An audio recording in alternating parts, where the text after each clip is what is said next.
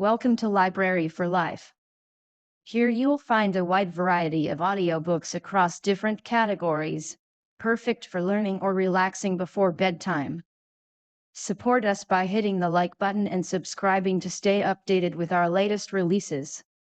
Middlemarch by George Eliot. New York and Boston. H.M. Caldwell Company Publishers. To my dear husband, George Henry Lewis. In this 19th year of our blessed union. Book 1. Miss Brooke. Chapter 1. Since I can do no good because a woman reach constantly at something that is near it. The Maid's Tragedy, Beaumont and Fletcher. Miss Brooke had that kind of beauty which seems to be thrown into relief by poor dress. Her hand and wrist were so finely formed that she could wear sleeves not less bare of style than those in which the Blessed Virgin appeared to Italian painters, and her profile as well as her stature and bearing seemed to gain the more dignity from her plain garments, which by the side of provincial fashion gave her the impressiveness of a fine quotation from the Bible or from one of our elder poets in a paragraph of today's newspaper. She was usually spoken of as being remarkably clever, but with the addition that her sister Celia had more common sense. Nevertheless, Celia wore scarcely more trimmings, and it was only to close observers that her dress differed from her sister's, and had a shade of coquetry in its arrangements, for Miss Brooke's plain dressing was due to mixed conditions, in most of which her sisters shared. The pride of being ladies had something to do with it. The Brooke connections, though not exactly aristocratic, were unquestionably good. If you inquired backward for a generation or two, you would not find any yard measuring or parcel tying forefathers anything lower than an admiral or a clergyman, and there was even an ancestor discernible as a Puritan gentleman who served under Cromwell, but afterwards conformed, and managed to come out of all political troubles as the proprietor of a respectable family estate. Young women of such birth, living in a quiet country house, and attending a village church hardly larger than a parlor, naturally regarded frippery as the ambition of a huckster's daughter. Then there was well-bred economy, which in those days made show in dress the first item to be deducted from, when any margin was required for expenses more distinctive of rank. Such reasons would have been enough to account for plain dress, quite apart from religious feeling, but in Miss Brooke's case, religion alone would have determined it, and Celia mildly acquiesced in all her sister's sentiments, only infusing them with that common sense which is able to accept momentous doctrines without any eccentric agitation. Dorothea knew many passages of Pascal's Pensées and of Jeremy Taylor by heart, and to her the destinies of mankind, seen by the light of Christianity, made the solicitudes of feminine fashion appear an occupation for Bedlam. She could not reconcile the anxieties of a spiritual life involving eternal consequences, with a keen interest in gimp and artificial protrusions of drapery. Her mind was theoretic, and yearned by its nature after some lofty conception of the world which might frankly include the parish of Tipton and her own rule of conduct there. She was enamored of intensity and greatness, and rash in embracing whatever seemed to her to have those aspects, likely to seek martyrdom, to make retractations, and then to incur martyrdom after all in a quarter where she had not sought it. Certainly such elements in the character of a marriageable girl tended to interfere with her lot, and hinder it from being decided according to custom, by good looks, vanity, and merely canine affection.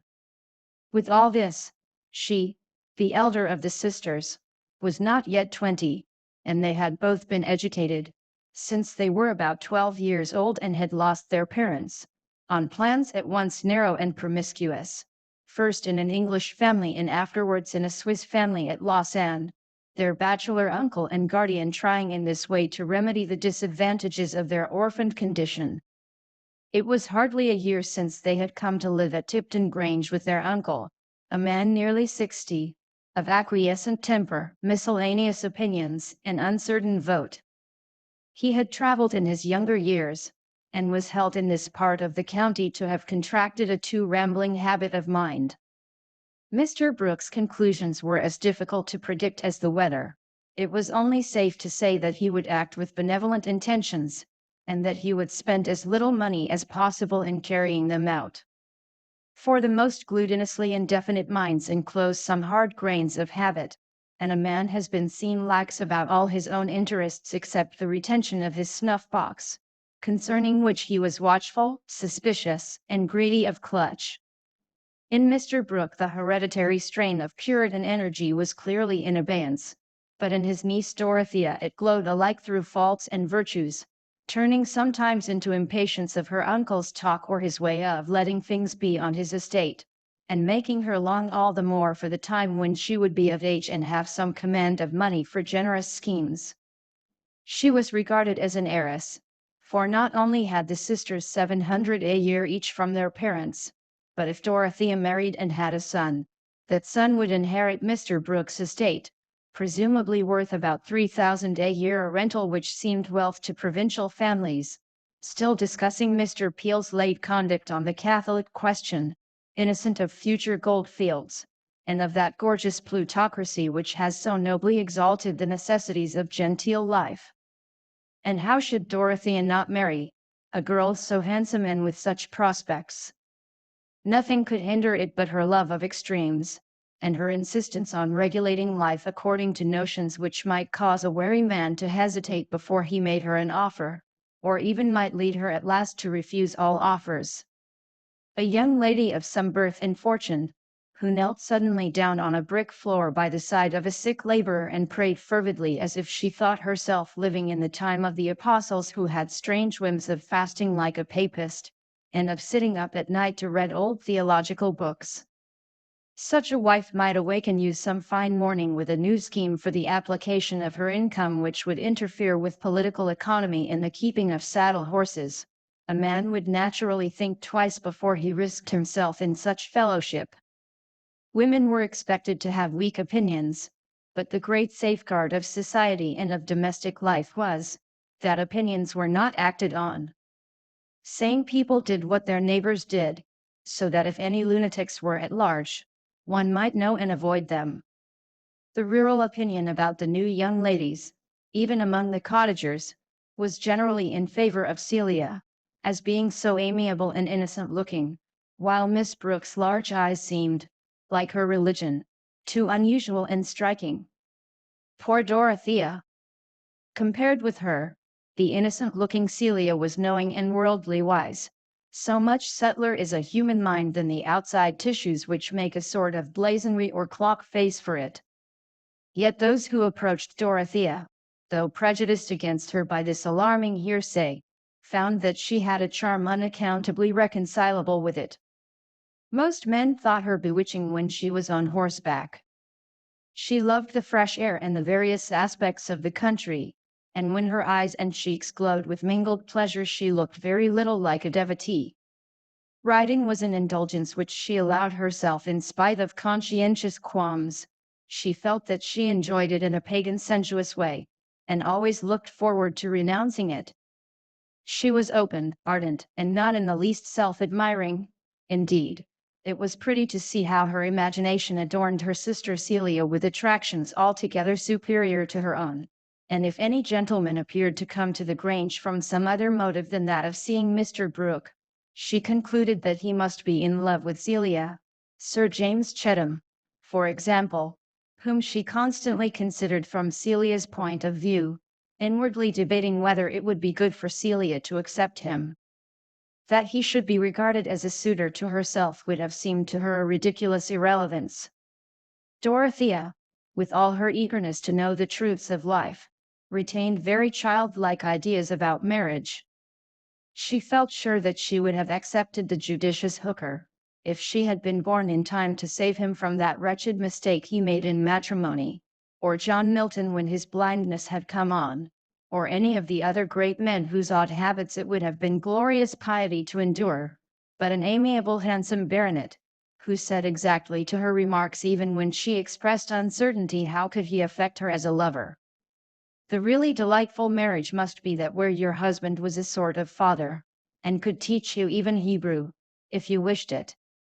These peculiarities of Dorothea's character caused Mr. Brooke to be all the more blamed in neighboring families for not securing some middle-aged lady as guide and companion to his nieces.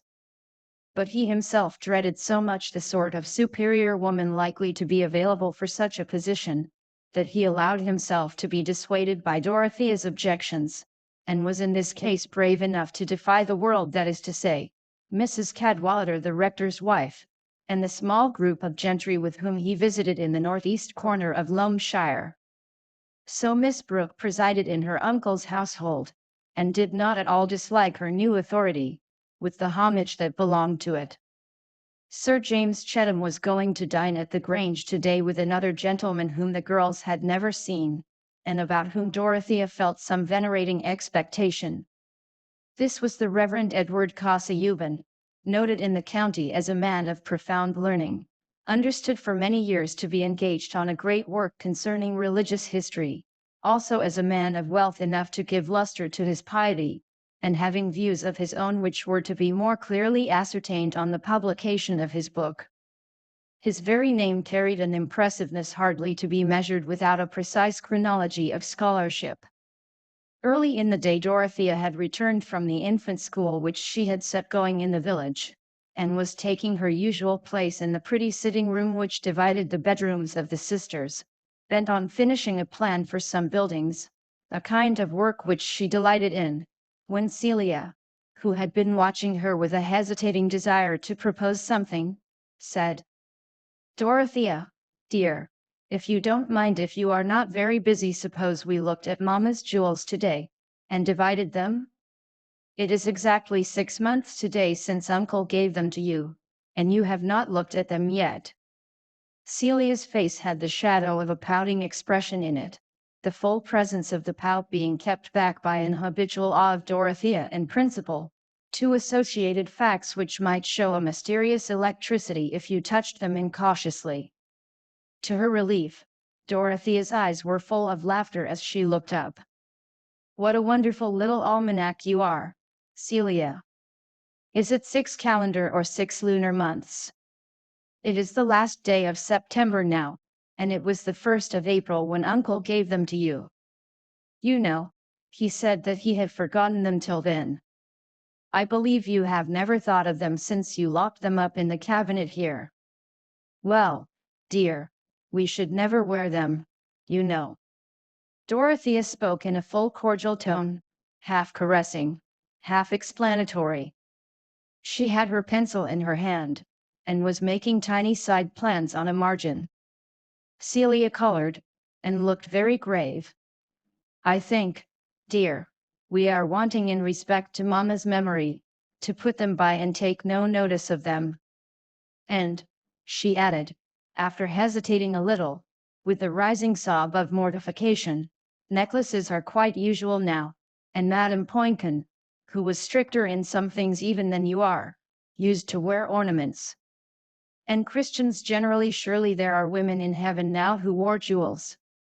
Celia was conscious of some mental strength when she really applied herself to argument. "You would like to wear them?" exclaimed Dorothea, an air of astonished discovery animating her whole person with a dramatic action which she had caught from that very Madame Poincan who wore the ornaments.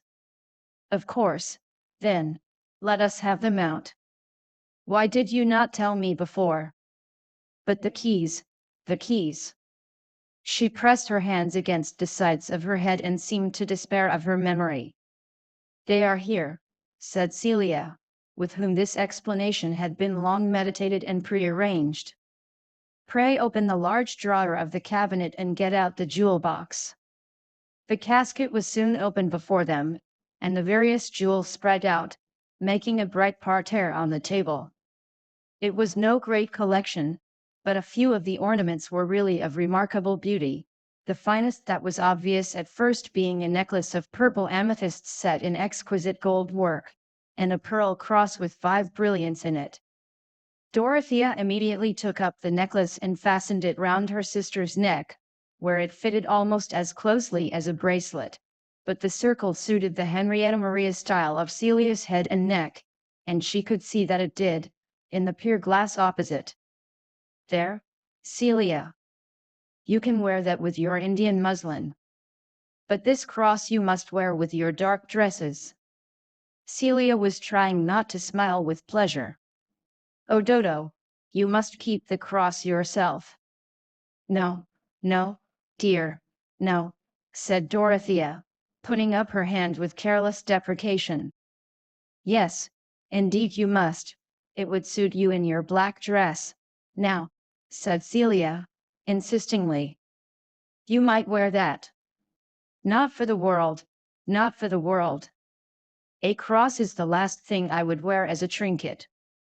Dorothea shuddered slightly. "Then you will think it wicked in me to wear it," said Celia, uneasily.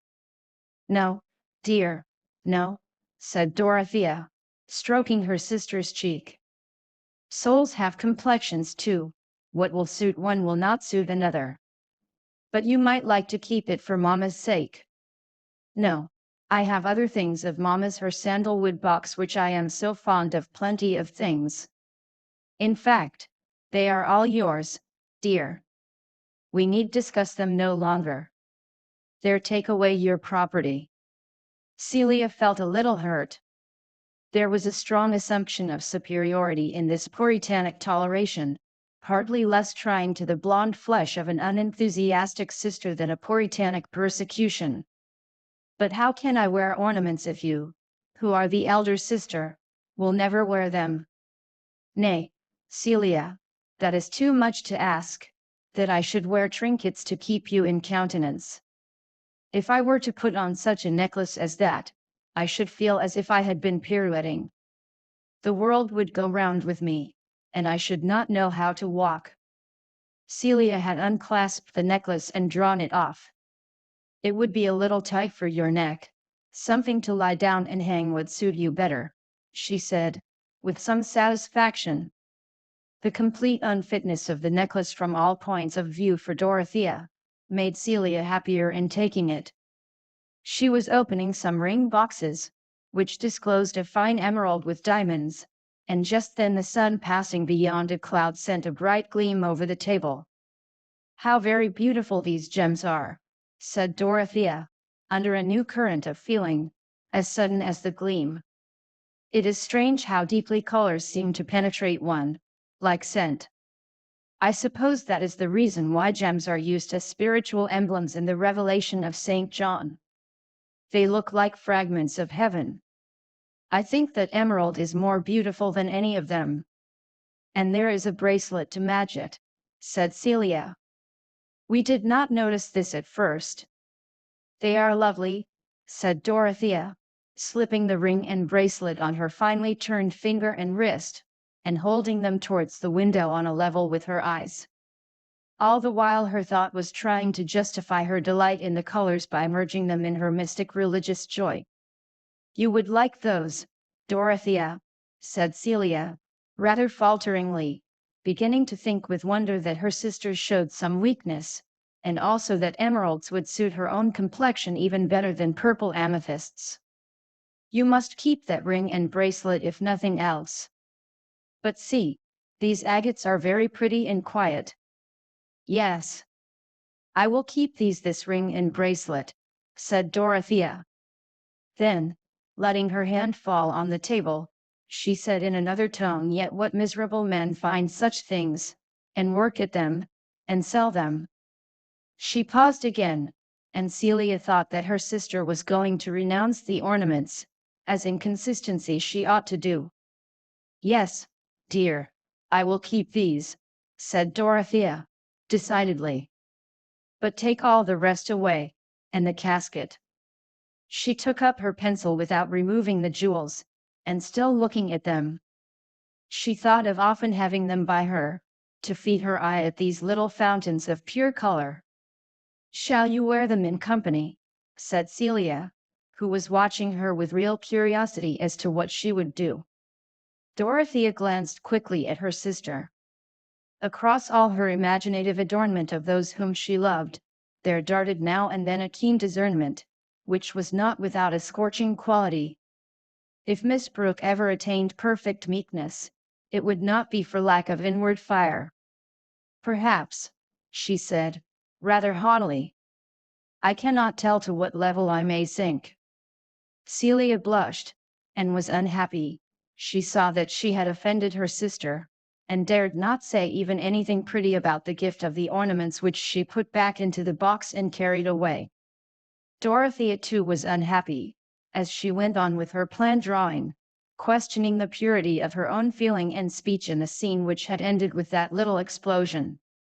Celia's consciousness told her that she had not been at all in the wrong. It was quite natural and justifiable that she should have asked that question, and she repeated to herself that Dorothea was inconsistent. Either she should have taken her full share of the jewels, or, after what she had said, she should have renounced them altogether. "I am sure, at least, I trust," thought Celia, "that the wearing of a necklace will not interfere with my prayers. And I do not see that I should be bound by Dorothea's opinions now we are going into society, though of course she herself ought to be bound by them. But Dorothea is not always consistent." Thus Celia, mutely bending over her tapestry, until she heard her sister calling her. "Here, Kitty, come and look at my plan. I shall think I am a great architect, if I have not got incompatible stairs and fireplaces." As Celia bent over the paper, Dorothea put her cheek against her sister's arm caressingly.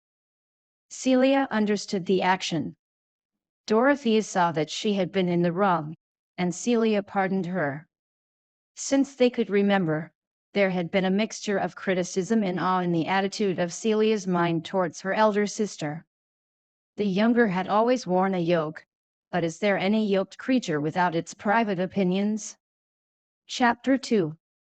Dime, no ves aquel caballero que haitianis otros fin sobre un caballo rucio rodado que trae puesto en la cabeza un yelmo de oro. "Lo que vio y columbro," respondió Sancho, "no es sino un hombre sobre un asno pardo como el mío, que trae sobre la cabeza una cosa que relumbra. Pues ese es el yelmo de Mambrino," dijo Don Quixote. Cervantes. "Seest thou not yon cavalier who cometh toward us on a dapple grey steed, and weareth a golden helmet?" "What I see," answered Sancho, "is nothing but a man on a grey ass like my own, who carries something shiny on his head." "Just so," answered Don Quixote, "and that resplendent object is the helmet of Mambrino." "Sir Humphrey Davy," said Mr. Brooke, over the soup, in his easy smiling way, taking up Sir James Chetham's remark that he was studying Davy's agricultural chemistry. "Well, now, Sir Humphrey Davy, I dined with him years ago at Cartwright's, and Wordsworth was there too, the poet Wordsworth, you know. Now there was something singular. I was at Cambridge when Wordsworth was there, and I never met him, and I dined with him 20 years afterwards at Cartwright's. There's an oddity in things, now. But Davy was there, he was a poet too. Or, as I may say, Wordsworth was poet one, and Davy was poet two. That was true in every sense, you know." Dorothea felt a little more uneasy than usual.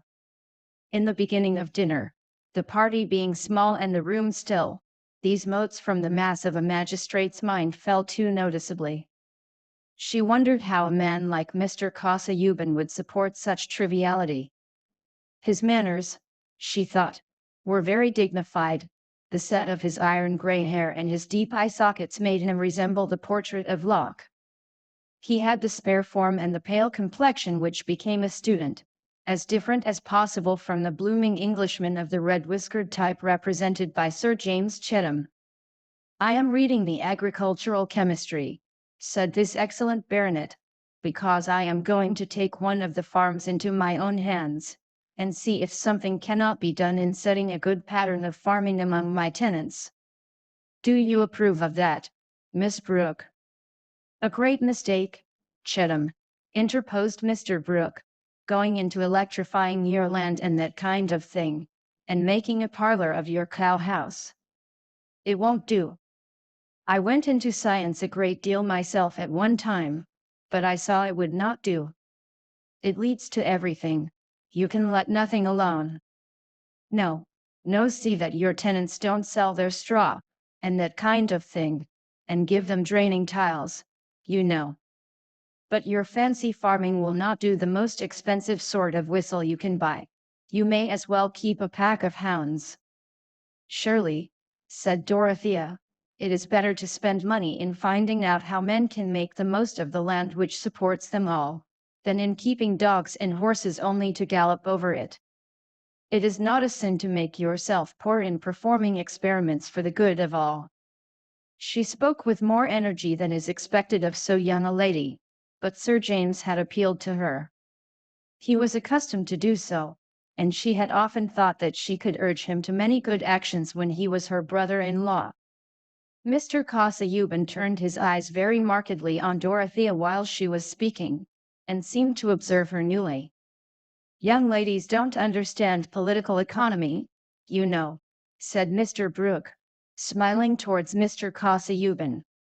I remember when we were all reading Adam Smith. There is a book, now. I took in all the new ideas at one time, human perfectibility, now. But some say, history moves in circles, and that may be very well argued. I have argued it myself.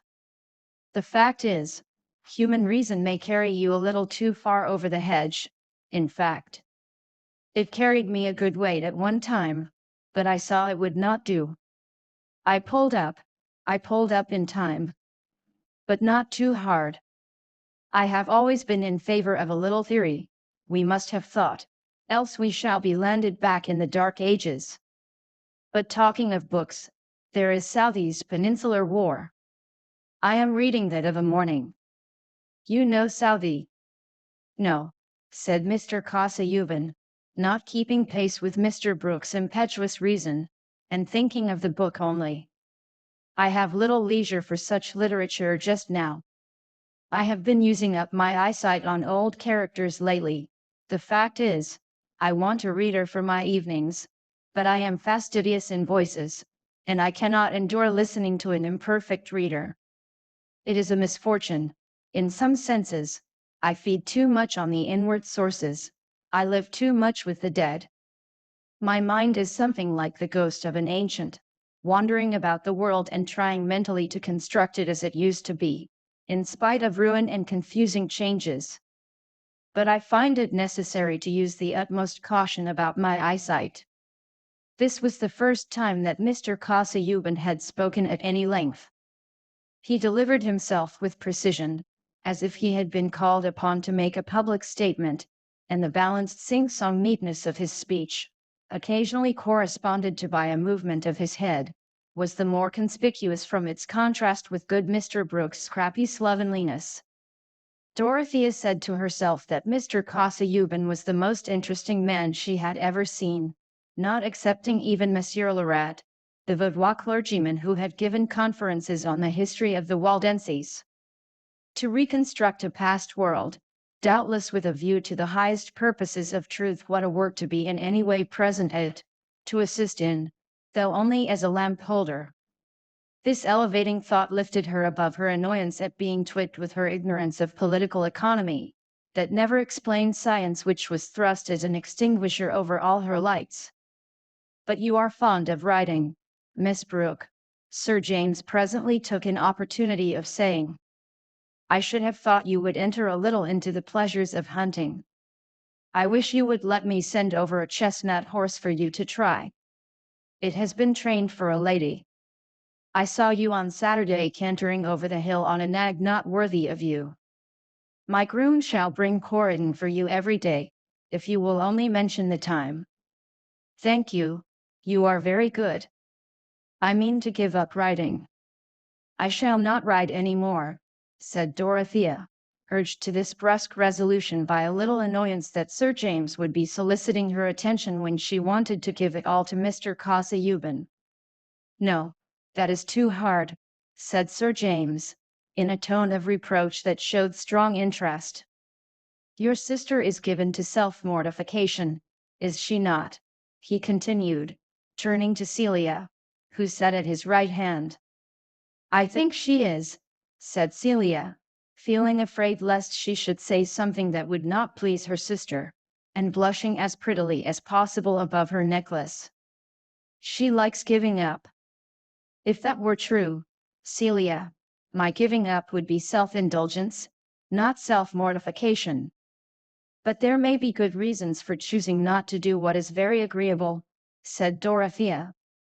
Mr. Brooke was speaking at the same time, but it was evident that Mr. Casaubon was observing Dorothea, and she was aware of it. Exactly, said Sir James. You give up from some high, generous motive. No, indeed, not exactly. I did not say that of myself, answered Dorothea, reddening. Unlike Celia, she rarely blushed, and only from high delight or anger. At this moment she felt angry with the perverse Sir James. Why did he not pay attention to Celia, and leave her to listen to Mr. Casaubon, if that learned man would only talk, instead of allowing himself to be talked to by Mr. Brooke, who was just then informing him that the Reformation either meant something or it did not, that he himself was a Protestant to the core, but that Catholicism was a fact, and as to refusing an acre of your ground for a Romanist chapel, all men needed the bridle of religion, which, properly speaking, was the dread of a hereafter. I made a great study of theology at one time, said Mr. Brooke, as if to explain the insight just manifested. I know something of all schools.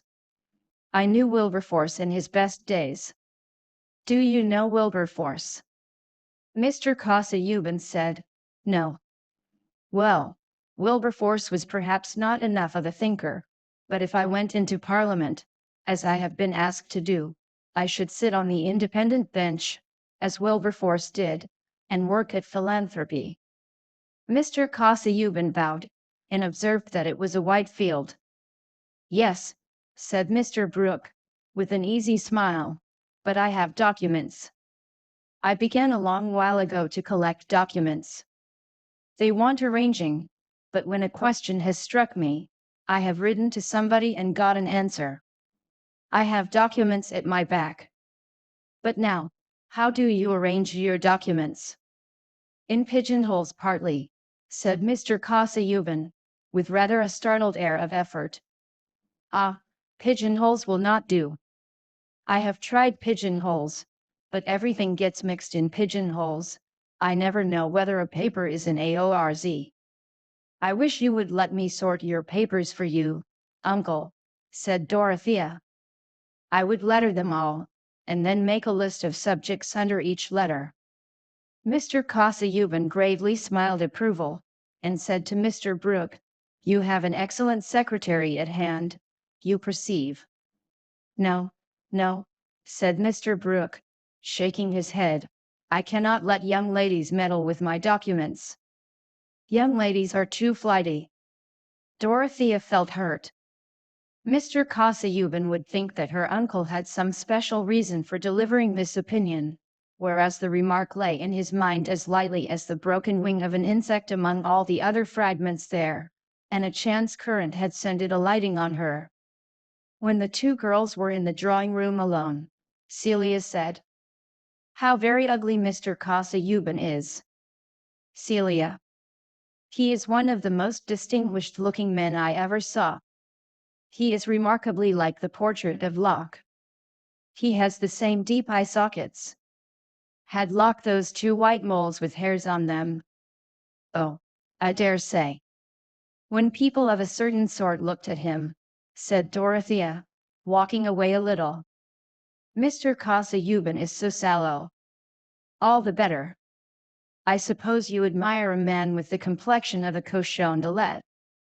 Dodo, exclaimed Celia, looking after her in surprise. I never heard you make such a comparison before. Why should I make it before the occasion came? It is a good comparison.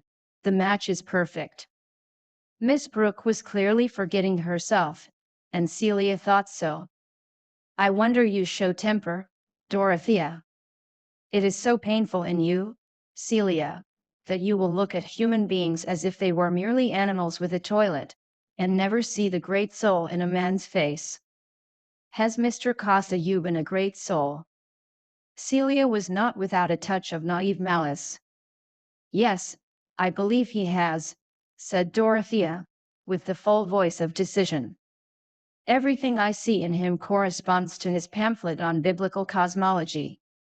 He talks very little, said Celia. There is no one for him to talk to.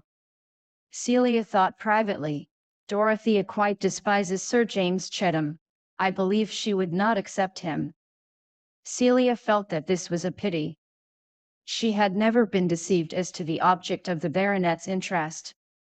Sometimes, indeed, she had reflected that Dodo would perhaps not make a husband happy who had not her way of looking at things, and stifled in the depths of her heart was the feeling that her sister was too religious for family comfort. Notions and scruples were like spilled needles, making one afraid of treading, or sitting down, or even eating. When Miss Brooke was at the tea-table, Sir James came to sit down by her, not having felt her mode of answering him at all offensive. Why should he? He thought it probable that Miss Brooke liked him, and manners must be very marked and deep before they cease to be interpreted by preconceptions either confident or distrustful. She was thoroughly charming to him, but of course he theorized a little about his attachment. He was made of excellent human dough, and had the rare merit of knowing that his talents, even if let loose, would not set the smallest stream in the county on fire. Hence he liked the prospect of a wife to whom he could say, "What shall we do about this or that?"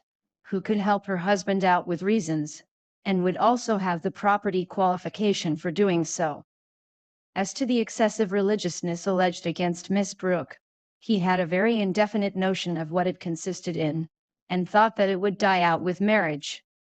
In short, he felt himself to be in love in the right place, and was ready to endure a great deal of predominance, which, after all, a man could always put down when he liked. Sir James had no idea that he should ever like to put down the predominance of this handsome girl, in whose cleverness he delighted. Why not? A man's mind, what there is of it, has always the advantage of being masculine, as the smallest birch tree is of a higher kind than the most soaring palm, and even his ignorance is of a sounder quality. Sir James might not have originated this estimate, but a kind providence furnishes the limpest personality with a little gum or starch in the form of tradition. Let me hope that you will rescind that resolution about the horse, Miss Brooke, said the persevering admirer. I assure you, riding is the most healthy of exercises. I am aware of it, said Dorothea, coldly. I think it would do Celia good if she would take to it. But you are such a perfect horsewoman. Excuse me, I have had very little practice, and I should be easily thrown. Then that is a reason for more practice. Every lady ought to be a perfect horsewoman, that she may accompany her husband. You see how widely we differ, Sir James. I have made up my mind that I ought not to be a perfect horsewoman, and so I should never correspond to your pattern of a lady. Dorothea looked straight before her, and spoke with cold brusquerie, very much with the air of a handsome boy, an amusing contrast with the solicitous amiability of her admirer. I should like to know your reasons for this cruel resolution. It is not possible that you should think horsemanship wrong. It is quite possible that I should think it wrong for me. Oh, why? Said Sir James, in a tender tone of remonstrance. Mr. Cossayuban had come up to the table, teacup in hand, and was listening. We must not inquire too curiously into motives, he interposed, in his measured way. Miss Brooke knows that they are apt to become feeble in the utterance. The aroma is mixed with the grosser air. We must keep the germinating grain away from the light. Dorothea colored with pleasure, and looked up gratefully to the speaker.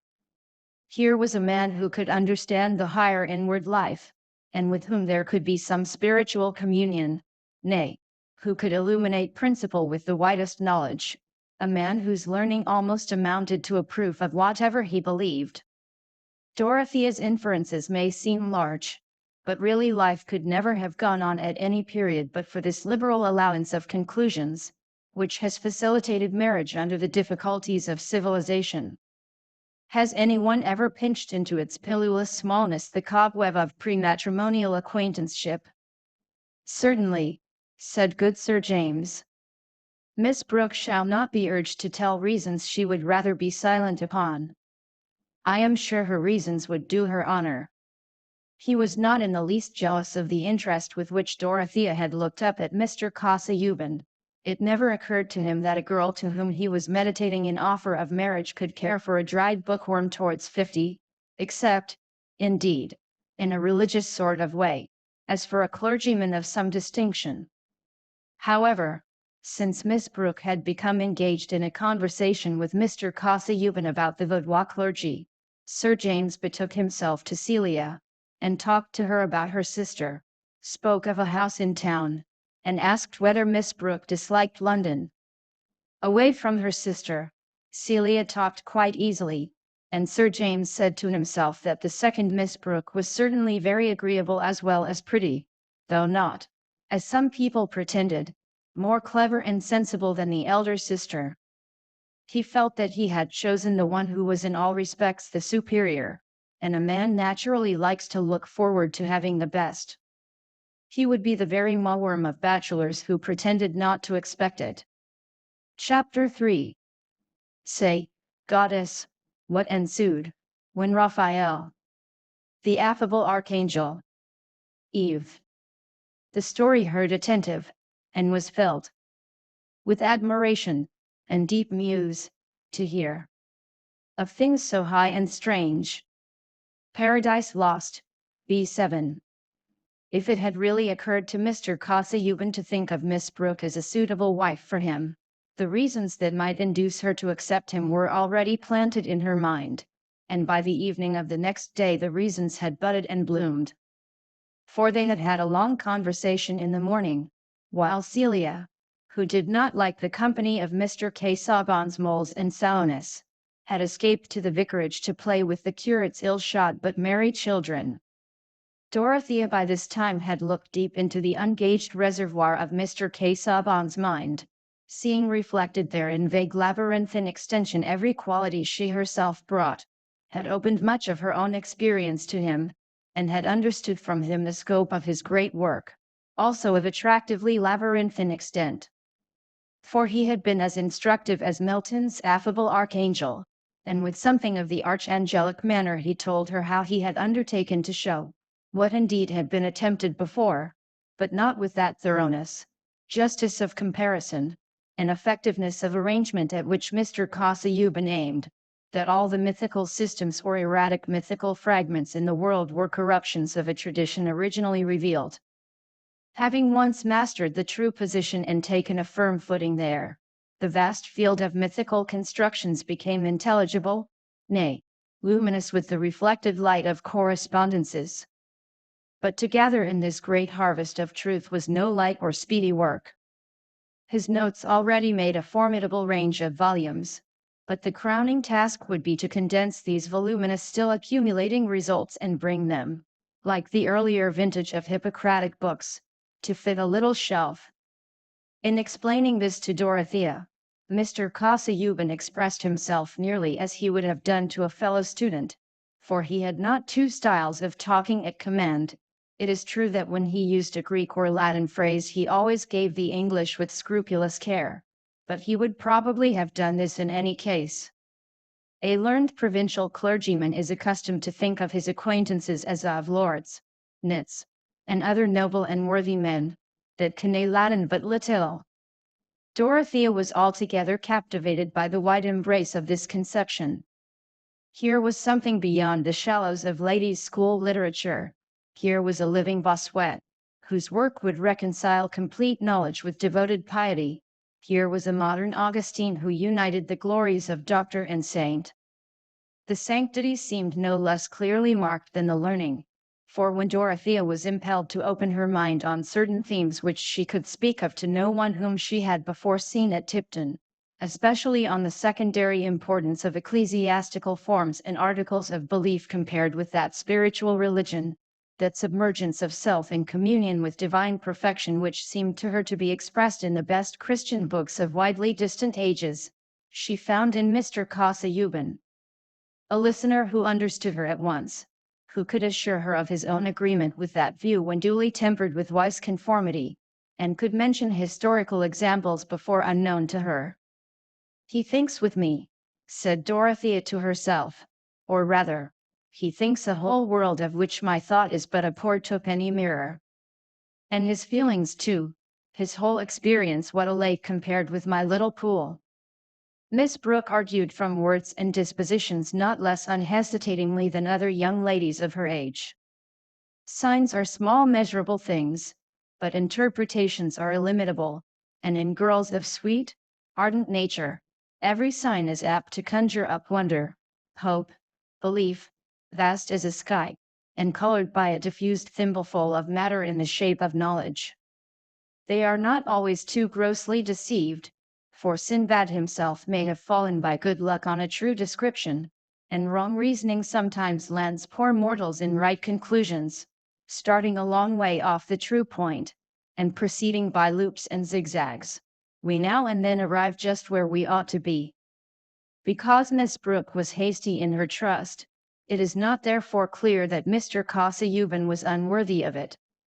He stayed a little longer than he had intended, on a slight pressure of invitation from Mr. Brooke, who offered no bait except his own documents on machine breaking and rick burning. Mr. Kasa-Yuban was called into the library to look at these in a heap, while his host picked up first one and then the other to read aloud from in a skipping and uncertain way, passing from one unfinished passage to another with a yes, now, but here, and finally pushing them all aside to open the journal of his youthful continental travels. "Look here, here is all about Greece. Rhamnus, the ruins of Rhamnus. You are a great Grecian, now. I don't know whether you have given much study to the topography. I spent no end of time in making out these things Helican, now. Here, now. We started the next morning for Parnassus, the double-peaked Parnassus. All this volume is about Greece, you know." Mr. Brooke wound up, rubbing his thumb transversely along the edges of the leaves as he held the book forward. Mr. Kasa-Yuban made a dignified though somewhat sad audience, bowed in the right place, and avoided looking at anything documentary as far as possible, without showing disregard or impatience, mindful that this desultoriness was associated with the institutions of the country, and that the man who took him on this severe mental scamper was not only an amiable host, but a landholder and custos rotulorum. Was his endurance aided also by the reflection that Mr. Brooke was the uncle of Dorothea? Certainly he seemed more and more bent on making her talk to him, on drawing her out, as Celia remarked to herself, and in looking at her his face was often lit up by a smile like pale wintry sunshine. Before he left the next morning, while taking a pleasant walk with Miss Brooke along the gravelled terrace, he had mentioned to her that he felt the disadvantage of loneliness, the need of that cheerful companionship with which the presence of youth can lighten or vary the serious toils of maturity. And he delivered this statement with as much careful precision as if he had been a diplomatic envoy whose words would be attended with results. Indeed, Mr. Kasa-Yuban was not used to expect that he should have to repeat or revise his communications of a practical or personal kind. The inclinations which he had deliberately stated on the 2d of October he would think it enough to refer to by the mention of that date, judging by the standard of his own memory, which was a volume where a vitae supra could serve instead of repetitions, and not the ordinary long-used blotting book which only tells of forgotten writing. But in this case Mr. Kasa-Yuban's confidence was not likely to be falsified, for Dorothea heard and retained what he said with the eager interest of a fresh young nature to which every variety in experience is an epoch. It was 3 o'clock in the beautiful breezy autumn day when Mr. Kasa-Yuban drove off to his rectory at Lowick, only 5 miles from Tipton, and Dorothea, who had on her bonnet and shawl, hurried along the shrubbery and across the park that she might wander through the bordering wood with no other visible companionship than that of Monk, the great Saint Bernard dog, who always took care of the young ladies in their walks. There had risen before her the girl's vision of a possible future for herself to which she looked forward with trembling hope, and she wanted to wander on in that visionary future without interruption. She walked briskly in the brisk air, the color rose in her cheeks, and her straw bonnet, which our contemporaries might look at with conjectural curiosity as an obsolete form of basket, fell a little backward. She would perhaps be hardly characterized enough if it were omitted that she wore her brown hair flatly braided and coiled behind so as to expose the outline of her head in a daring manner at a time when public feeling required the meagerness of nature to be dissimulated by tall barricades of frizzed curls and bows, never surpassed by any great race except the Fijian. This was a trait of Miss Brooke's asceticism, but there was nothing of an ascetic's expression in her bright full eyes, as she looked before her, not consciously seeing, but absorbing into the intensity of her mood, the solemn glory of the afternoon with its long swathes of light between the far-off rows of limes, whose shadows touched each other. All people, young or old, that is, all people in those ante-reform times, would have thought her an interesting object if they had referred the glow in her eyes and cheeks to the newly awakened ordinary images of young love. The illusions of Chloe about Strephon have been sufficiently consecrated in poetry, as the pathetic loveliness of all spontaneous trust ought to be. Miss Pippin adoring young Pumpkin, and dreaming along endless vistas of unwearying companionship, was a little drama which never tired our fathers and mothers, and had been put into all costumes. Let but Pumpkin have a figure which would sustain the disadvantages of the short-waisted swallow-tail, and everybody felt it not only natural but necessary to the perfection of womanhood, that a sweet girl should be at once convinced of his virtue, his exceptional ability, and above all, his perfect sincerity.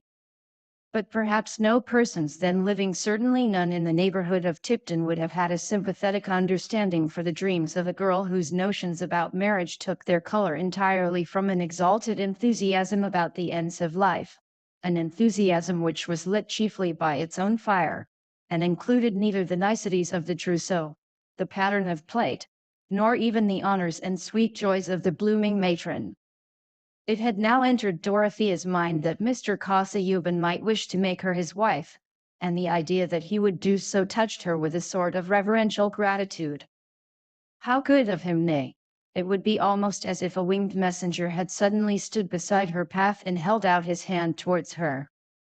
For a long while she had been oppressed by the indefiniteness which hung in her mind, like a thick summer haze, over all her desire to make her life greatly effective. What could she do? What ought she to do? She, hardly more than a budding woman, but yet with an active conscience and a great mental need, not to be satisfied by a girlish instruction comparable to the nibblings and judgments of a discursive mouse. With some endowment of stupidity and conceit, she might have thought that a Christian young lady of fortune should find her ideal of life in village charities, patronage of the humbler clergy, the perusal of female scripture characters, unfolding the private experience of Sarah under the old dispensation, and Dorcas under the new, and the care of her soul over her embroidery in her own boudoir, with a background of prospective marriage to a man who, if less strict than herself, as being involved in affairs religiously inexplicable, might be prayed for and seasonably exhorted. From such contentment poor Dorothea was shut out. The intensity of her religious disposition, the coercion it exercised over her life, was but one aspect of a nature altogether ardent, theoretic, and intellectually consequent, and with such a nature struggling in the bands of a narrow teaching, hemmed in by a social life which seemed nothing but a labyrinth of petty courses, a walled-in maze of small paths that led nowhither, the outcome was sure to strike others as at once exaggeration and inconsistency.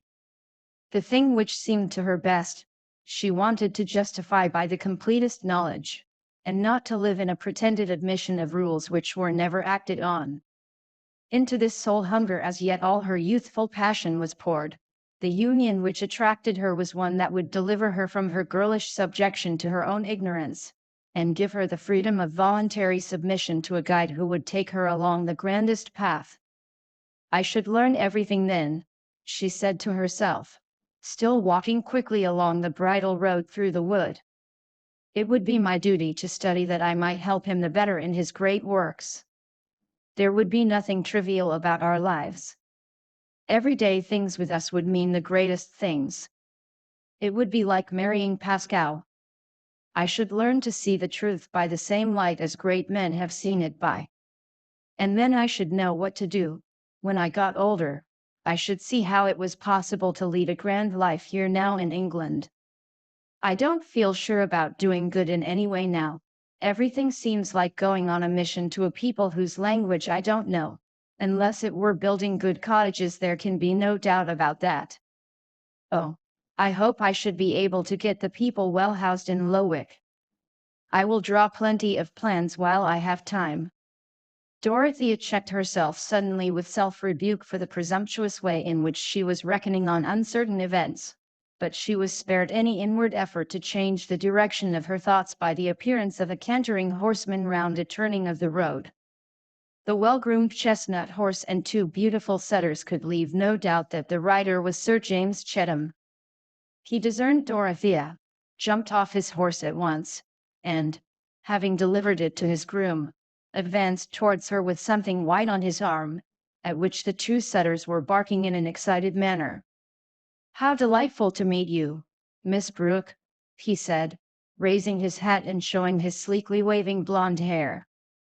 "It has hastened the pleasure I was looking forward to." Miss Brooke was annoyed at the interruption. This amiable baronet, really a suitable husband for Celia, exaggerated the necessity of making himself agreeable to the elder sister. Even a prospective brother-in-law may be an oppression if he will always be presupposing too good an understanding with you, and agreeing with you even when you contradict him. The thought that he had made the mistake of paying his addresses to herself could not take shape. All her mental activity was used up in persuasions of another kind. But he was positively obtrusive at this moment, and his dimpled hands were quite disagreeable. Her roused temper made her color deeply, as she returned his greeting with some haughtiness. Sir James interpreted the heightened color in the way most gratifying to himself, and thought he never saw Miss Brooke looking so handsome. "I have brought a little petitioner," he said, "or rather, I have brought him to see if he will be approved before his petition is offered." He showed the white object under his arm, which was a tiny Maltese puppy, one of nature's most naive toys. "It is painful to me to see these creatures that are bred merely as pets," said Dorothea, whose opinion was forming itself that very moment, as opinions will, under the heat of irritation. "Oh, why," said Sir James, as they walked forward, "I believe all the petting that is given them does not make them happy. They are too helpless, their lives are too frail. A weasel or a mouse that gets its own living is more interesting. I like to think that the animals about us have souls something like our own, and either carry on their own little affairs or can be companions to us, like Monk here. Those creatures are parasitic." "I am so glad I know that you do not like them," said good Sir James. "I should never keep them for myself, but ladies usually are fond of these Maltese dogs. Here, John, take this dog, will you?" The objectionable puppy, whose nose and eyes were equally black and expressive, was thus got rid of, since Miss Brooke decided that it had better not have been born. But she felt it necessary to explain. "You must not judge of Celia's feeling from mine. I think she likes these small pets. She had a tiny terrier once, which she was very fond of. It made me unhappy, because I was afraid of treading on it. I am rather short-sighted. You have your own opinion about everything, Miss Brooke, and it is always a good opinion." What answer was possible to such stupid complimenting? "Do you know, I envy you that," Sir James said, as they continued walking at the rather brisk pace set by Dorothea. "I don't quite understand what you mean." "Your power of forming an opinion." "I can form an opinion of persons. I know when I like people. But about other matters, do you know, I have often a difficulty in deciding. One hears very sensible things said on opposite sides. Or that seems sensible. Perhaps we don't always discriminate between sense and nonsense." Dorothea felt that she was rather rude. "Exactly," said Sir James. "But you seem to have the power of discrimination." "On the contrary, I am often unable to decide. But that is from ignorance. The right conclusion is there all the same, though I am unable to see it. I think there are few who would see it more readily. Do you know, Lovegood was telling me yesterday that you had the best notion in the world of a plan for cottages, quite wonderful for a young lady, he thought. You had a real genius, to use his expression. He said you wanted Mr. Brooke to build a new set of cottages, but he seemed to think it hardly probable that your uncle would consent. Do you know, that is one of the things I wish to do, I mean, on my own estate. I should be so glad to carry out that plan of yours, if you would let me see it. Of course, it is sinking money, that is why people object to it. Laborers can never pay rent to make it answer. But, after all, it is worth doing. Worth doing. Yes, indeed, said Dorothea, energetically, forgetting her previous small vexations. I think we deserve to be beaten out of our beautiful houses with a scourge of small courts, all of us who let tenants live in such styes as we see round us. Life in cottages might be happier than ours, if they were real houses fit for human beings from whom we expect duties and affections. Will you show me your plan? Yes, certainly. I dare say it is very faulty.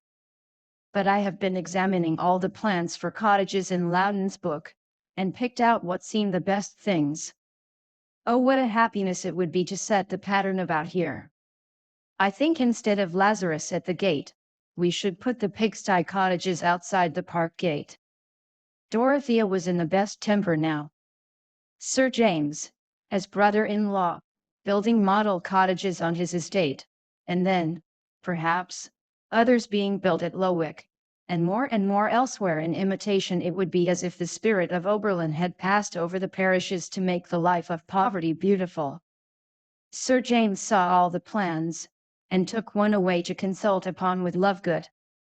He also took away a complacent sense that he was making great progress in Miss Brooke's good opinion.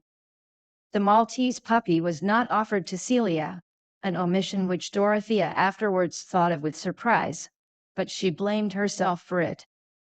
She had been engrossing Sir James. After all, it was a relief that there was no puppy to tread upon. Celia was present while the plans were being examined, and observed Sir James's illusion. He thinks that Dodo cares about him, and she only cares about her plans. Yet I am not certain that she would refuse him if she thought he would let her manage everything and carry out all her notions. And how very uncomfortable Sir James would be. I cannot bear notions. It was Celia's private luxury to indulge in this dislike. She dared not confess it to her sister in any direct statement, for that would be laying herself open to a demonstration that she was somehow or other at war with all goodness. But on safe opportunities, she had an indirect mode of making her negative wisdom tell upon Dorothea, and calling her down from her rhapsodic mood by reminding her that people were staring, not listening.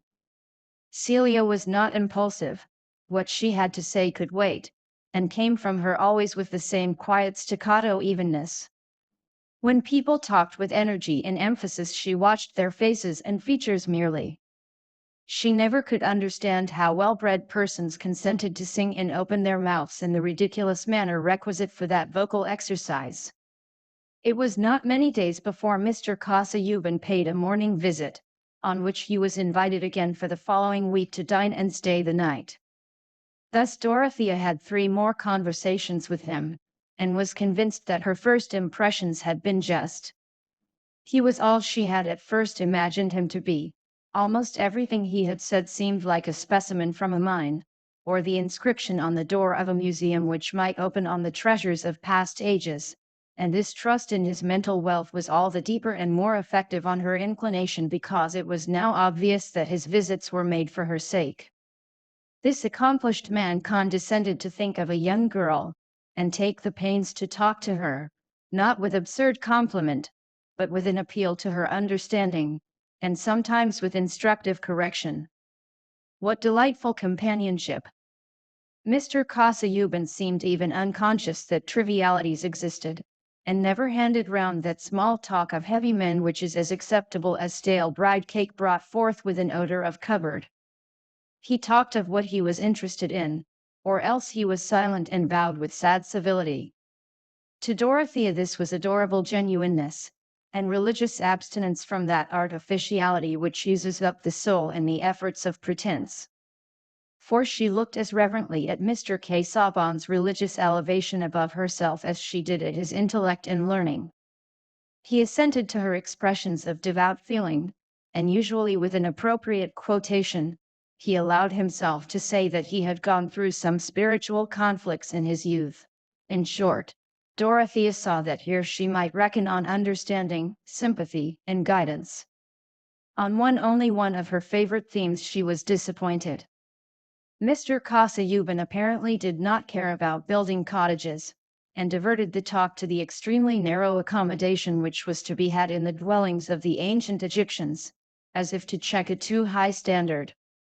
After he was gone, Dorothea dwelt with some agitation on this indifference of his, and her mind was much exercised with arguments drawn from the varying conditions of climate which modify human needs, and from the admitted wickedness of pagan despots. Should she not urge these arguments on Mr. Casaubon when he came again? But further reflection told her that she was presumptuous in demanding his attention to such a subject. He would not disapprove of her occupying herself with it in leisure moments, as other women expected to occupy themselves with their dress and embroidery would not forbid it when Dorothea felt rather ashamed as she detected herself in these speculations. But her uncle had been invited to go to Lowick to stay a couple of days. Was it reasonable to suppose that Mr. Casaubon delighted in Mr. Brooke's society for its own sake, either with or without documents? Meanwhile that little disappointment made her delight the more in Sir James Chetham's readiness to set on foot the desired improvements. He came much oftener than Mr. Casaubon, and Dorothea ceased to find him disagreeable since he showed himself so entirely in earnest, for he had already entered with much practical ability into Lovegood's estimates, and was charmingly docile. She proposed to build a couple of cottages, and transfer 2 families from their old cabins, which could then be pulled down, so that new ones could be built on the old sites. Sir James said exactly, and she bore the word remarkably well. Certainly these men who had so few spontaneous ideas might be very useful members of society under good feminine direction, if they were fortunate in choosing their sisters-in-law. It is difficult to say whether there was or was not a little wilfulness in her continuing blind to the possibility that another sort of choice was in question in relation to her. But her life was just now full of hope and action. She was not only thinking of her plans, but getting down learned books from the library and reading many things hastily, that she might be a little less ignorant in talking to Mr. Casaubon, all the while being visited with conscientious questionings whether she were not exalting these poor doings above measure and contemplating them with that self-satisfaction which was the last doom of ignorance and folly. Chapter 4. First Gent. Our deeds are fetters that we forge ourselves. 2d Gent. Ay, truly, but I think it is the world that brings the iron. Sir James seems determined to do everything you wish, said Celia, as they were driving home from an inspection of the new building site.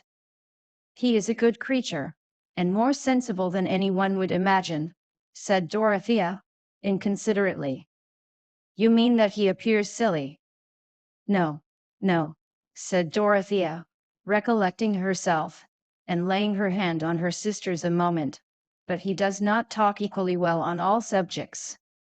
I should think none but disagreeable people do, said Celia, in her usual purring way. They must be very dreadful to live with. Only think. At breakfast, and always. Dorothea laughed. Oh, Kitty, you are a wonderful creature. She pinched Celia's chin, being in the mood now to think her very winning and lovely fit hereafter to be an eternal cherub, and if it were not doctrinally wrong to say so, hardly more in need of salvation than a squirrel. Of course people need not be always talking well.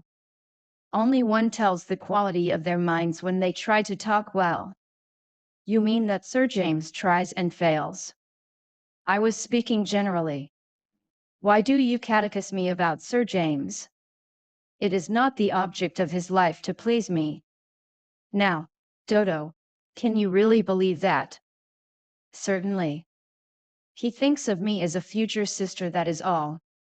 Dorothea had never hinted this before, waiting, from a certain shyness on such subjects which was mutual between the sisters, until it should be introduced by some decisive event.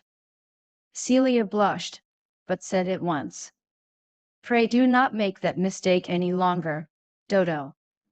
When Tant Rip was brushing my hair the other day, she said that Sir James's man knew from Mrs. Cadwallader's maid that Sir James was to marry the eldest Miss Brooke." "How can you let Tant Rip talk such gossip to you, Celia?" said Dorothea, indignantly, not the less angry because details asleep in her memory were now awakened to confirm the unwelcome revelation. "You must have asked her questions. It is degrading. I see no harm at all in Tant Rip's talking to me. It is better to hear what people say. You see what mistakes you make by taking up notions. I am quite sure that Sir James means to make you an offer, and he believes that you will accept him, especially since you have been so pleased with him about the plans. And uncle too, I know he expects it. Everyone can see that Sir James is very much in love with you." The revulsion was so strong and painful in Dorothea's mind that the tears welled up and flowed abundantly. All her dear plans were embittered, and she thought with disgust of Sir James's conceiving that she recognized him as her lover. There was vexation too on account of Celia. How could he expect it? She burst forth in her most impetuous manner. "I have never agreed with him about anything but the cottages. I was barely polite to him before. But you have been so pleased with him since then, he has begun to feel quite sure that you are fond of him." "Fond of him, Celia? How can you choose such odious expressions?" said Dorothea, passionately. "Dear me, Dorothea, I suppose it would be right for you to be fond of a man whom you accepted for a husband. It is offensive to me to say that Sir James could think I was fond of him. Besides, it is not the right word for the feeling I must have towards the man I would accept as a husband. Well, I am sorry for Sir James. I thought it right to tell you, because you went on as you always do, never looking just where you are, and treading in the wrong place. You always see what nobody else sees. It is impossible to satisfy you, yet you never see what is quite plain. That's your way, Dodo."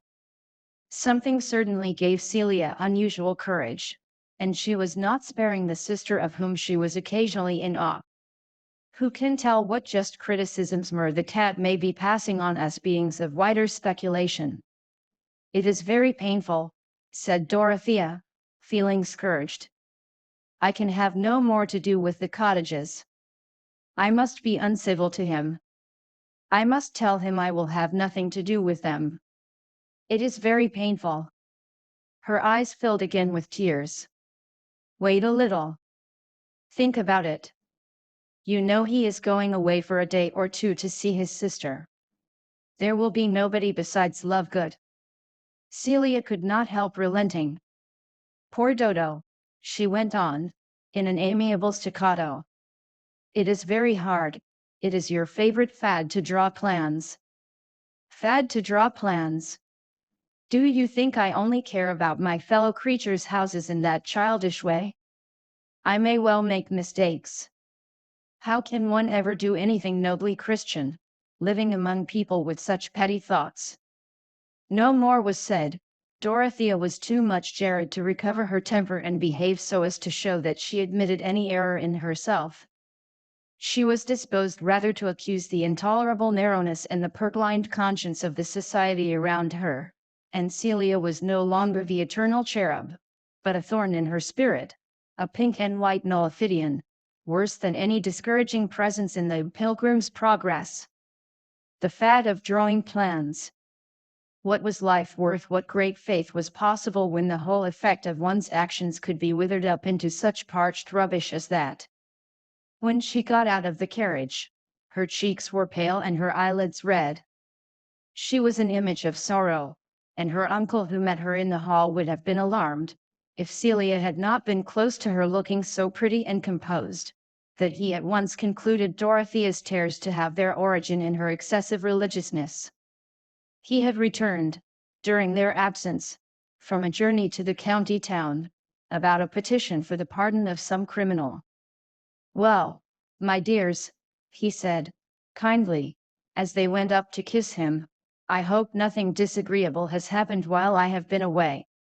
"No, uncle," said Celia, "we have been to Freshitt to look at the cottages. We thought you would have been at home to lunch." "I came by Lowick to lunch. You didn't know I came by Lowick. And I have brought a couple of pamphlets for you, Dorothea, in the library, you know. They lie on the table in the library." It seemed as if an electric stream went through Dorothea, thrilling her from despair into expectation. They were pamphlets about the early church. The oppression of Celia, Tent Rip, and Sir James was shaken off, and she walked straight to the library. Celia went upstairs.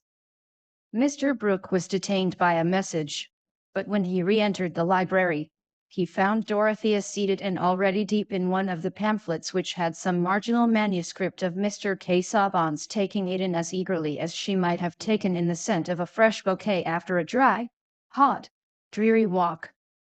She was getting away from Tipton and Freshitt, and her own sad liability to tread in the wrong places on her way to the New Jerusalem. Mr. Brooke sat down in his armchair, stretched his legs towards the wood fire, which had fallen into a wondrous mass of glowing dice between the dogs, and rubbed his hands gently, looking very mildly towards Dorothea, but with a neutral leisurely air, as if he had nothing particular to say. Dorothea closed her pamphlet, as soon as she was aware of her uncle's presence, and rose as if to go. Usually she would have been interested about her uncle's merciful errand on behalf of the criminal, but her late agitation had made her absent-minded. "I came back by Lowick, you know," said Mr. Brooke, not as if with any intention to arrest her departure, but apparently from his usual tendency to say what he had said before. This fundamental principle of human speech was markedly exhibited in Mr. Brooke. "I lunched there and saw Casaubon's library, and that kind of thing. There's a sharp air, driving. Won't you sit down, my dear? You look cold." Dorothea felt quite inclined to accept the invitation. Sometimes, when her uncle's easy way of taking things did not happen to be exasperating, it was rather soothing. She threw off her mantle and bonnet, and sat down opposite to him, enjoying the glow, but lifting up her beautiful hands for a screen. They were not thin hands, or small hands, but powerful, feminine, maternal hands. She seemed to be holding them up in propitiation for her passionate desire to know and to think, which in the unfriendly mediums of Tipton and Freshitt had issued in crying and red eyelids. She bethought herself now of the condemned criminal. "What news have you brought about the sheep stealer, uncle?"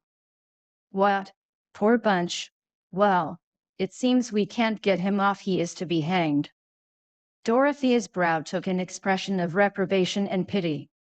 "Hanged, you know," said Mr. Brooke, with a quiet nod. "Poor Romilly! He would have helped us."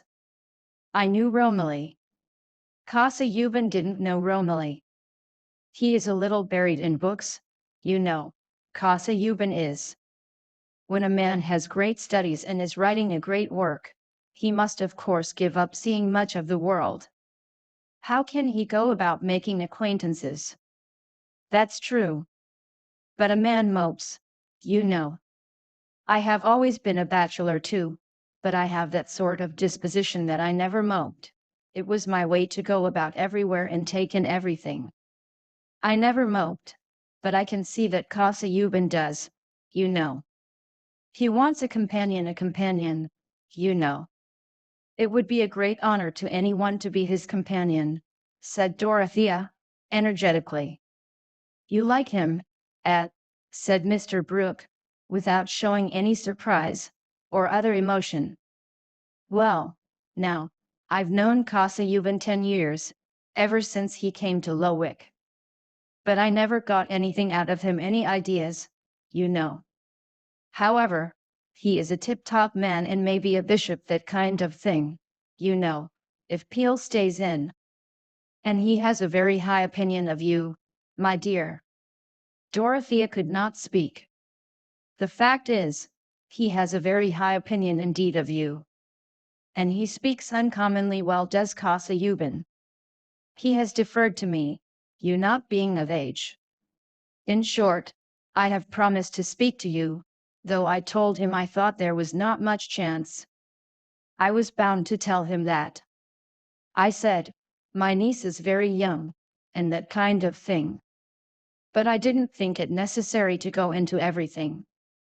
However, the long and the short of it is, that he has asked my permission to make you an offer of marriage, you know, said Mr. Brooke, with his explanatory nod.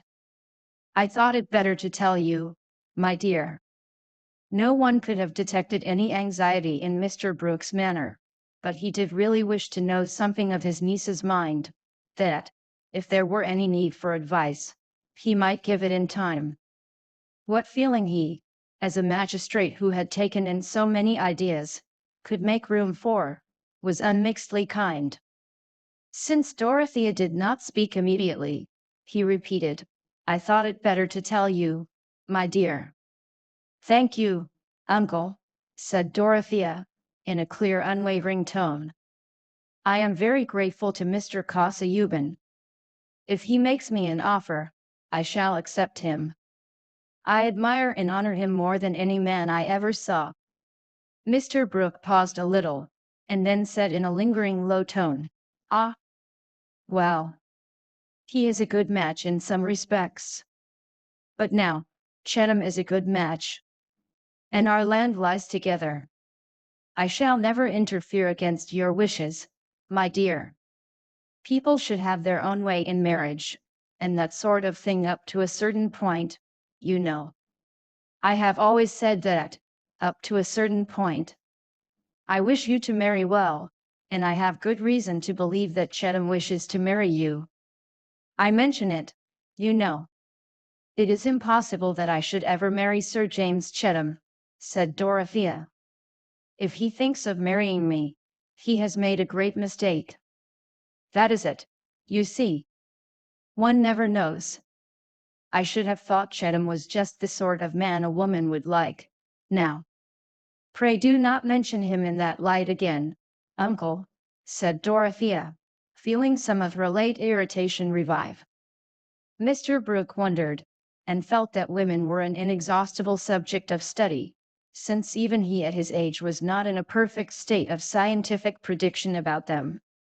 Here was a fellow like Chatham with no chance at all. Well, but Kasa Yuban, now. There is no hurry, I mean, for you. It's true, every year will tell upon him. He is over 45, you know. I should say a good 27 years older than you. To be sure, if you like learning and standing, and that sort of thing, we can't have everything. And his income is good, he has a handsome property independent of the church, his income is good. Still he is not young, and I must not conceal from you, my dear, that I think his health is not over strong. I know nothing else against him. I should not wish to have a husband very near my own age, said Dorothea, with grave decision. I should wish to have a husband who was above me in judgment and in all knowledge. Mr. Brooke repeated his subdued, "Ah, I thought you had more of your own opinion than most girls. I thought you liked your own opinion, liked it, you know. I cannot imagine myself living without some opinions, but I should wish to have good reasons for them, and a wise man could help me to see which opinions had the best foundation, and would help me to live according to them." Very true. You couldn't put the thing better, couldn't put it better, beforehand, you know.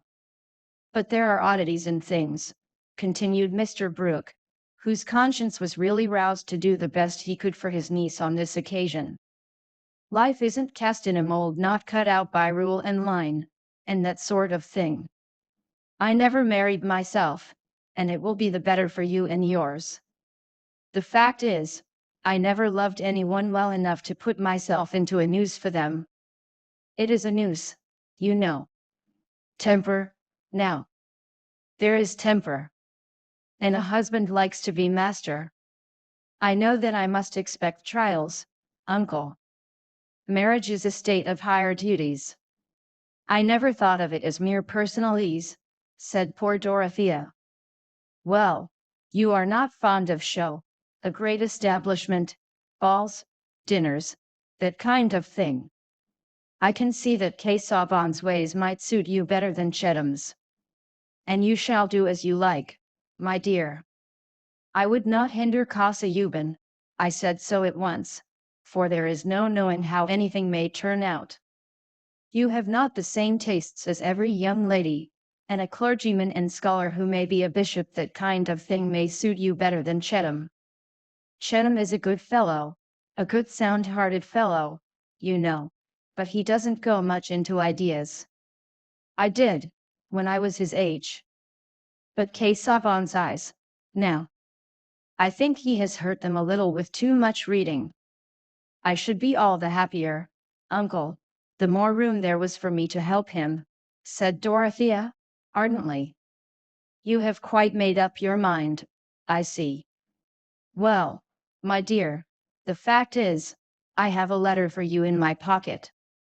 Mr. Brooke handed the letter to Dorothea, but as she rose to go away, he added, there is not too much hurry, my dear. Think about it, you know. When Dorothea had left him, he reflected that he had certainly spoken strongly. He had put the risks of marriage before her in a striking manner. It was his duty to do so. But as to pretending to be wise for young people, no uncle, however much he had traveled in his youth, absorbed the new ideas, and dined with celebrities now deceased, could pretend to judge what sort of marriage would turn out well for a young girl who preferred Casaubon to Chetham. In short, woman was a problem which, since Mr. Brooke's mind felt blank before it, could be hardly less complicated than the revolutions of an irregular solid. Chapter 5. Hard students are commonly troubled with gouts, catarrhs, rheums, cachexia, bradypepsia, bad eyes, stone, and colic, crudities, oppilations, vertigo, wines, consumptions, and all such diseases as come by overmuch sitting. They are most part lean, dry, ill-colored, and all through immoderate pains and extraordinary studies. If you will not believe the truth of this, look upon great Tostatus and Thomas Aquinas' works, and tell me whether those men took pains. Burton's Anatomy of Melancholy, p. I. S. 2. This was Mr. Casaubon's letter. My dear Miss Brooke, I have your guardian's permission to address you on a subject than which I have none more at heart. I am not, I trust, mistaken in the recognition of some deeper correspondence than that of date in the fact that a consciousness of need in my own life had arisen contemporaneously with the possibility of my becoming acquainted with you. For in the first hour of meeting you, I had an impression of your eminent and perhaps exclusive fitness to supply that need, connected, I may say, with such activity of the affections as even the preoccupations of a work too special to be abdicated could not uninterruptedly dissimulate, and each succeeding opportunity for observation has given the impression an added depth by convincing me more emphatically of that fitness which I had preconceived, and thus evoking more decisively those affections to which I have but now referred. Our conversations have, I think, made sufficiently clear to you the tenor of my life and purposes, a tenor unsuited, I am aware, to the commoner order of minds. But I have discerned in you an elevation of thought and a capability of devotedness, which I had hitherto not conceived to be compatible either with the early bloom of youth or with those graces of sex that may be said at once to win and to confer distinction when combined, as they notably are in you, with the mental qualities above indicated. It was, I confess, beyond my hope to meet with this rare combination of elements both solid and attractive, adapted to supply aid in graver labors and to cast a charm over vacant hours, and but for the event of my introduction to you, which, let me again say, I trust not to be superficially coincident with foreshadowing needs, but providentially related thereto as stages towards the completion of a life's plan, I should presumably have gone on to the last without any attempt to lighten my solitariness by a matrimonial union. Such, my dear Miss Brooke, is the accurate statement of my feelings, and I rely on your kind indulgence in venturing now to ask you how far your own are of a nature to confirm my happy presentiment. To be accepted by you as your husband and the earthly guardian of your welfare, I should regard as the highest of providential gifts. In return I can at least offer you an affection hitherto unwasted, and the faithful consecration of a life which, however short in the sequel, has no backward pages whereon, if you choose to turn them, you will find records such as might justly cause you either bitterness or shame. I await the expression of your sentiments with an anxiety which it would be the part of wisdom, were it possible, to divert by a more arduous labor than usual. But in this order of experience I am still young, and in looking forward to an unfavorable possibility I cannot but feel that resignation to solitude will be more difficult after the temporary illumination of hope. In any case, I shall remain yours with sincere devotion, Edward Casa-Euban. Dorothea trembled while she read this letter, then she fell on her knees, buried her face, and sobbed. She could not pray, under the rush of solemn emotion in which thoughts became vague and images floated uncertainly, she could but cast herself, with a childlike sense of reclining, in the lap of a divine consciousness which sustained her own. She remained in that attitude till it was time to dress for dinner. How could it occur to her to examine the letter, to look at it critically as a profession of love? Her whole soul was possessed by the fact that a fuller life was opening before her. She was a neophyte about to enter on a higher grade of initiation. She was going to have room for the energies which stirred uneasily under the dimness and pressure of her own ignorance and the petty peremptoriness of the world's habits. Now she would be able to devote herself to large yet definite duties. Now she would be allowed to live continually in the light of a mind that she could reverence. This hope was not unmixed with the glow of proud delight, the joyous maiden surprise that she was chosen by the man whom her admiration had chosen. All Dorothea's passion was transfused through a mind struggling towards an ideal life. The radiance of her transfigured girlhood fell on the first object that came within its level. The impetus with which inclination became resolution was heightened by those little events of the day which had roused her discontent with the actual conditions of her life. After dinner, when Celia was playing an air, with variations, a small kind of tinkling which symbolized the aesthetic part of the young lady's education, Dorothea went up to her room to answer Mr. Casaubon's letter. Why should she defer the answer? She wrote it over 3 times, not because she wished to change the wording, but because her hand was unusually uncertain, and she could not bear that Mr. Casa-Euban should think her handwriting bad and illegible. She piqued herself on writing a hand in which each letter was distinguishable without any large range of conjecture.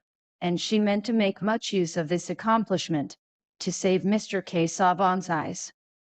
3 times she wrote, "My dear Mr. Casaubon, I am very grateful to you for loving me, and thinking me worthy to be your wife. I can look forward to no better happiness than that which would be one with yours. If I said more, it would only be the same thing written out at greater length, for I cannot now dwell on any other thought than that I may be through life. Yours devotedly, Dorothea Brooke." Later in the evening she followed her uncle into the library to give him the letter, that he might send it in the morning. He was surprised, but his surprise only issued in a few moments' silence, during which he pushed about various objects on his writing table, and finally stood with his back to the fire, his glasses on his nose, looking at the address of Dorothea's letter. "Have you thought enough about this, my dear?" he said at last. "There was no need to think long, uncle. I know of nothing to make me vacillate. If I changed my mind, it must be because of something important and entirely new to me." "Ah, then you have accepted him? Then Chettam has no chance? Has Chettam offended you? Offended you, you know? What is it you don't like in Chettam?" "There is nothing that I like in him," said Dorothea, rather impetuously. Mr. Brooke threw his head and shoulders backward as if someone had thrown a light missile at him. Dorothea immediately felt some self-rebuke, and said, "I mean in the light of a husband. He is very kind, I think really very good about the cottages. A well-meaning man. But you must have a scholar, and that sort of thing? Well, it lies a little in our family. I had it myself, that love of knowledge, and going into everything a little too much, it took me too far, though that sort of thing doesn't often run in the female line, or it runs underground like the rivers in Greece. You know, it comes out in the sons. Clever sons, clever mothers. I went a good deal into that, at one time. However, my dear, I have always said that people should do as they like in these things, up to a certain point. I couldn't, as your guardian, have consented to a bad match. But Casaubon stands well, his position is good. I am afraid Chettam will be hurt, though, and Mrs. Cadwallader will blame me." That evening, of course, Celia knew nothing of what had happened. She attributed Dorothea's abstracted manner, and the evidence of further crying since they had got home, to the temper she had been in about Sir James Chettam and the buildings, and was careful not to give further offence. Having once said what she wanted to say, Celia had no disposition to recur to disagreeable subjects. It had been her nature when a child never to quarrel with anyone, only to observe with wonder that they quarrelled with her, and looked like turkey cocks, whereupon she was ready to play at cat's cradle with them whenever they recovered themselves. And as to Dorothea, it had always been her way to find something wrong in her sister's words, though Celia inwardly protested that she always said just how things were, and nothing else. She never did and never could put words together out of her own head. But the best of Dodo was, that she did not keep angry for long together. Now, though they had hardly spoken to each other all the evening, yet when Celia put by her work, intending to go to bed, a proceeding in which she was always much the earlier, Dorothea, who was seated on a low stool, unable to occupy herself except in meditation, said, with the musical intonation which in moments of deep but quiet feeling made her speech like a fine bit of recitative, "Celia, dear, come and kiss me," holding her arms open as she spoke. Celia knelt down to get the right level and gave her little butterfly kiss, while Dorothea encircled her with gentle arms and pressed her lips gravely on each cheek in turn. "Don't sit up, Dodo, you are so pale tonight. Go to bed soon," said Celia, in a comfortable way, without any touch of pathos. "No, dear, I am very, very happy," said Dorothea, fervently. "So much the better," thought Celia. But how strangely Dodo goes from one extreme to the other. The next day, at luncheon, the butler, handing something to Mr. Brooke, said, "Jonas has come back, sir, and has brought this letter." Mr. Brooke read the letter, and then, nodding toward Dorothea, said, "Casa Euban, my dear, he will be here to dinner. He didn't wait to write more, didn't wait, you know." It could not seem remarkable to Celia that a dinner guest should be announced to her sister beforehand, but, her eyes following the same direction as her uncle's, she was struck with the peculiar effect of the announcement on Dorothea. It seemed as if something like the reflection of a white sunlit wing had passed across her features, ending in one of her rare blushes. For the first time it entered into Celia's mind that there might be something more between Mr. Casaubon and her sister than his delight in bookish talk and her delight in listening. Hitherto she had classed the admiration for this ugly and learned acquaintance with the admiration for Monsieur Lorette at Lausanne, also ugly and learned. Dorothea had never been tired of listening to old Monsieur Lorette when Celia's feet were as cold as possible, and when it had really become dreadful to see the skin of his bald head moving about. Why then should her enthusiasm not extend to Mr. Casaubon simply in the same way as to Monsieur Lorette? And it seemed probable that all learned men had a sort of schoolmaster's view of young people. But now Celia was really startled at the suspicion which had darted into her mind. She was seldom taken by surprise in this way, her marvelous quickness in observing a certain order of signs generally preparing her to expect such outward events as she had an interest in. Not that she now imagined Mr. Casaubon to be already an accepted lover. She had only begun to feel disgust at the possibility that anything in Dorothea's mind could tend towards such an issue. Here was something really to vex her about Dodo.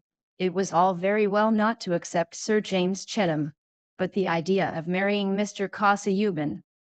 Celia felt a sort of shame mingled with a sense of the ludicrous. But perhaps Dodo, if she were really bordering on such an extravagance, might be turned away from it. Experience had often shown that her impressibility might be calculated on. The day was damp, and they were not going to walk out, so they both went up to their sitting room, and there Celia observed that Dorothea, instead of settling down with her usual diligent interest to some occupation, simply leaned her elbow on an open book and looked out of the window at the great cedar silvered with the damp. She herself had taken up the making of a toy for the curate's children, and was not going to enter on any subject too precipitately. Dorothea was in fact thinking that it was desirable for Celia to know of the momentous change in Mr. Casaubon's position since he had last been in the house. It did not seem fair to leave her in ignorance of what would necessarily affect her attitude towards him, but it was impossible not to shrink from telling her. Dorothea accused herself of some meanness in this timidity. It was always odious to her to have any small fears or contrivances about her actions, but at this moment she was seeking the highest aid possible that she might not dread the corrosiveness of Celia's pretty carnally minded prose. Her reverie was broken, and the difficulty of decision banished, by Celia's small and rather guttural voice speaking in its usual tone, of a remark aside or a by the by. "Is any one else coming to dine besides Mr. Casaubon?" "Not that I know of." "I hope there is some one else.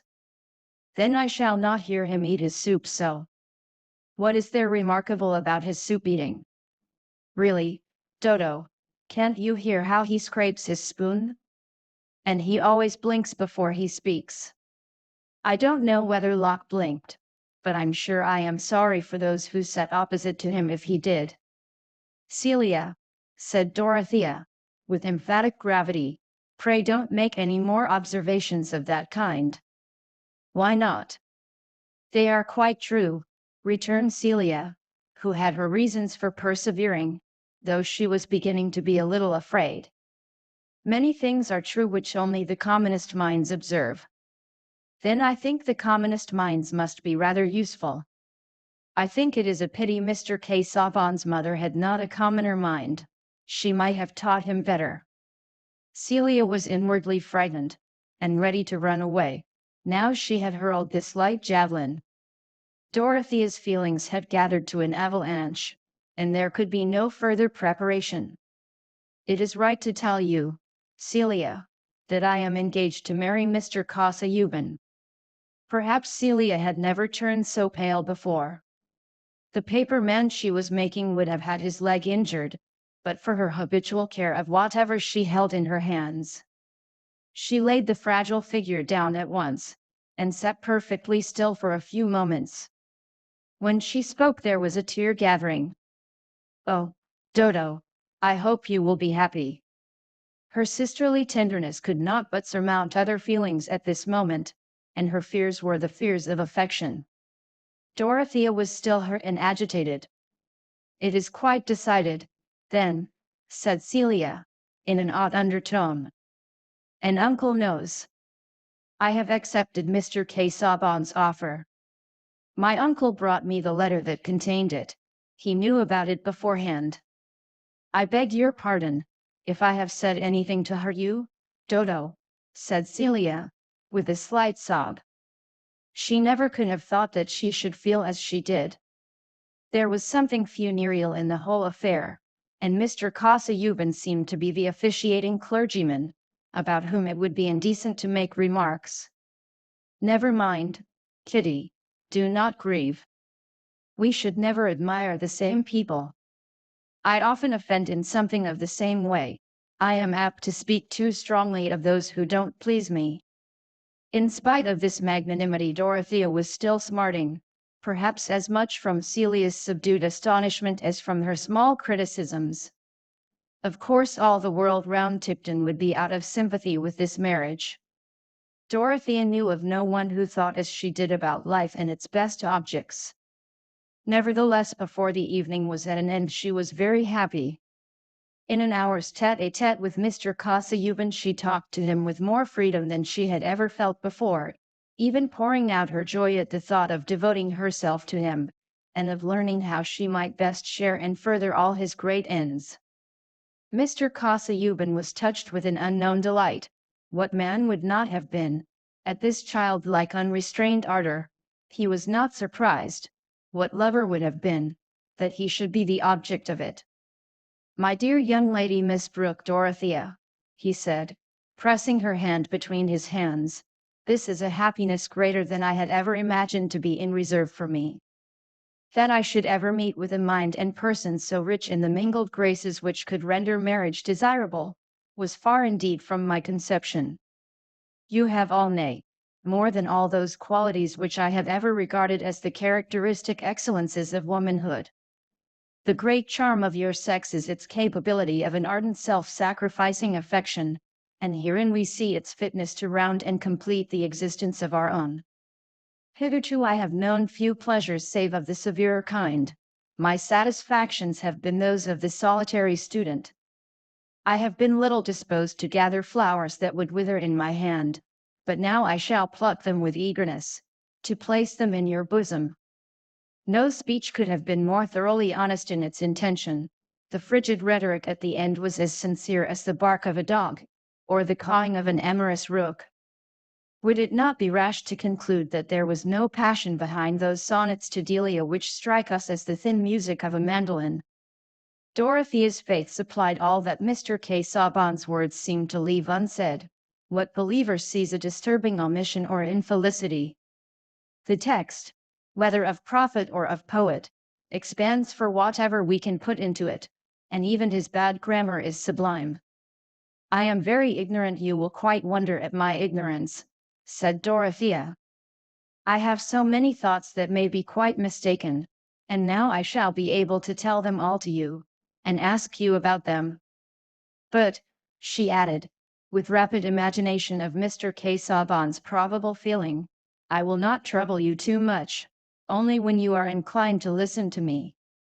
You must often be weary with the pursuit of subjects in your own track. I shall gain enough if you will take me with you there. How should I be able now to persevere in any path without your companionship?"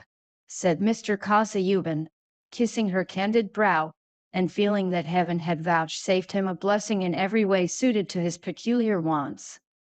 He was being unconsciously wrought upon by the charms of a nature which was entirely without hidden calculations either for immediate effects or for remoter ends.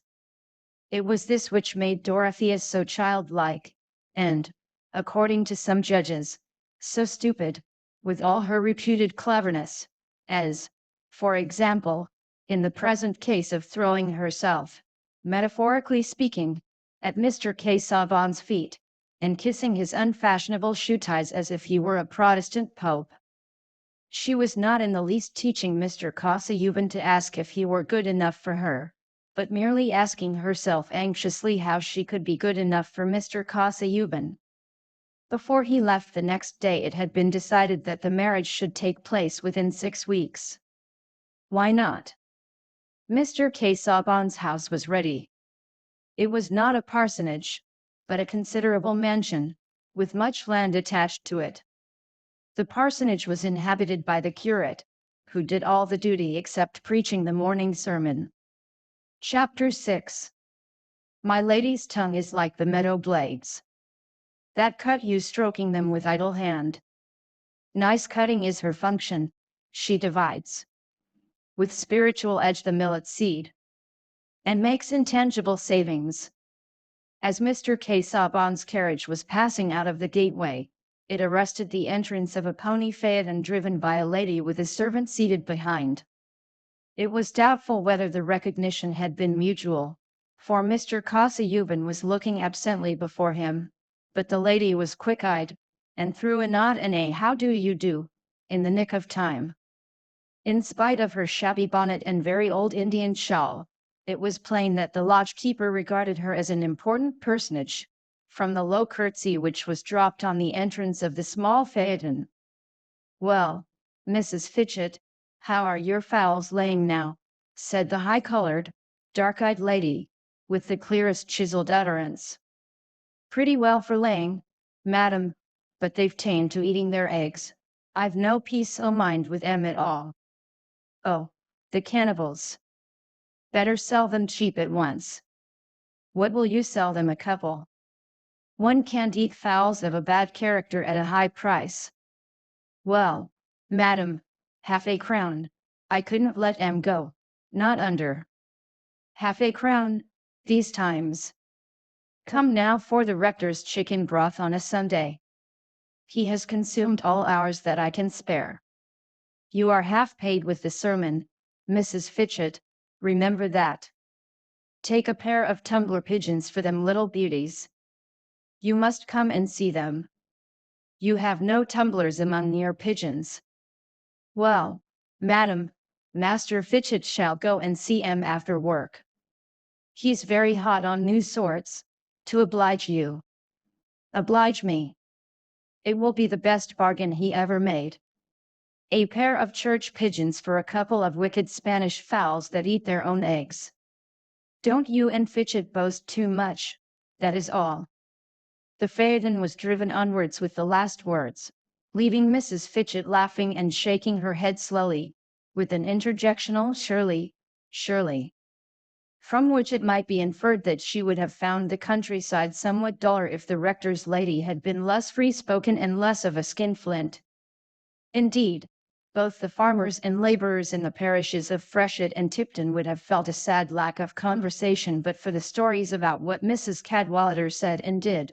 A lady of immeasurably high birth, descended, as it were, from unknown earls, dim as the crowd of heroic shades who pleaded poverty, pared down prices, and cut jokes in the most companionable manner, though with a turn of tongue that let you know who she was.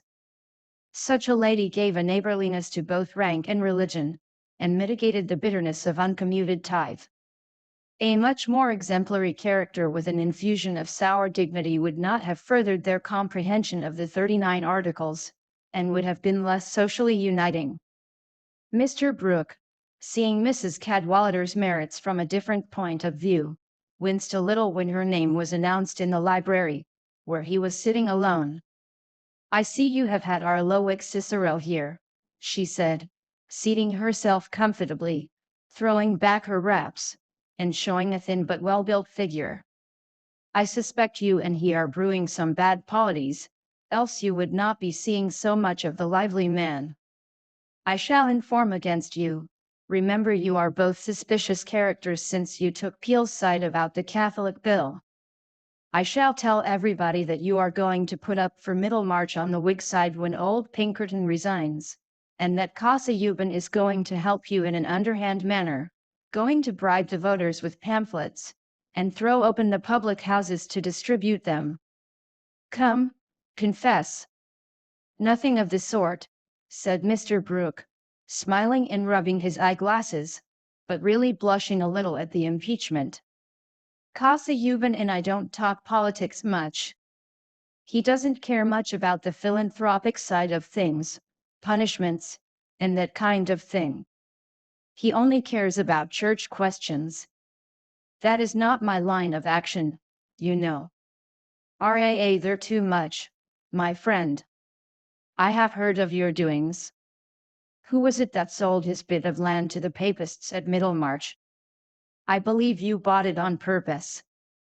You are a perfect Gytho. See if you are not burnt in effigy this 5th of November coming. Humphrey would not come to quarrel with you about it, so I am come. Very good. I was prepared to be persecuted for not persecuting, you know. There you go. That is a piece of claptrap you have got ready for the hustings. Now, do not let them lure you to the hustings, my dear Mr. Brooke. A man always makes a fool of himself. Speechifying, there's no excuse but being on the right side, so that you can ask a blessing on your humming and hawing. You will lose yourself, I forewarn you. You will make a Saturday pie of all parties' opinions, and be pelted by everybody. That is what I expect, you know, said Mr. Brooke, not wishing to betray how little he enjoyed this prophetic sketch. What I expect as an independent man. As to the Whigs, a man who goes with the thinkers is not likely to be hooked on by any party. He may go with them up to a certain point, you know. But that is what you ladies never understand. Where your certain point is. No, I should like to be told how a man can have any certain point when he belongs to no party, leading a roving life, and never letting his friends know his address. Nobody knows where Brooke will be. There's no counting on Brooke. That is what people say of you, to be quite frank. Now, do turn respectable. How will you like going to sessions with everybody looking shy on you, and you with a bad conscience and an empty pocket? I don't pretend to argue with a lady on politics, said Mr. Brooke, with an air of smiling indifference, but feeling rather unpleasantly conscious that this attack of Mrs. Cadwallader's had opened the defensive campaign to which certain rash steps had exposed him. Your sex are not thinkers, you know, varium et mutabile semper, that kind of thing. You don't know Virgil. I knew, Mr. Brooke reflected in time, that he had not had the personal acquaintance of the Augustan poet. I was going to say, poor Stoddard, you know. That was what he said. You ladies are always against an independent attitude, a man's caring for nothing but truth, and that sort of thing. And there is no part of the county where opinion is narrower than it is here. I don't mean to throw stones, you know, but somebody is wanted to take the independent line, and if I don't take it, who will? Who? Why, any upstart who has got neither blood nor position. People of standing should consume their independent nonsense at home, not hawk it about. And you, who are going to marry your niece, as good as your daughter, to one of our best men. Sir James would be cruelly annoyed. It will be too hard on him if you turn round now and make yourself a Whig signboard. Mr. Brooke again winced inwardly, for Dorothea's engagement had no sooner been decided than he had thought of Mrs. Cadwallader's prospective taunts. It might have been easy for ignorant observers to say, quarrel with Mrs. Cadwallader, but where is a country gentleman to go who quarrels with his oldest neighbors? Who could taste the fine flavor in the name of Brooke if it were delivered casually, like wine without a seal? Certainly a man can only be cosmopolitan up to a certain point. I hope Chatham and I shall always be good friends, but I am sorry to say there is no prospect of his marrying my niece," said Mr. Brooke, much relieved to see through the window that Celia was coming in. "Why not?" said Mrs. Cadwallader, with a sharp note of surprise. "It is hardly a fortnight since you and I were talking about it. My niece has chosen another suitor, has chosen him, you know. I have had nothing to do with it. I should have preferred Chatham, and I should have said Chatham was the man any girl would have chosen. But there is no accounting for these things. Your sex is capricious, you know." "Why, whom do you mean to say that you are going to let her marry?" Mrs. Cadwallader's mind was rapidly surveying the possibilities of choice for Dorothea. But here Celia entered, blooming from a walk in the garden, and the greeting with her delivered Mr. Brooke from the necessity of answering immediately. He got up hastily, and saying, "By the way, I must speak to Red about the horses," shuffled quickly out of the room. "My dear child, what is this about your sister's engagement?" said Mrs. Cadwallader. "She is engaged to marry Mr. Casaubon," said Celia, resorting, as usual, to the simplest statement of fact, and enjoying this opportunity of speaking to the rector's wife alone. "This is frightful. How long has it been going on?" "I only knew of it yesterday." "They are to be married in 6 weeks. Well, my dear, I wish you joy of your brother-in-law. I am so sorry for Dorothea." "Sorry? It is her doing, I suppose." "Yes, she says Mr. Casaubon has a great soul." "With all my heart." "Oh, Mrs. Cadwallader, I don't think it can be nice to marry a man with a great soul." "Well, my dear, take warning. You know the look of one now. When the next comes and wants to marry you, don't you accept him." "I'm sure I never should." "No, one such in a family is enough." "So your sister never cared about Sir James Chatham? What would you have said to him for a brother-in-law?" "I should have liked that very much. I am sure he would have been a good husband. Only," Celia added, with a slight blush, she sometimes seemed to blush as she breathed, "I don't think he would have suited Dorothea. Not high-flown enough. Dodo is very strict.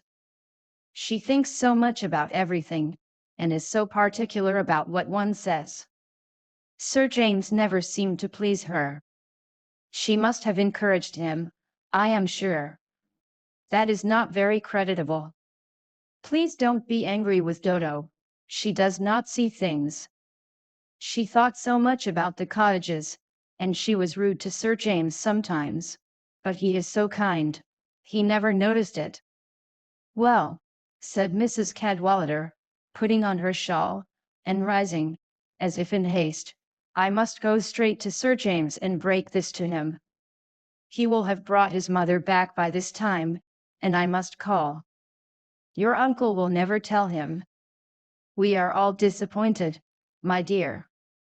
Young people should think of their families in marrying. I set a bad example, married a poor clergyman, and made myself a pitiable object among the de Bracy's, obliged to get my coals by stratagem, and pray to heaven for my salad oil. However, Casaubon has money enough, I must do him that justice. As to his blood, I suppose the family quarterings are 3 cuttlefish sable, and a commentator rampant.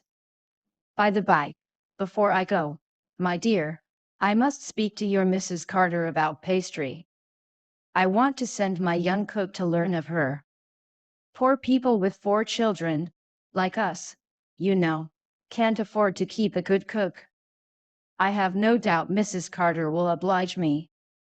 Sir James's cook is a perfect dragon." In less than an hour, Mrs. Cadwallader had circumvented Mrs. Carter and driven to Freshitt Hall, which was not far from her own parsonage, her husband being resident in Freshitt and keeping a curate in Tipton. Sir James Chatham had returned from the short journey which had kept him absent for a couple of days, and had changed his dress, intending to ride over to Tipton Grange. His horse was standing at the door when Mrs. Cadwallader drove up, and he immediately appeared there himself, whip in hand. Lady Chettam had not yet returned, but Mrs. Cadwallader's errand could not be dispatched in the presence of grooms, so she asked to be taken into the conservatory close by, to look at the new plants, and on coming to a contemplative stand, she said, "I have a great shock for you. I hope you are not so far gone in love as you pretended to be." It was of no use protesting against Mrs. Cadwallader's way of putting things. But Sir James's countenance changed a little. He felt a vague alarm. "I do believe Brooke is going to expose himself after all. I accused him of meaning to stand for Middlemarch on the Liberal side, and he looked silly and never denied it, talked about the independent line, and the usual nonsense." "Is that all?" said Sir James, much relieved. "Why," rejoined Mrs. Cadwallader, with a sharper note, "you don't mean to say that you would like him to turn public man in that way, making a sort of political cheap jack of himself? He might be dissuaded, I should think. He would not like the expense. That is what I told him. He is vulnerable to reason. There are always a few grains of common sense in an ounce of miserliness. Miserliness is a capital quality to run in families. It's the safe side for madness to dip on.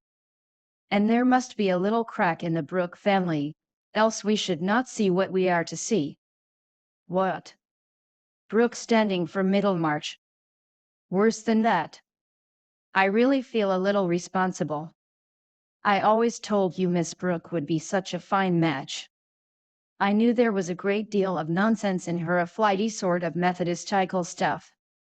But these things wear out of girls. However, I am taken by surprise for once." "What do you mean, Mrs. Cadwallader?" said Sir James.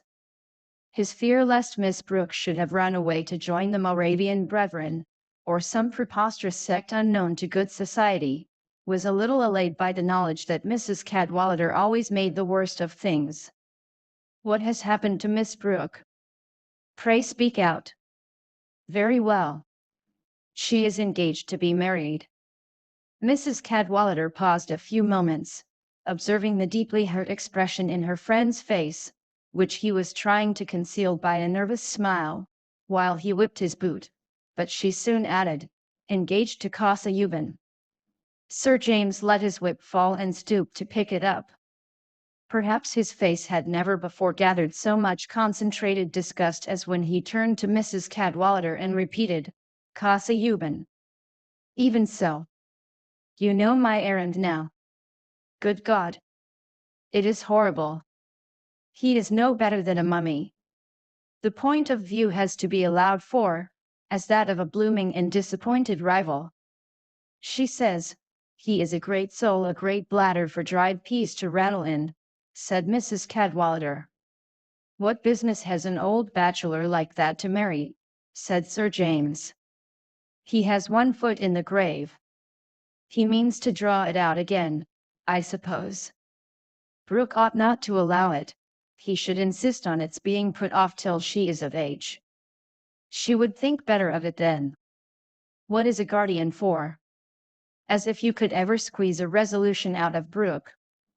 Cadwallader might talk to him. Not he. Humphrey finds everybody charming. I never can get him to abuse Casa Euban. He will even speak well of the bishop, though I tell him it is unnatural in a beneficed clergyman. What can one do with a husband who attends so little to the decencies? I hide it as well as I can by abusing everybody myself. Come, come, cheer up. You are well rid of Miss Brooke, a girl who would have been requiring you to see the stars by daylight. Between ourselves, little Celia is worth two of her, and likely after all to be the better match. For this marriage to Casa Euban is as good as going to a nunnery. Oh, on my own account it is for Miss Brooke's sake I think her friends should try to use their influence. Well, Humphrey doesn't know yet. But when I tell him, you may depend on it he will say, why not? Yuvan is a good fellow and young enough. These charitable people never know vinegar from wine till they have swallowed it and got the colic. However, if I were a man I should prefer Celia, especially when Dorothea was gone. The truth is, you have been courting one and have won the other. I can see that she admires you almost as much as a man expects to be admired. If it were anyone but me who said so, you might think it exaggeration. Goodbye. Sir James handed Mrs. Cadwallader to the phaeton, and then jumped on his horse. He was not going to renounce his ride because of his friend's unpleasant news, only to ride the faster in some other direction than that of Tipton Grange. Now, why on earth should Mrs. Cadwallader have been at all busy about Miss Brooke's marriage, and why, when one match that she liked to think she had a hand in was frustrated, should she have straightway contrived the preliminaries of another? Was there any ingenious plot, any hide-and-seek course of action, which might be detected by a careful telescopic watch? None at all. A telescope might have swept the parishes of Tipton and Freshitt, the whole area visited by Mrs. Cadwallader in her phaeton, without witnessing any interview that could excite suspicion, or any scene from which she did not return with the same unperturbed keenness of eye and the same high natural color. In fact, if that convenient vehicle had existed in the days of the 7 sages, one of them would doubtless have remarked that you can know little of women by following them about in their pony phaetons. Even with a microscope directed on a water drop, we find ourselves making interpretations which turn out to be rather coarse, for whereas under a weak lens you may seem to see a creature exhibiting an active voracity into which other smaller creatures actively play as if they were so many animated tax pennies, a stronger lens reveals to you certain tiniest hairlets which make vortices for these victims while the swallower waits passively at his receipt of custom. In this way, metaphorically speaking, a strong lens applied to Mrs. Cadwallader's matchmaking will show a play of minute causes producing what may be called thought and speech vortices to bring her the sort of food she needed. Her life was rurally simple, quite free from secrets either foul, dangerous, or otherwise important, and not consciously affected by the great affairs of the world. All the more did the affairs of the great world interest her, when communicated in the letters of high-born relations, the way in which fascinating younger sons had gone to the dogs by marrying their mistresses, the fine old-blooded idiocy of young Lord Chaper, and the furious gouty humors of old Lord Megatherium, the exact crossing of genealogies which had brought a coronet into a new branch and widened the relations of scandal. These were topics of which she retained details with the utmost accuracy, and reproduced them in an excellent pickle of epigrams, which she herself enjoyed the more because she believed as unquestionably in birth and no birth as she did in game and vermin. She would never have disowned anyone on the ground of poverty. A de Bracy reduced to take his dinner in a basin would have seemed to her an example of pathos worth exaggerating, and I fear his aristocratic vices would not have horrified her. But her feeling towards the vulgar rich was a sort of religious hatred. They had probably made all their money out of high retail prices, and Mrs. Cadwallader detested high prices for everything that was not paid in kind at the rectory. Such people were no part of God's design in making the world, and their accent was an affliction to the ears. A town where such monsters abounded was hardly more than a sort of low comedy, which could not be taken account of in a well-bred scheme of the universe.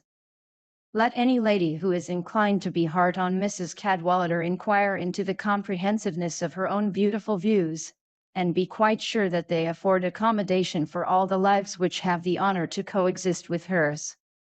With such a mind, active as phosphorus, biting everything that came near into the form that suited it, how could Mrs. Cadwallader feel that the Miss Brookes and their matrimonial prospects were alien to her? Especially as it had been the habit of years for her to scold Mr. Brooke with the friendliest frankness, and let him know in confidence that she thought him a poor creature. From the first arrival of the young ladies in Tipton she had prearranged Dorothea's marriage with Sir James, and if it had taken place would have been quite sure that it was her doing, that it should not take place after she had preconceived it, caused her an irritation which every thinker will sympathize with. She was the diplomatist of Tipton and Freshet, and for anything to happen in spite of her was an offensive irregularity.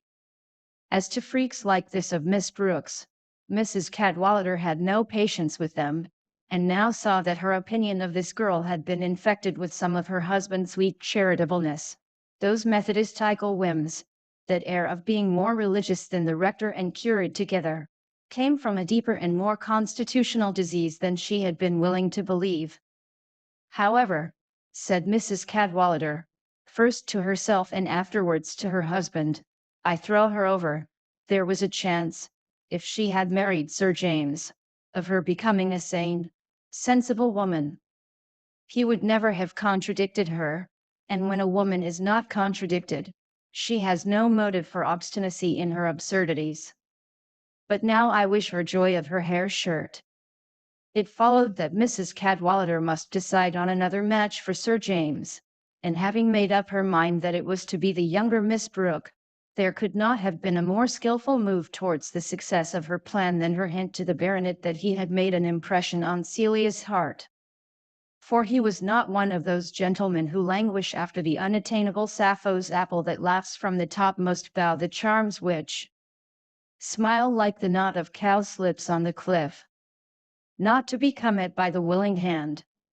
He had no sonnets to write, and it could not strike him agreeably that he was not an object of preference to the woman whom he had preferred.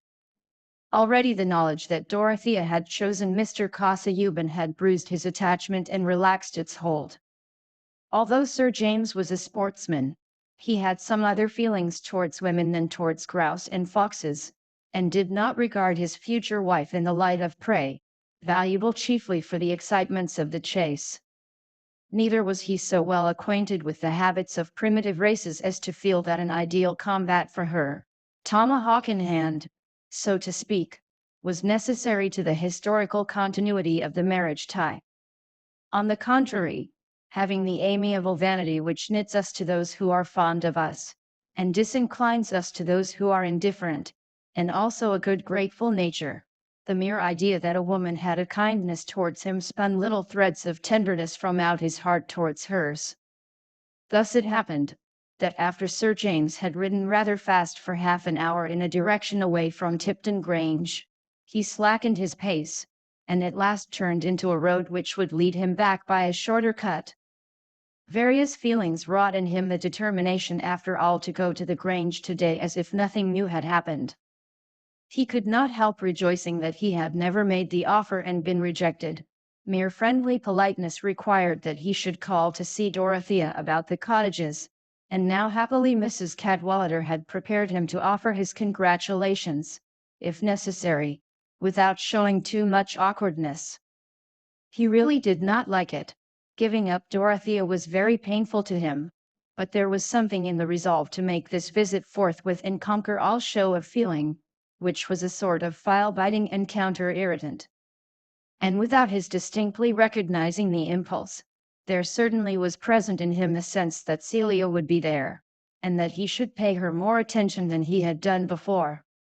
We mortals, men and women, devour many a disappointment between breakfast and dinner time, keep back the tears and look a little pale about the lips, and in answer to inquiries say, "Oh, nothing."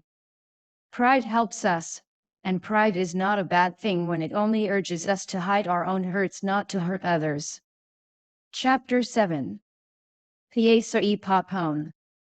Vuol la sua stagione. Italian proverb. Mr. Cassayuban, as might be expected, spent a great deal of his time at the Grange in these weeks, and the hindrance which courtship occasioned to the progress of his great work, The Key to All Mythologies, naturally made him look forward the more eagerly to the happy termination of courtship. But he had deliberately incurred the hindrance, having made up his mind that it was now time for him to adorn his life with the graces of female companionship, to irradiate the gloom which fatigue was apt to hang over the intervals of studious labor with the play of female fancy, and to secure in this, his culminating age, the solace of female tendance for his declining years. Hence he determined to abandon himself to the stream of feeling, and perhaps was surprised to find what an exceedingly shallow rill it was. As in droughty regions baptism by immersion could only be performed symbolically, Mr. Kasayuban found that sprinkling was the utmost approach to a plunge which his stream would afford him, and he concluded that the poets had much exaggerated the force of masculine passion. Nevertheless, he observed with pleasure that Miss Brooke showed an ardent submissive affection which promised to fulfill his most agreeable previsions of marriage. It had once or twice crossed his mind that possibly there was some deficiency in Dorothea to account for the moderation of his abandonment, but he was unable to discern the deficiency, or to figure to himself a woman who would have pleased him better, so that there was clearly no reason to fall back upon but the exaggerations of human tradition. "Could I not be preparing myself now to be more useful?" said Dorothea to him, one morning, early in the time of courtship. "Could I not learn to read Latin and Greek aloud to you, as Milton's daughters did to their father, without understanding what they read?" "I fear that would be wearisome to you," said Mr. Kasayuban, smiling, "and, indeed, if I remember rightly, the young women you have mentioned regarded that exercise in unknown tongues as a ground for rebellion against the poet." "Yes, but in the first place they were very naughty girls, else they would have been proud to minister to such a father, and in the second place they might have studied privately and taught themselves to understand what they read, and then it would have been interesting." "I hope you don't expect me to be naughty and stupid." "I expect you to be all that an exquisite young lady can be in every possible relation of life." "Certainly it might be a great advantage if you were able to copy the Greek character, and to that end it were well to begin with a little reading." Dorothea seized this as a precious permission. She would not have asked Mr. Kasayuban at once to teach her the languages, dreading of all things to be tiresome instead of helpful, but it was not entirely out of devotion to her future husband that she wished to know Latin and Greek. Those provinces of masculine knowledge seemed to her a standing ground from which all truth could be seen more truly. As it was, she constantly doubted her own conclusions, because she felt her own ignorance. How could she be confident that one-roomed cottages were not for the glory of God, when men who knew the classics appeared to conciliate indifference to the cottages with zeal for the glory? Perhaps even Hebrew might be necessary, at least the alphabet and a few roots, in order to arrive at the core of things, and judge soundly on the social duties of the Christian. And she had not reached that point of renunciation at which she would have been satisfied with having a wise husband. She wished, poor child, to be wise herself. Miss Brooke was certainly very naive with all her alleged cleverness. Celia, whose mind had never been thought too powerful, saw the emptiness of other people's pretensions much more readily. To have in general but little feeling seems to be the only security against feeling too much on any particular occasion. However, Mr. Kasayuban consented to listen and teach for an hour together, like a schoolmaster of little boys, or rather like a lover, to whom a mistress's elementary ignorance and difficulties have a touching fitness. Few scholars would have disliked teaching the alphabet under such circumstances.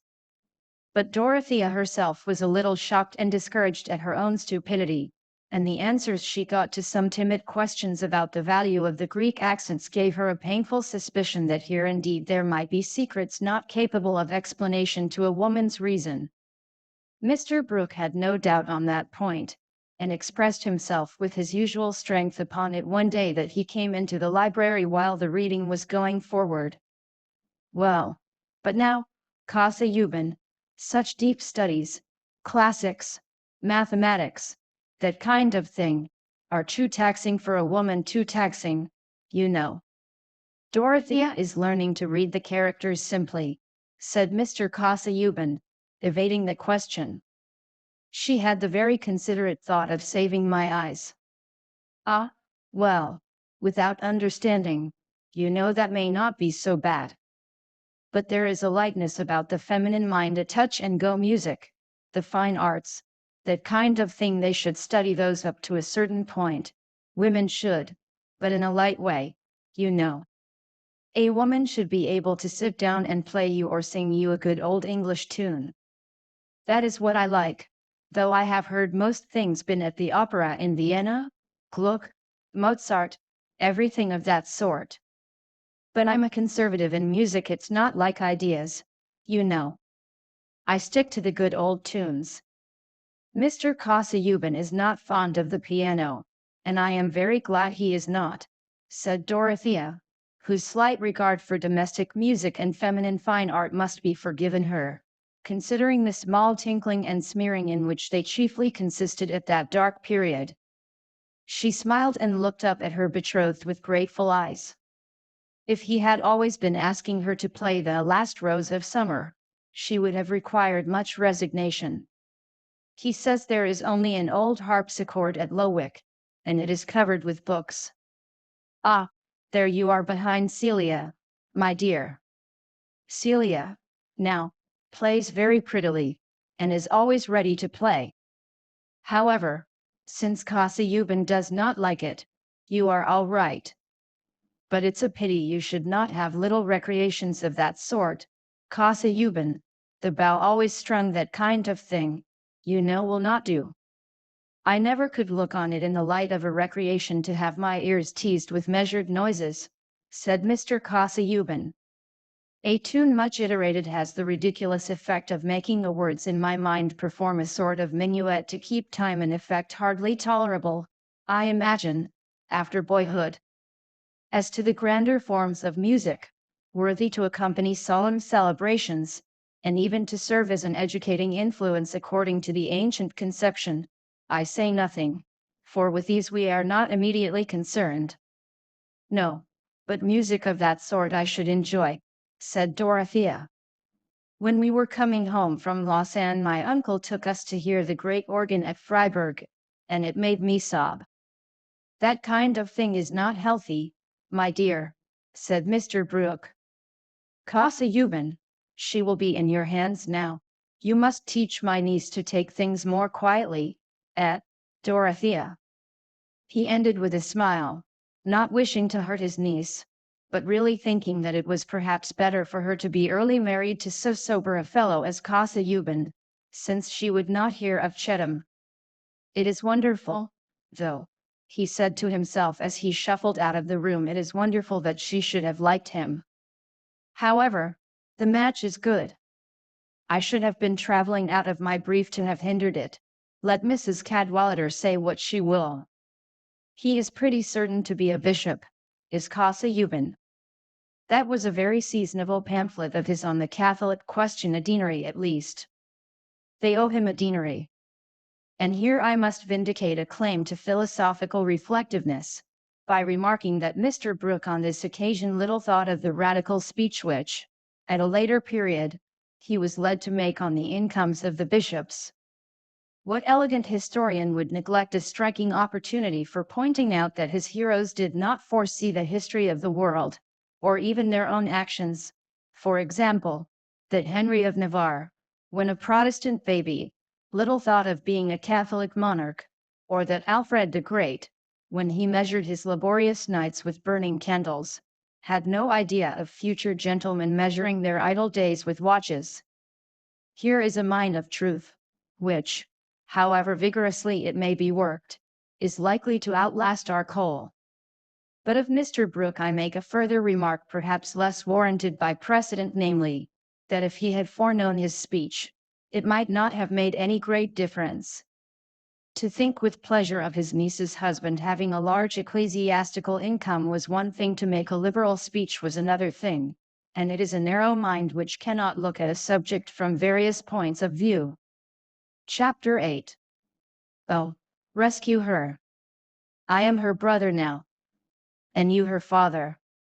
Every gentle maid should have a guardian in each gentleman. It was wonderful to Sir James Chettam how well he continued to like going to the Grange after he had once encountered the difficulty of seeing Dorothea for the first time in the light of a woman who was engaged to another man. Of course the forked lightning seemed to pass through him when he first approached her, and he remained conscious throughout the interview of hiding uneasiness, but, good as he was, It must be owned that his uneasiness was less than it would have been if he had thought his rival a brilliant and desirable match. He had no sense of being eclipsed by Mr. Casaubon. He was only shocked that Dorothea was under a melancholy illusion, and his mortification lost some of its bitterness by being mingled with compassion.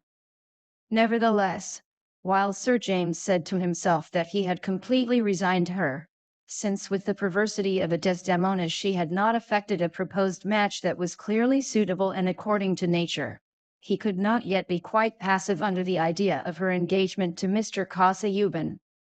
On the day when he first saw them together in the light of his present knowledge, it seemed to him that he had not taken the affair seriously enough. Brooke was really culpable. He ought to have hindered it. Who could speak to him? Something might be done perhaps even now, at least to defer the marriage.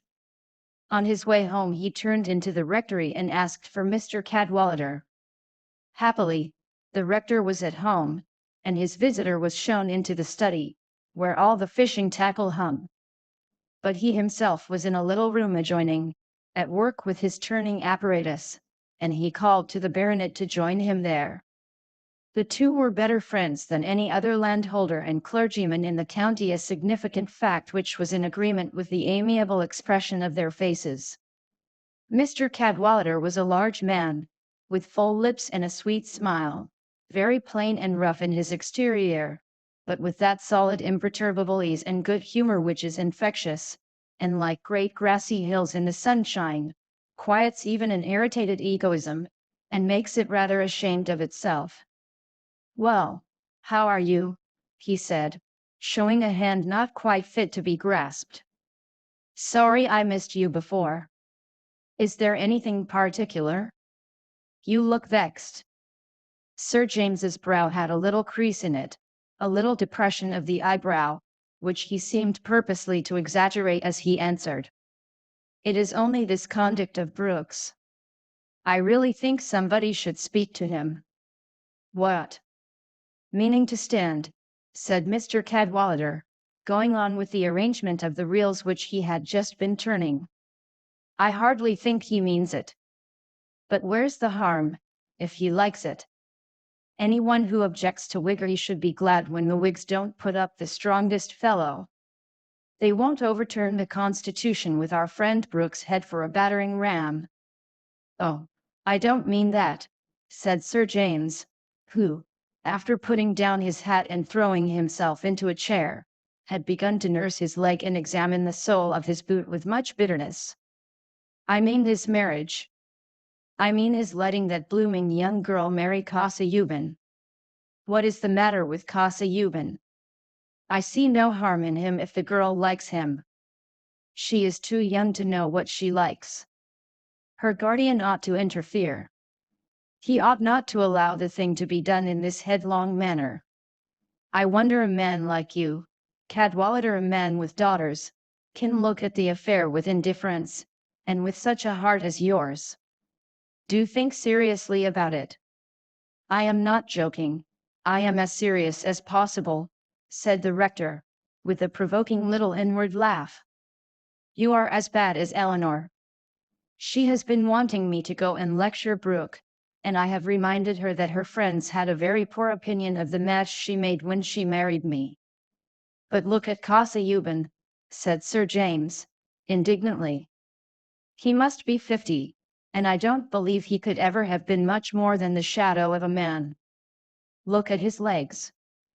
Confound you handsome young fellows. You think of having it all your own way in the world. You don't understand women. They don't admire you half so much as you admire yourselves. Eleanor used to tell her sisters that she married me for my ugliness. It was so various and amusing that it had quite conquered her prudence. You. It was easy enough for a woman to love you. But this is no question of beauty. I don't like Casaubon." This was Sir James's strongest way of implying that he thought ill of a man's character. "Why? What do you know against him?" said the rector, laying down his reels, and putting his thumbs into his armholes with an air of attention. Sir James paused. He did not usually find it easy to give his reasons. It seemed to him strange that people should not know them without being told, since he only felt what was reasonable. At last he said, "Now, Cadwallader, has he got any heart?" "Well, yes. I don't mean of the melting sort, but a sound kernel, that you may be sure of. He is very good to his poor relations, pensions several of the women, and is educating a young fellow at a good deal of expense. Casa Euban acts up to his sense of justice. His mother's sister made a bad match a Pole, I think lost herself at any rate was disowned by her family. If it had not been for that, Casa Euban would not have had so much money by half. I believe he went himself to find out his cousins, and see what he could do for them. Every man would not ring so well as that, if you tried his metal. You would, Chettam, but not every man." "I don't know," said Sir James, coloring. "I am not so sure of myself." He paused a moment, and then added, "That was a right thing for Casa Euban to do. But a man may wish to do what is right, and yet be a sort of parchment code. A woman may not be happy with him. And I think when a girl is so young as Miss Brooke is, her friends ought to interfere a little to hinder her from doing anything foolish. You laugh, because you fancy I have some feeling on my own account. But upon my honor, it is not that. I should feel just the same if I were Miss Brooke's brother or uncle." "Well, but what should you do?" "I should say that the marriage must not be decided on until she was of age. And depend upon it, in that case, it would never come off. I wish you saw it as I do. I wish you would talk to Brooke about it." Sir James rose as he was finishing his sentence, for he saw Mrs. Cadwallader entering from the study. She held by the hand her youngest girl, about 5 years old, who immediately ran to Papa, and was made comfortable on his knee. "I hear what you are talking about," said the wife. "But you will make no impression on Humphrey.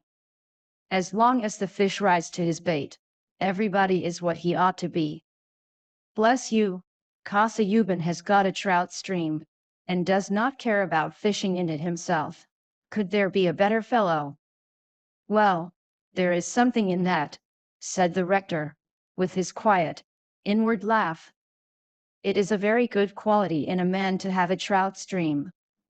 "But seriously," said Sir James, whose vexation had not yet spent itself, "don't you think the rector might do some good by speaking?" "Oh, I told you beforehand what he would say," answered Mrs. Cadwallader, lifting up her eyebrows. "I have done what I could. I wash my hands of the marriage." "In the first place," said the rector, looking rather grave, "it would be nonsensical to expect that I could convince Brooke, and make him act accordingly. Brooke is a very good fellow, but pulpy. He will run into any mold, but he won't keep shape." "He might keep shape long enough to defer the marriage," said Sir James.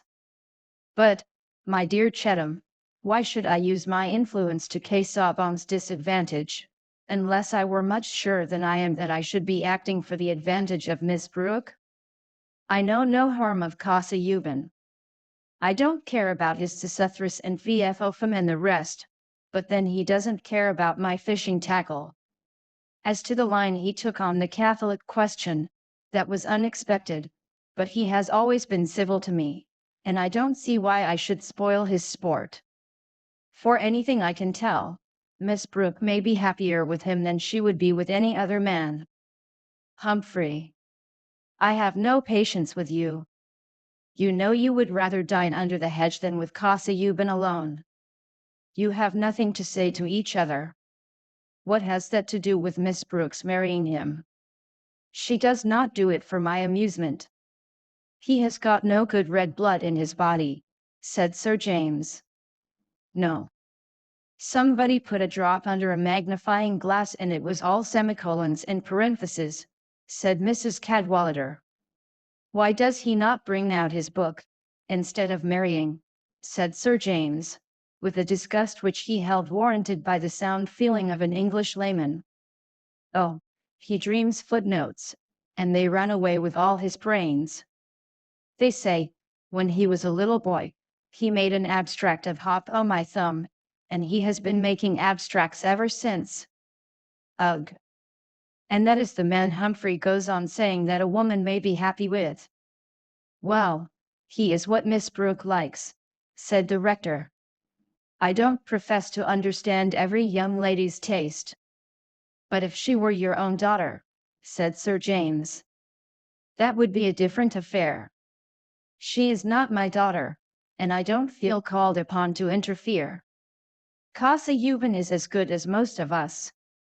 He is a scholarly clergyman, and creditable to the cloth. Some radical fellow speechifying at Middlemarch said Casaubon was the learned straw-chopping incumbent, and Freke was the brick-and-mortar incumbent, and I was the angling incumbent. And upon my word, I don't see that one is worse or better than the other. The rector ended with his silent laugh. He always saw the joke of any satire against himself. His conscience was large and easy, like the rest of him. It did only what it could do without any trouble. Clearly, there would be no interference with Miss Brooke's marriage through Mr. Cadwallader, and Sir James felt with some sadness that she was to have perfect liberty of misjudgment. It was a sign of his good disposition that he did not slacken at all in his intention of carrying out Dorothea's design of the cottages. Doubtless this persistence was the best course for his own dignity, but pride only helps us to be generous. It never makes us so, any more than vanity makes us witty. She was now enough aware of Sir James's position with regard to her, to appreciate the rectitude of his perseverance in a landlord's duty, to which he had at first been urged by a lover's complaisance, and her pleasure in it was great enough to count for something even in her present happiness.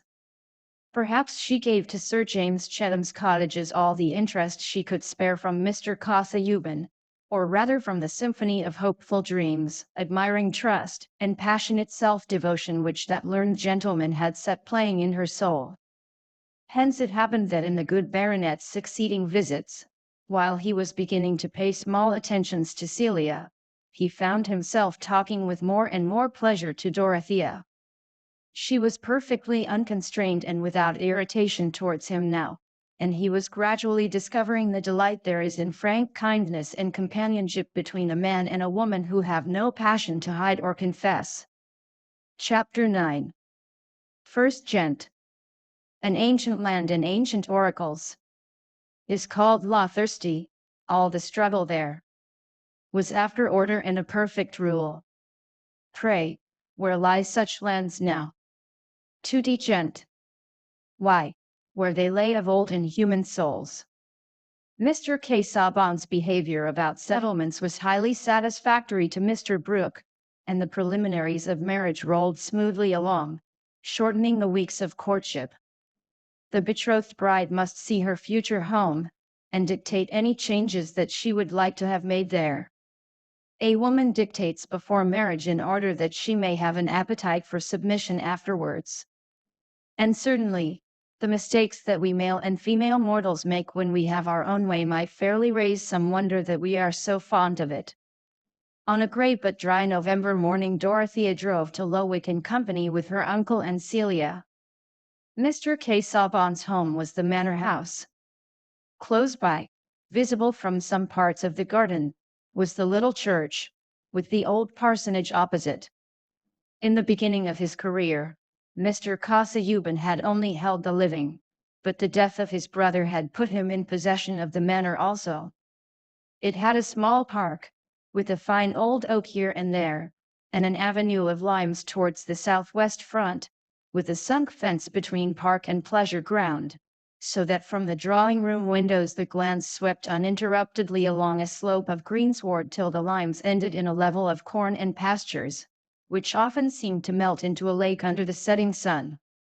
This was the happy side of the house, for the south and east looked rather melancholy even under the brightest morning. The grounds here were more confined, the flower beds showed no very careful tendance, and large clumps of trees, chiefly of somber hues, had risen high, not 10 yards from the windows.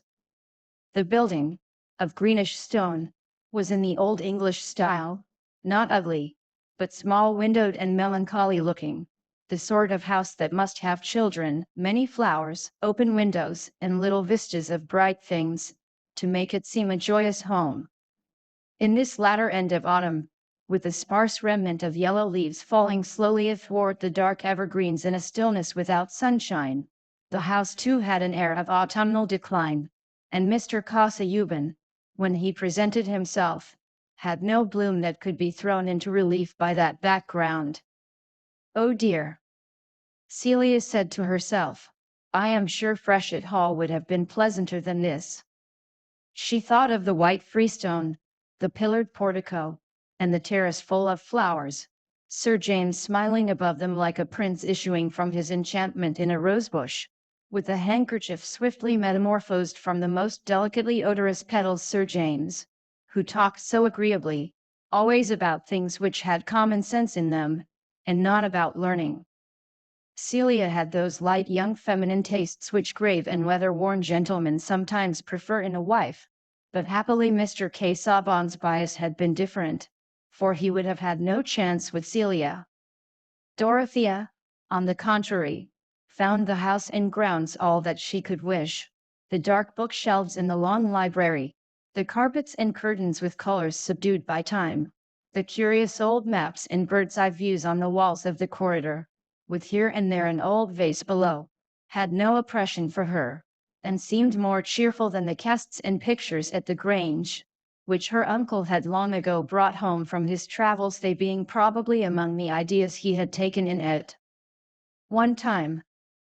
To poor Dorothea these severe classical nudities and smirking Renaissance grandiosities were painfully inexplicable. Staring into the midst of her puritanic conceptions, she had never been taught how she could bring them into any sort of relevance with her life. But the owners of Lowick apparently had not been travelers, and Mr. Casaubon's studies of the past were not carried on by means of such aids. Dorothea walked about the house with delightful emotion. Everything seemed hallowed to her.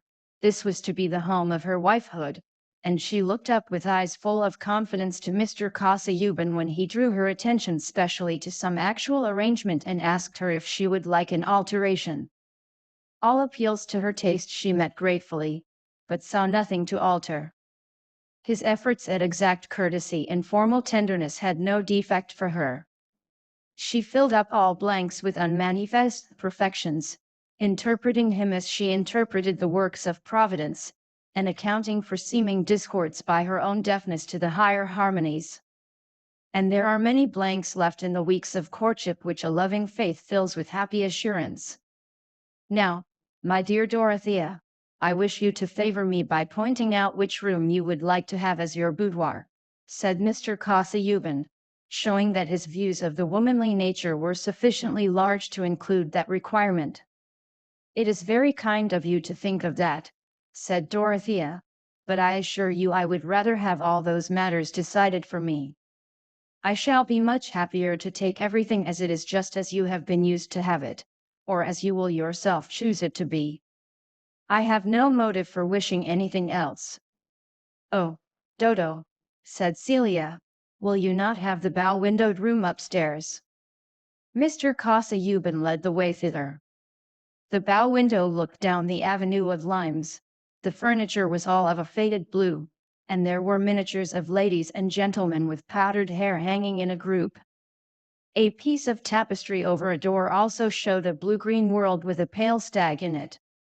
The chairs and tables were thin-legged and easy to upset. It was a room where one might fancy the ghost of a tight-laced lady revisiting the scene of her embroidery.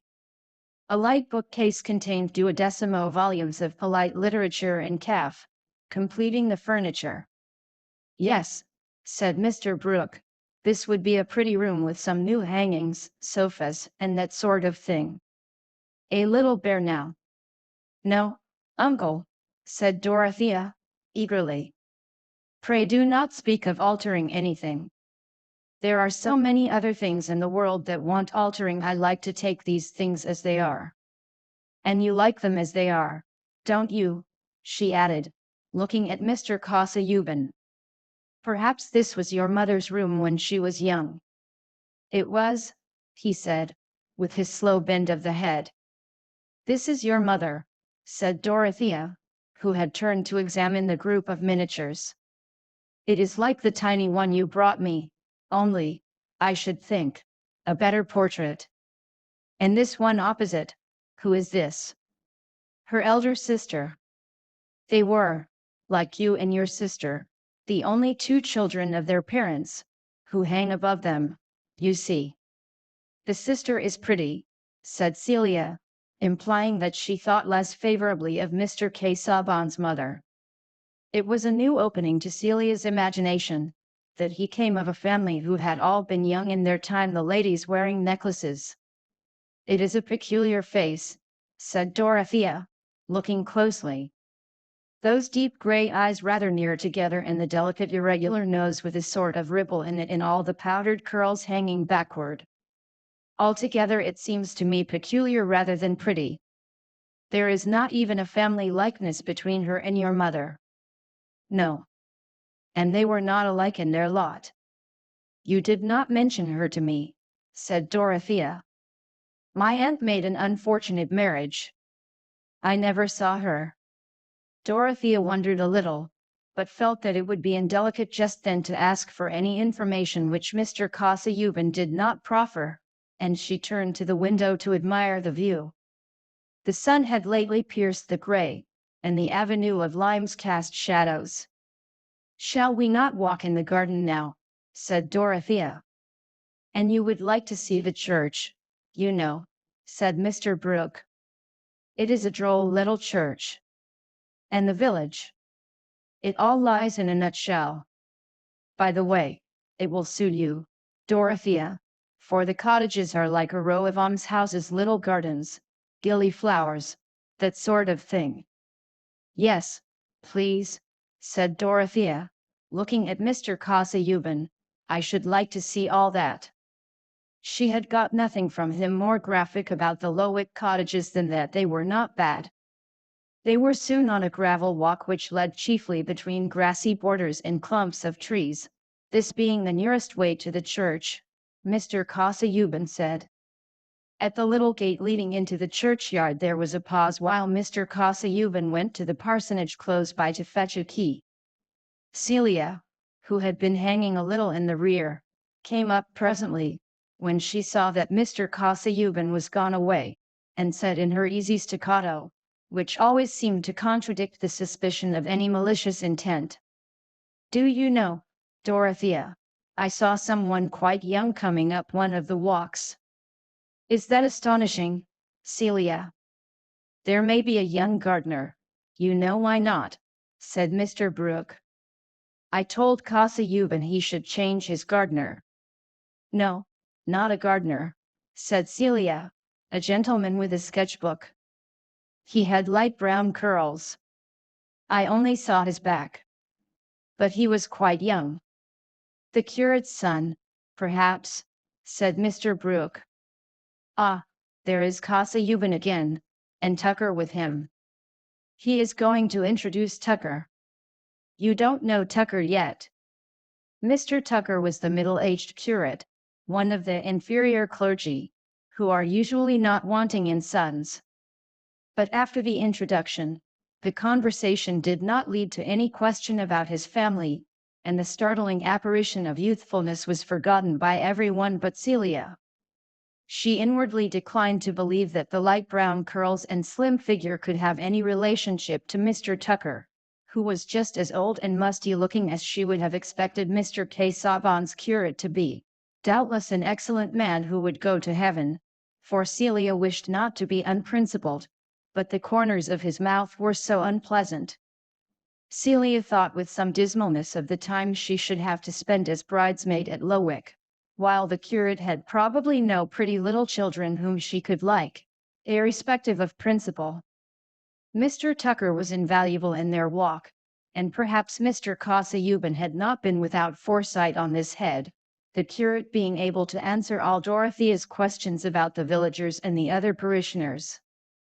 Everybody, he assured her, was well off in Lowick, not a cottager in those devil cottages at a low rent but kept a pig, and the strips of garden at the back were well tended. The small boys wore excellent corduroy, the girls went out as tidy servants, or did a little straw plaiting at home. No looms here, no dissent, and though the public disposition was rather towards laying by money than towards spirituality, there was not much vice. The speckled fowls were so numerous that Mr. Brooke observed, "Your farmers leave some barley for the women to glean, I see. The poor folks here might have a fowl in their pot, as the good French king used to wish for all his people. The French eat a good many fowls, skinny fowls, you know." "I think it was a very cheap wish of his," said Dorothea, indignantly.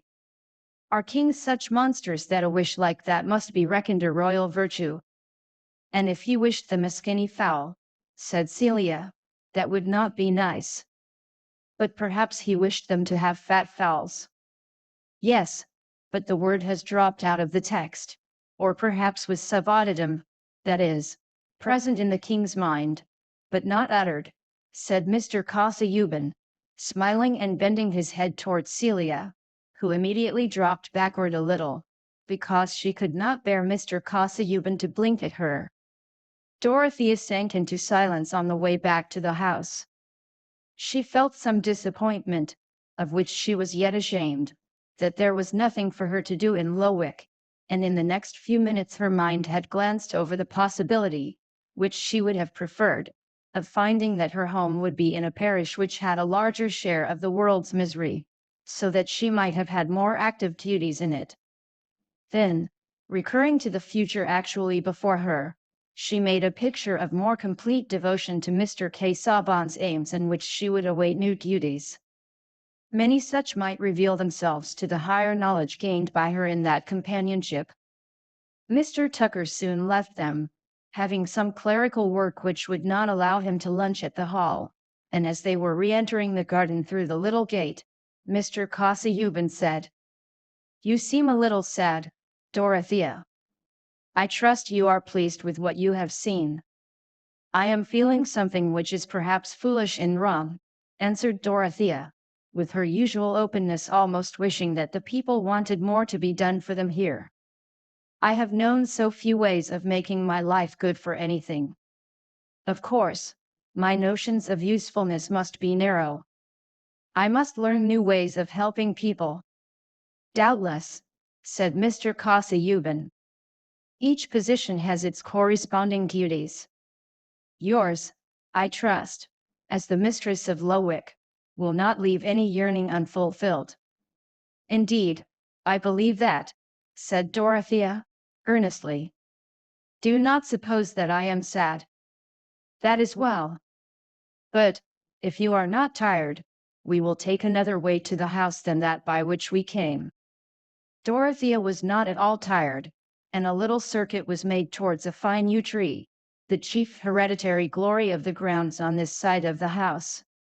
As they approached it, a figure, conspicuous on a dark background of evergreens, was seated on a bench, sketching the old tree.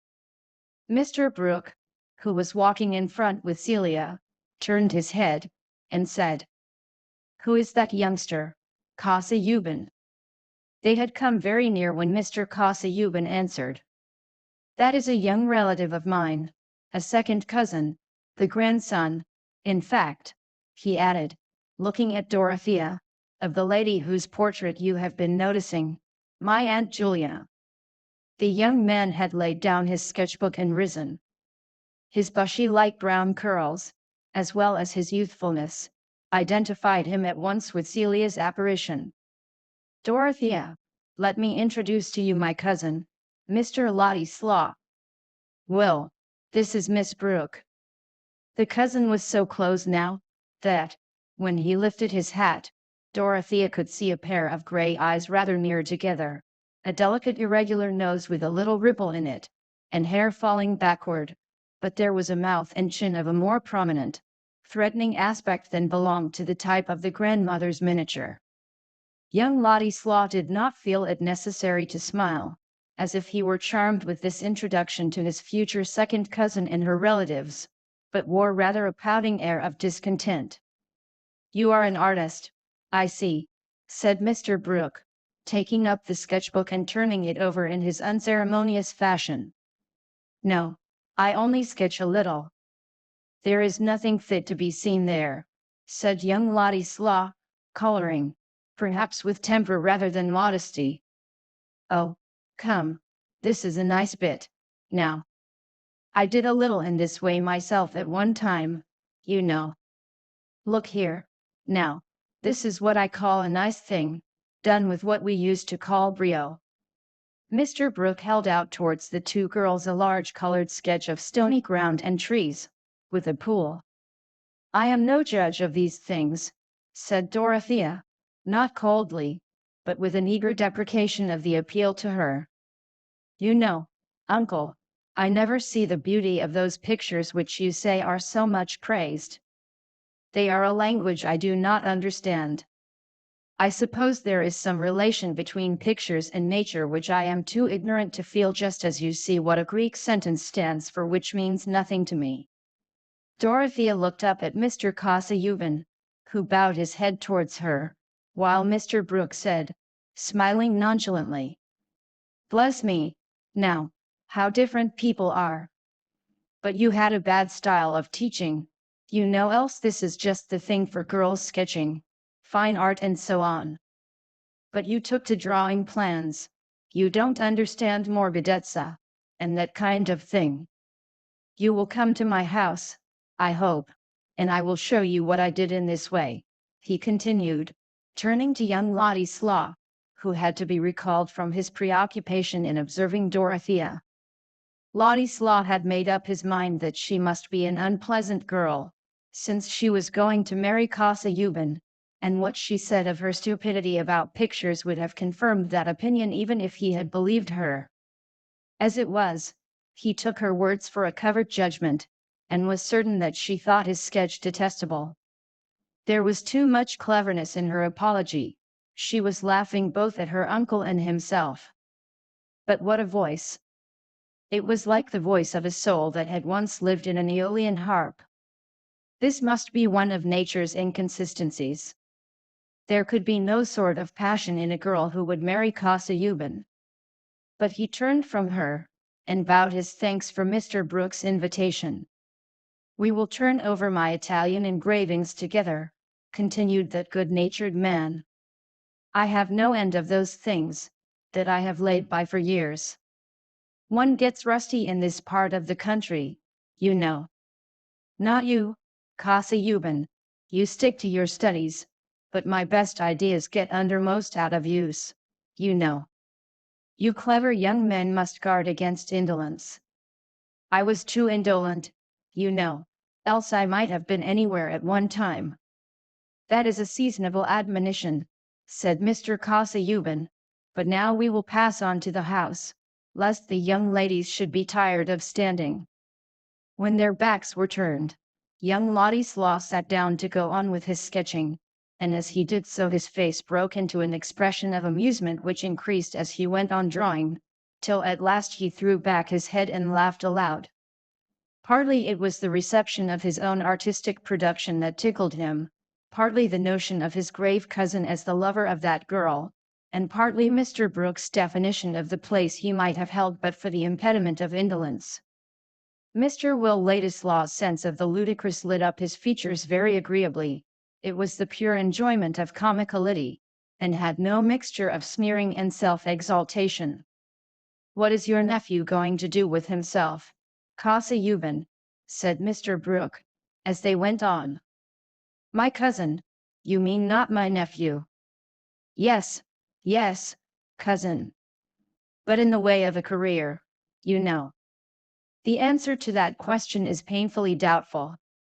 On leaving Rugby he declined to go to an English university, where I would gladly have placed him, and chose what I must consider the anomalous course of studying at Heidelberg. And now he wants to go abroad again, without any special object, save the vague purpose of what he calls culture, preparation for he knows not what. He declines to choose a profession. He has no means but what you furnish, I suppose. I have always given him and his friends reason to understand that I would furnish in moderation what was necessary for providing him with a scholarly education, and launching him respectably. I am therefore bound to fulfill the expectations so raised, said Mr. Kosayuban, putting his conduct in the light of mere rectitude, a trait of delicacy which Dorothea noticed with admiration. He has a thirst for traveling. Perhaps he may turn out a Bruce or a Mungo Park, said Mr. Brooke. I had a notion of that myself at one time. No, he has no bent towards exploration, or the enlargement of our geognosis. That would be a special purpose which I could recognize with some approbation, though without felicitating him on a career which so often ends in premature and violent death. But so far is he from having any desire for a more accurate knowledge of the earth's surface, that he said he should prefer not to know the sources of the Nile, and that there should be some unknown regions preserved as hunting grounds for the poetic imagination. Well, there is something in that, you know, said Mr. Brooke, who had certainly an impartial mind. It is, I fear, nothing more than a part of his general inaccuracy and indisposition to thoroughness of all kinds, which would be a bad augury for him in any profession, civil or sacred, even were he so far submissive to ordinary rule as to choose one. Perhaps he has conscientious scruples founded on his own unfitness, said Dorothea, who was interesting herself in finding a favorable explanation. Because the law and medicine should be very serious professions to undertake, should they not? People's lives and fortunes depend on them. Doubtless, but I fear that my young relative Wladislaw is chiefly determined in his aversion to these callings by a dislike to steady application, and to that kind of acquirement which is needful instrumentally, but is not charming or immediately inviting to self-indulgent taste. I have insisted to him on what Aristotle has stated with admirable brevity, that for the achievement of any work regarded as an end there must be a prior exercise of many energies or acquired facilities of a secondary order, demanding patience. I have pointed to my own manuscript volumes, which represent the toil of years preparatory to a work not yet accomplished. But in vain. To careful reasoning of this kind he replies by calling himself Pegasus, and every form of prescribed work harness. Celia laughed. She was surprised to find that Mr. Kosayuban could say something quite amusing. Well, you know, he may turn out a Byron, a Chatterton, a Churchill, that sort of thing, there's no telling, said Mr. Brooke. Shall you let him go to Italy, or wherever else he wants to go? Yes, I have agreed to furnish him with moderate supplies for a year or so.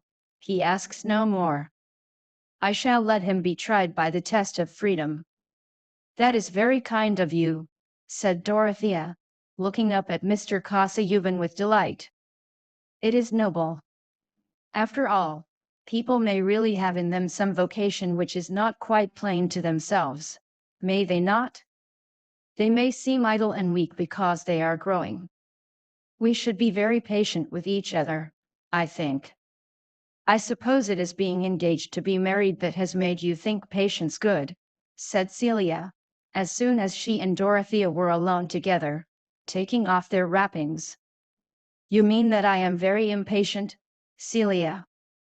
Yes, when people don't do and say just what you like.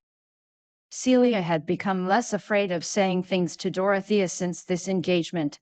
Cleverness seemed to her more pitiable than ever. Chapter 10. He had catched a great cold. Had he had no other clothes to wear than the skin of a bear not yet killed? Fuller. Young Ladislaw did not pay that visit to which Mr. Brooke had invited him, and only 6 days afterwards Mr. Kosayuban mentioned that his young relative had started for the continent, seeming by this cold vagueness to waive inquiry. Indeed, Will had declined to fix on any more precise destination than the entire area of Europe. Genius, he held, is necessarily intolerant of fetters. On the one hand it must have the utmost play for its spontaneity, on the other, It may confidently await those messages from the universe which summon it to its peculiar work, only placing itself in an attitude of receptivity towards all sublime chances. The attitudes of receptivity are various, and Will had sincerely tried many of them. He was not excessively fond of wine, but he had several times taken too much, simply as an experiment in that form of ecstasy. He had fasted till he was faint, and then supped on lobster. He had made himself ill with doses of opium. Nothing greatly original had resulted from these measures, and the effects of the opium had convinced him that there was an entire dissimilarity between his constitution and De Quincey's. The superadded circumstance which would evolve the genius had not yet come, the universe had not yet beckoned. Even Caesar's fortune at one time was but a grand presentiment. We know what a masquerade all development is, and what effective shapes may be disguised in helpless embryos. In fact, the world is full of hopeful analogies and handsome dubious eggs called possibilities. Will saw clearly enough the pitiable instances of long incubation producing no chick, and but for gratitude would have laughed at Cassayuban, whose plodding application, rows of notebooks, and small taper of learned theory exploring the tossed ruins of the world, seemed to enforce a moral entirely encouraging to Will's generous reliance on the intentions of the universe with regard to himself. He held that reliance to be a mark of genius, and certainly it is no mark to the contrary, genius consisting neither in self-conceit nor in humility, but in a power to make or do, not anything in general, but something in particular. Let him start for the continent, then, without our pronouncing on his future. Among all forms of mistake, prophecy is the most gratuitous. But at present this caution against a too hasty judgment interests me more in relation to Mr. Cassayuban than to his young cousin. If to Dorothea Mr. Cassayuban had been the mere occasion which had set alight the fine inflammable material of her youthful illusions, does it follow that he was fairly represented in the minds of those less impassioned personages who have hitherto delivered their judgments concerning him? I protest against any absolute conclusion, any prejudice derived from Mrs. Cadwallader's contempt for a neighboring clergyman's alleged greatness of soul, or Sir James Chetham's poor opinion of his rival's legs from Mr. Brooke's failure to elicit a companion's ideas, or from Celia's criticism of a middle-aged scholar's personal appearance. I am not sure that the greatest man of his age, if ever that solitary superlative existed, could escape these unfavorable reflections of himself in various small mirrors, and even Milton, looking for his portrait in a spoon, must submit to have the facial angle of a bumpkin. Moreover, if Mr. Cassayuban, speaking for himself, has rather a chilling rhetoric, it is not therefore certain that there is no good work or fine feeling in him. Did not an immortal physicist and interpreter of hieroglyphs write detestable verses? Has the theory of the solar system been advanced by graceful manners and conversational tact? Suppose we turn from outside estimates of a man, to wonder, with keener interest, what is the report of his own consciousness about his doings or capacity, with what hindrances he is carrying on his daily labors, what fading of hopes, or what deeper fixity of self-delusion the years are marking off within him, and with what spirit he wrestles against universal pressure, which will one day be too heavy for him, and bring his heart to its final pause. Doubtless his lot is important in his own eyes, and the chief reason that we think he asks too large a place in our consideration must be our want of room for him, since we refer him to the divine regard with perfect confidence. Nay, it is even held sublime for our neighbor to expect the utmost there, however little he may have got from us. Mr. Cassayuban, too, was the center of his own world, if he was liable to think that others were providentially made for him, and especially to consider them in the light of their fitness for the author of a key to all mythologies. This trait is not quite alien to us, and, like the other mendicant hopes of mortals, claims some of our pity. Certainly this affair of his marriage with Miss Brooke touched him more nearly than it did any one of the persons who have hitherto shown their disapproval of it, and in the present stage of things I feel more tenderly towards his experience of success than towards the disappointment of the amiable Sir James. For in truth, as the day fixed for his marriage came nearer, Mr. Casaubon did not find his spirits rising, nor did the contemplation of that matrimonial garden scene, where, as all experience showed, the path was to be bordered with flowers, prove persistently more enchanting to him than the accustomed vaults where he walked taper in hand. He did not confess to himself, still less could he have breathed to another, his surprise that though he had won a lovely and noble-hearted girl he had not one delight which he had also regarded as an object to be found by search. It is true that he knew all the classical passages implying the contrary, but knowing classical passages, we find, is a mode of motion, which explains why they leave so little extra force for their personal application. Poor Mr. Casaubon had imagined that his long studious bachelorhood had stored up for him a compound interest of enjoyment, and that large drafts on his affections would not fail to be honored, for we all of us, grave or light, get our thoughts entangled in metaphors, and act fatally on the strength of them. And now he was in danger of being saddened by the very conviction that his circumstances were unusually happy. There was nothing external by which he could account for a certain blankness of sensibility which came over him just when his expectant gladness should have been most lively, just when he exchanged the accustomed dullness of his Lowick library for his visits to the Grange. Here was a weary experience in which he was as utterly condemned to loneliness as in the despair which sometimes threatened him while toiling in the morass of authorship without seeming nearer to the goal. And his was that worst loneliness which would shrink from sympathy. He could not but wish that Dorothea should think him not less happy than the world would expect her successful suitor to be, and in relation to his authorship he leaned on her young trust and veneration. He liked to draw forth her fresh interest in listening, as a means of encouragement to himself. In talking to her he presented all his performance and intention with the reflected confidence of the pedagogue, and rid himself for the time of that chilling ideal audience which crowded his laborious uncreative hours with the vaporous pressure of Targaryene shades. For to Dorothea, after that toy-box history of the world adapted to young ladies which had made the chief part of her education, Mr. Casaubon's talk about his great book was full of new vistas, and this sense of revelation, this surprise of a nearer introduction to Stoics and Alexandrians, as people who had ideas not totally unlike her own, kept in abeyance for the time her usual eagerness for a binding theory which could bring her own life and doctrine into strict connection with that amazing past, and give the remotest sources of knowledge some bearing on her actions. That more complete teaching would come. Mr. Casaubon would tell her all that. She was looking forward to higher initiation in ideas, as she was looking forward to marriage, and blending her dim conceptions of both. It would be a great mistake to suppose that Dorothea would have cared about any share in Mr. Casaubon's learning as mere accomplishment, for though opinion in the neighborhood of Freshitt and Tipton had pronounced her clever, that epithet would not have described her to circles in whose more precise vocabulary cleverness implies mere aptitude for knowing and doing, apart from character. All her eagerness for acquirement lay within that full current of sympathetic motive in which her ideas and impulses were habitually swept along. She did not want to deck herself with knowledge to wear it loose from the nerves and blood that fed her action, and if she had written a book she must have done it as Saint Teresa did, under the command of an authority that constrained her conscience.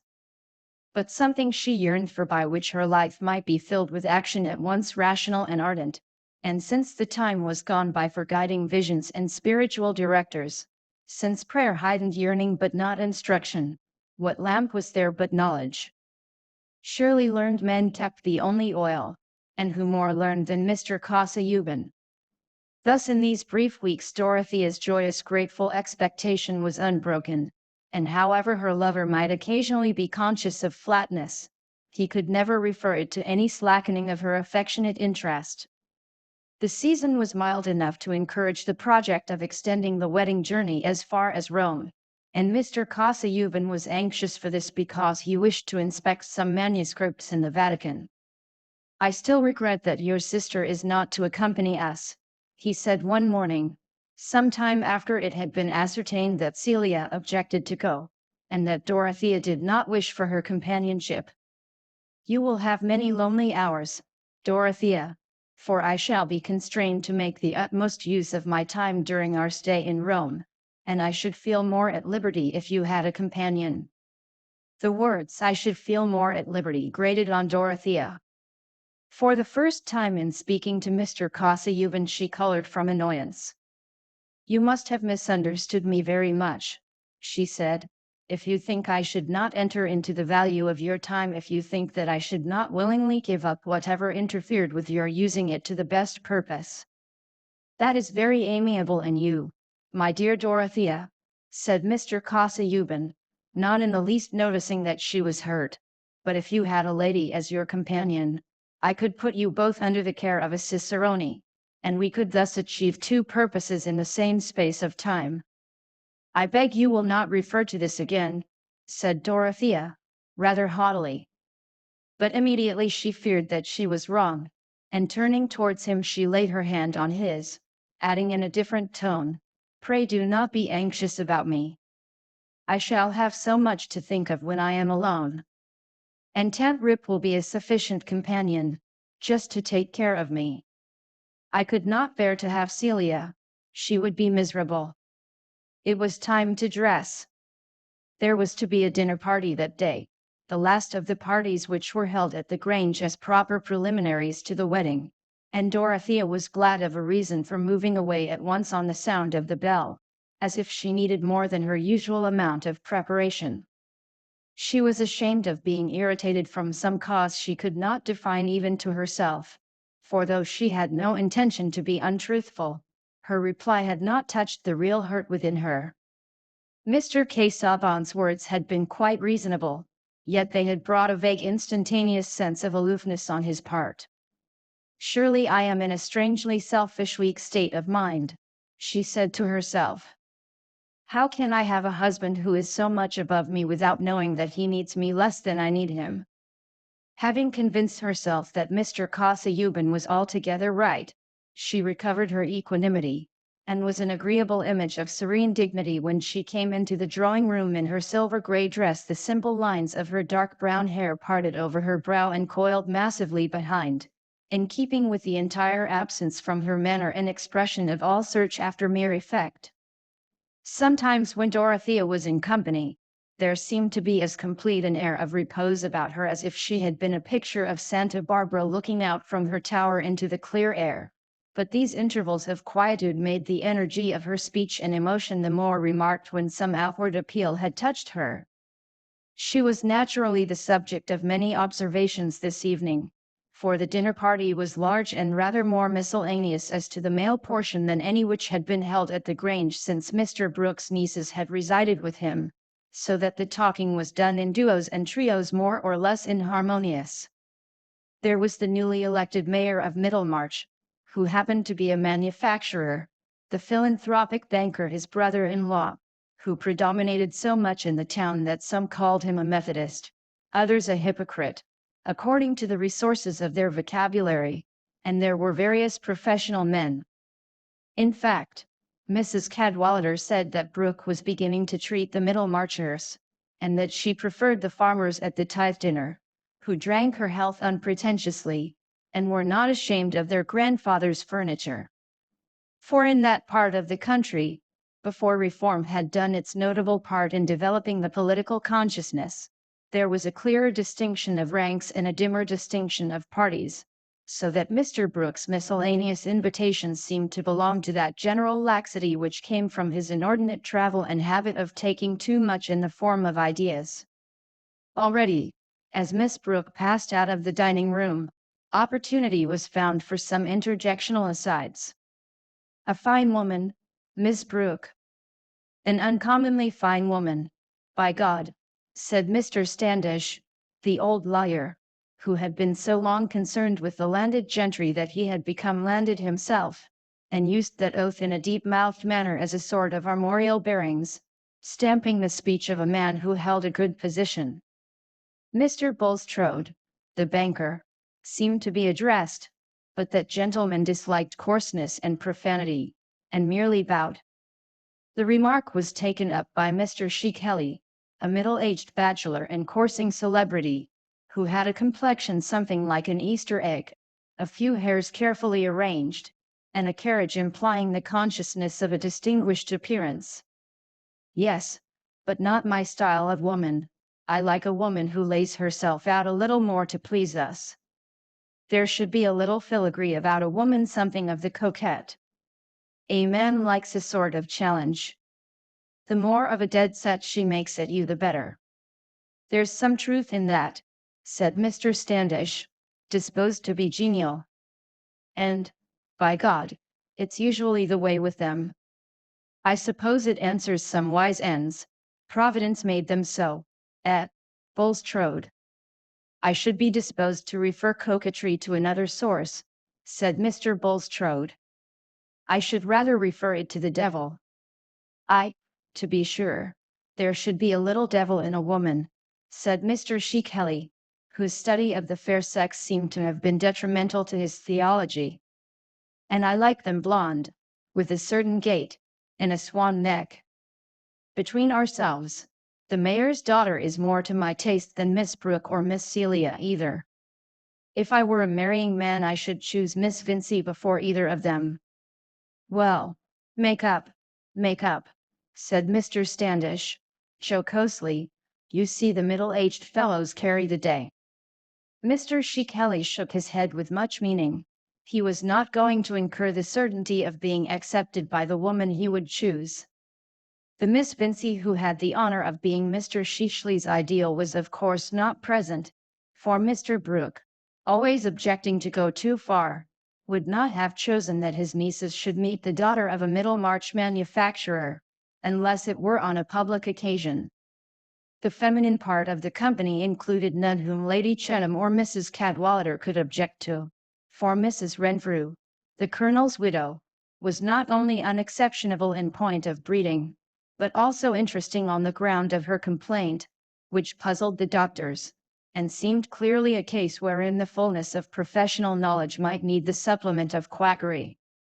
Lady Chettam, who attributed her own remarkable health to homemade bitters united with constant medical attendance, entered with much exercise of the imagination into Mrs. Renfrew's account of symptoms, and into the amazing futility in her case of all strengthening medicines.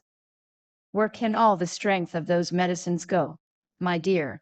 Said the mild but stately dowager, turning to Mrs. Cadwallader reflectively, when Mrs. Renfrew's attention was called away. It strengthens the disease, said the rector's wife, much too well born not to be an amateur in medicine. Everything depends on the constitution.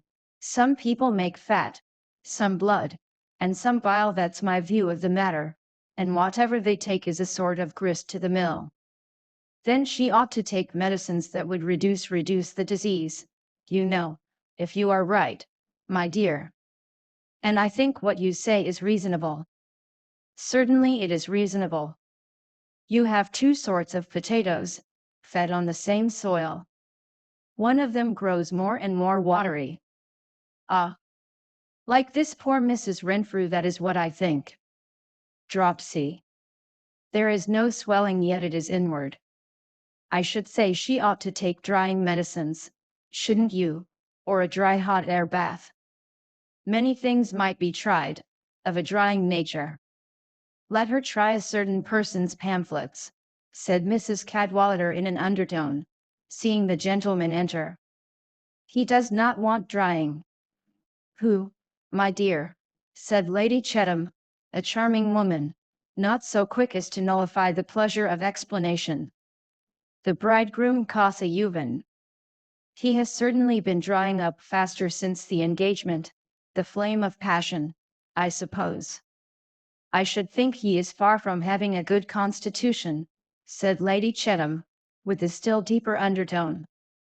And then his studies so very dry, as you say. Really, by the side of Sir James, he looks like a death's head skinned over for the occasion. Mark my words, in a year from this time that girl will hate him. She looks up to him as an oracle now, and by she will be at the other extreme. All flightiness. How very shocking. I fear she is headstrong. But tell me, you know all about him. Is there anything very bad? What is the truth? The truth? He is as bad as the wrong physic, nasty to take, and sure to disagree. There could not be anything worse than that, said Lady Chettam, with so vivid a conception of the physic that she seemed to have learned something exact about Mr. Casaubon's disadvantages. However, James will hear nothing against Miss Brooke. He says she is the mirror of women still. That is a generous make-believe of his. Depend upon it, he likes little Celia better, and she appreciates him. I hope you like my little Celia. Certainly, she is fonder of geraniums, and seems more docile, though not so fine a figure. But we were talking of physic. Tell me about this new young surgeon, Mr. Lydgate. I am told he is wonderfully clever. He certainly looks it, a fine brow indeed. He is a gentleman. I heard him talking to Humphrey. He talks well. Yes. Mr. Brooks says he is one of the Lydgates of Northumberland, really well connected. One does not expect it in a practitioner of that kind. For my own part, I like a medical man more on a footing with the servants. They are often all the cleverer. I assure you I found poor Hicks's judgment unfailing. I never knew him wrong. He was coarse and butcher-like, but he knew my constitution. It was a loss to me his going off so suddenly. Dear me, what a very animated conversation Miss Brooke seems to be having with this Mr. Lydgate. She is talking cottages and hospitals with him, said Mrs. Cadwallader, whose ears and power of interpretation were quick. I believe he is a sort of philanthropist, so Brooke is sure to take him up. James, said Lady Chettam when her son came near, bring Mr. Lydgate and introduce him to me. I want to test him. The affable dowager declared herself delighted with this opportunity of making Mr. Lydgate's acquaintance, having heard of his success in treating fever on a new plan. Mr. Lydgate had the medical accomplishment of looking perfectly grave whatever nonsense was talked to him, and his dark steady eyes gave him impressiveness as a listener. He was as little as possible like the lamented Hicks, especially in a certain careless refinement about his toilet and utterance. Yet Lady Chettam gathered much confidence in him. He confirmed her view of her own constitution as being peculiar, by admitting that all constitutions might be called peculiar, and he did not deny that hers might be more peculiar than others.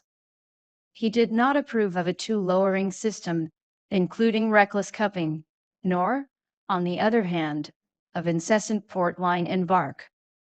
He said I think so with an air of so much deference accompanying the insight of agreement, that she formed the most cordial opinion of his talents. I am quite pleased with your protégé, she said to Mr. Brooke before going away. My protégé, dear me, who is that? Said Mr. Brooke. This young Lydgate, the new doctor. He seems to me to understand his profession admirably. Oh, Lydgate. He is not my protégé, you know, only I knew an uncle of his who sent me a letter about him. However, I think he is likely to be first-rate, has studied in Paris, new brows sayus, has ideas, you know, wants to raise the profession. Lydgate has lots of ideas, quite new, about ventilation and diet, that sort of thing, resumed Mr. Brooke, after he had handed out Lady Chettam, and had returned to be civil to a group of Middlemarchers. Hang it, do you think that is quite sound, upsetting the old treatment, which has made Englishmen what they are, said Mr. Standish. Medical knowledge is at a low ebb among us, said Mr. Bulstrode, who spoke in a subdued tone, and had rather a sickly air. I, for my part, hail the advent of Mr. Lydgate. I hope to find good reason for confiding the new hospital to his management. That is all very fine, replied Mr. Standish, who was not fond of Mr. Bulstrode. If you like him to try experiments on your hospital patients, and kill a few people for charity, I have no objection. But I am not going to hand money out of my purse to have experiments tried on me. I like treatment that has been tested a little. Well, you know, Standish, every dose you take is an experiment, you know, said Mr. Brooke, nodding towards the lawyer. Oh, if you talk in that sense, said Mr. Standish, with as much disgust at such non-legal quibbling as a man can well betray towards a valuable client. I should be glad of any treatment that would cure me without reducing me to a skeleton, like poor Granger, said Mr. Vincey, the mayor, a florid man, who would have served for a study of flesh in striking contrast with the Franciscan tints of Mr. Bulstrode. It's an uncommonly dangerous thing to be left without any padding against the shafts of disease, as somebody said, and I think it a very good expression myself. Mr. Lydgate, of course, was out of hearing. He had quitted the party early, and would have thought it altogether tedious but for the novelty of certain introductions, especially the introduction to Miss Brooke, whose youthful bloom, with her approaching marriage to that fated scholar, and her interest in matters socially useful, gave her the piquancy of an unusual combination. She is a good creature, that fine girl, but a little too earnest, he thought. It is troublesome to talk to such women. They are always wanting reasons, yet they are too ignorant to understand the merits of any question, and usually fall back on their moral sense to settle things after their own taste. Evidently Miss Brooke was not Mr. Lydgate's style of woman any more than Mr. Sheashley's. Considered, indeed, in relation to the latter, whose mind was matured, she was altogether a mistake, and calculated to shock his trust in final causes, including the adaptation of fine young women to purple-faced bachelors. But Lydgate was less ripe, and might possibly have experience before him which would modify his opinion as to the most excellent things in woman. Miss Brooke, however, was not again seen by either of these gentlemen under her maiden name. Not long after that dinner party she had become Mrs. Cassayuban, and was on her way to Rome. Chapter 11. But deeds and language such as men do use, and persons such as comedy would choose, when she would show an image of the times, and sport with human follies, not with crimes. Ben Jonson. Lydgate, in fact, was already conscious of being fascinated by a woman strikingly different from Miss Brooke. He did not in the least suppose that he had lost his balance and fallen in love, but he had said of that particular woman, "She is grace itself. She is perfectly lovely and accomplished." That is what a woman ought to be. She ought to produce the effect of exquisite music. Plain women he regarded as he did the other severe facts of life, to be faced with philosophy and investigated by science. But Rosamond Vincy seemed to have the true melodic charm, and when a man has seen the woman whom he would have chosen if he had intended to marry speedily, his remaining a bachelor will usually depend on her resolution rather than on his. Lydgate believed that he should not marry for several years, not marry until he had trodden out a good clear path for himself away from the broad road which was quite ready-made. He had seen Miss Vincy above his horizon almost as long as it had taken Mr. Cassayuban to become engaged and married, but this learned gentleman was possessed of a fortune. He had assembled his voluminous notes, and had made that sort of reputation which precedes performance often the larger part of a man's fame. He took a wife, as we have seen, to adorn the remaining quadrant of his course, and be a little moon that would cause hardly a calculable perturbation.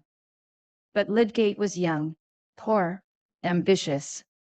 He had his half-century before him instead of behind him, and he had come to Middlemarch bent on doing many things that were not directly fitted to make his fortune or even secure him a good income. To a man under such circumstances, taking a wife is something more than a question of adornment, however highly he may rate this, and Lydgate was disposed to give it the first place among wifely functions. To his taste, guided by a single conversation. Here was the point on which Miss Brooke would be found wanting, notwithstanding her undeniable beauty. She did not look at things from the proper feminine angle. The society of such women was about as relaxing as going from your word to teach the second form, instead of reclining in a paradise with sweet laughs for bird notes, and blue eyes for a heaven.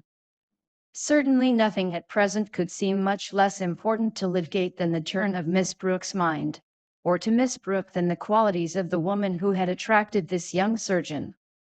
But anyone watching keenly the stealthy convergence of human laws sees a slow preparation of effects from one life on another, which tells like a calculated irony on the indifference or the frozen stare with which we look at our unintroduced neighbor.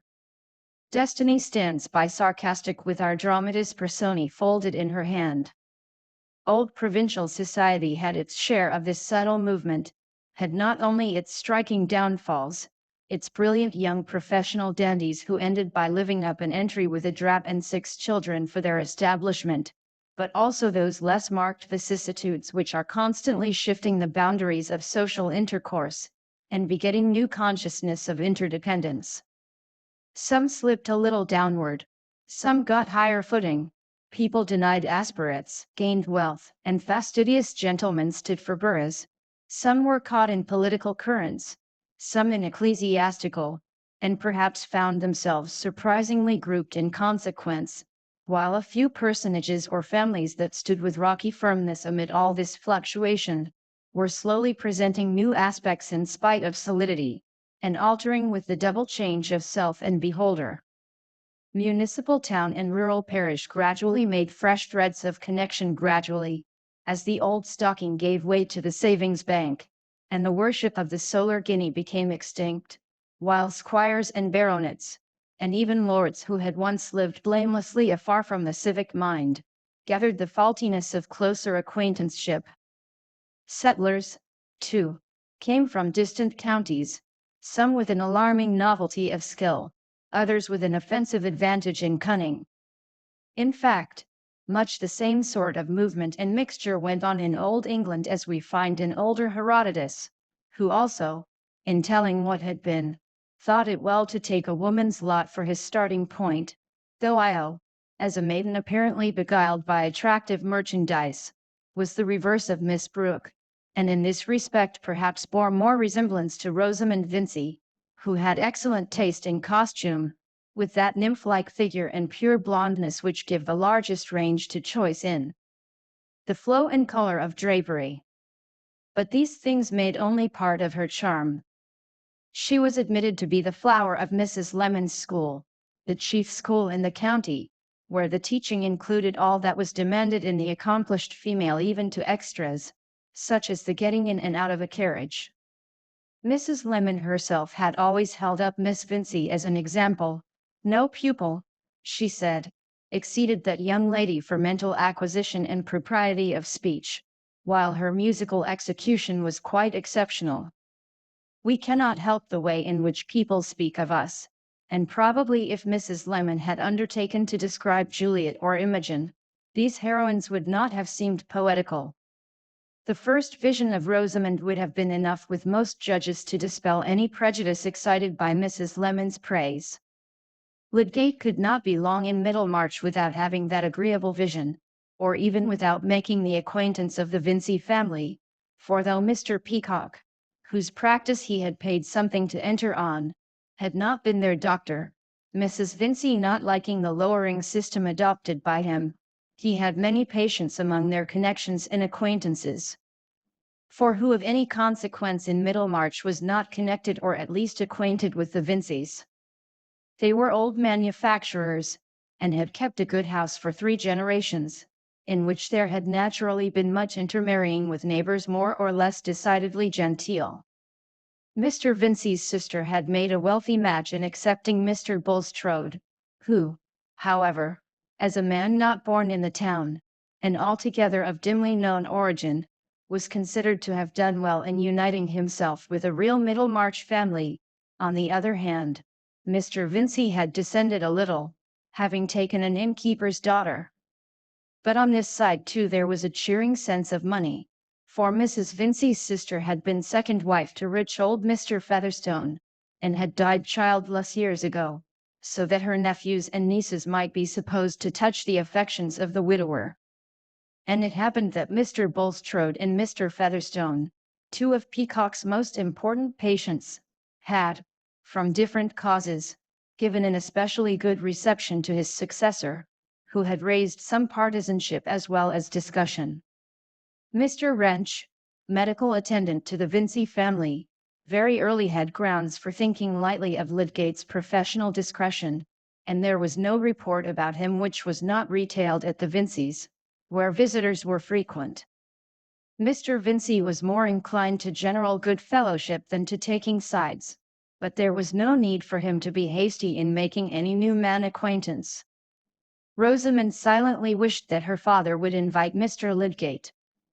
She was tired of the faces and figures she had always been used to, the various irregular profiles and gaits and turns of phrase distinguishing those Middlemarch young men whom she had known as boys.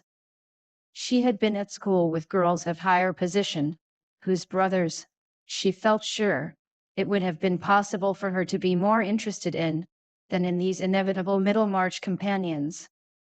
But she would not have chosen to mention her wish to her father, and he, for his part, was in no hurry on the subject. An alderman about to be mayor must by and by enlarge his dinner parties, but at present there were plenty of guests at his well-spread table. That table often remained covered with the relics of the family breakfast long after Mr. Vincey had gone with his second son to the warehouse, and when Miss Morgan was already far on in morning lessons with the younger girls in the schoolroom.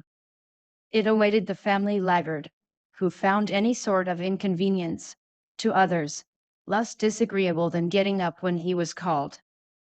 This was the case one morning of the October in which we have lately seen Mr. Cassayuban visiting the Grange, and though the room was a little overheated with the fire, which had sent the spaniel panting to a remote corner, Rosamond, for some reason, continued to sit at her embroidery longer than usual, now and then giving herself a little shake, and laying her work on her knee to contemplate it with an air of hesitating weariness. Her mamma, who had returned from an excursion to the kitchen, sat on the other side of the small work table with an air of more entire placidity, until, the clock again giving notice that it was going to strike, she looked up from the lace mending which was occupying her plump fingers and rang the bell. "Knock at Mr. Fred's door again, Pritchard, and tell him it has struck 10:30. This was said without any change in the radiant good humor of Mrs. Vincey's face, in which 45 years had delved neither angles nor parallels, and pushing back her pink cap strings, she let her work rest on her lap, while she looked admiringly at her daughter. "Mamma," said Rosamond, "when Fred comes down I wish you would not let him have red herrings. I cannot bear the smell of them all over the house at this hour of the morning." "Oh, my dear, you are so hard on your brothers." "It is the only fault I have to find with you. You are the sweetest temper in the world, but you are so tetchy with your brothers." "Not tetchy, mamma. You never hear me speak in an unladylike way."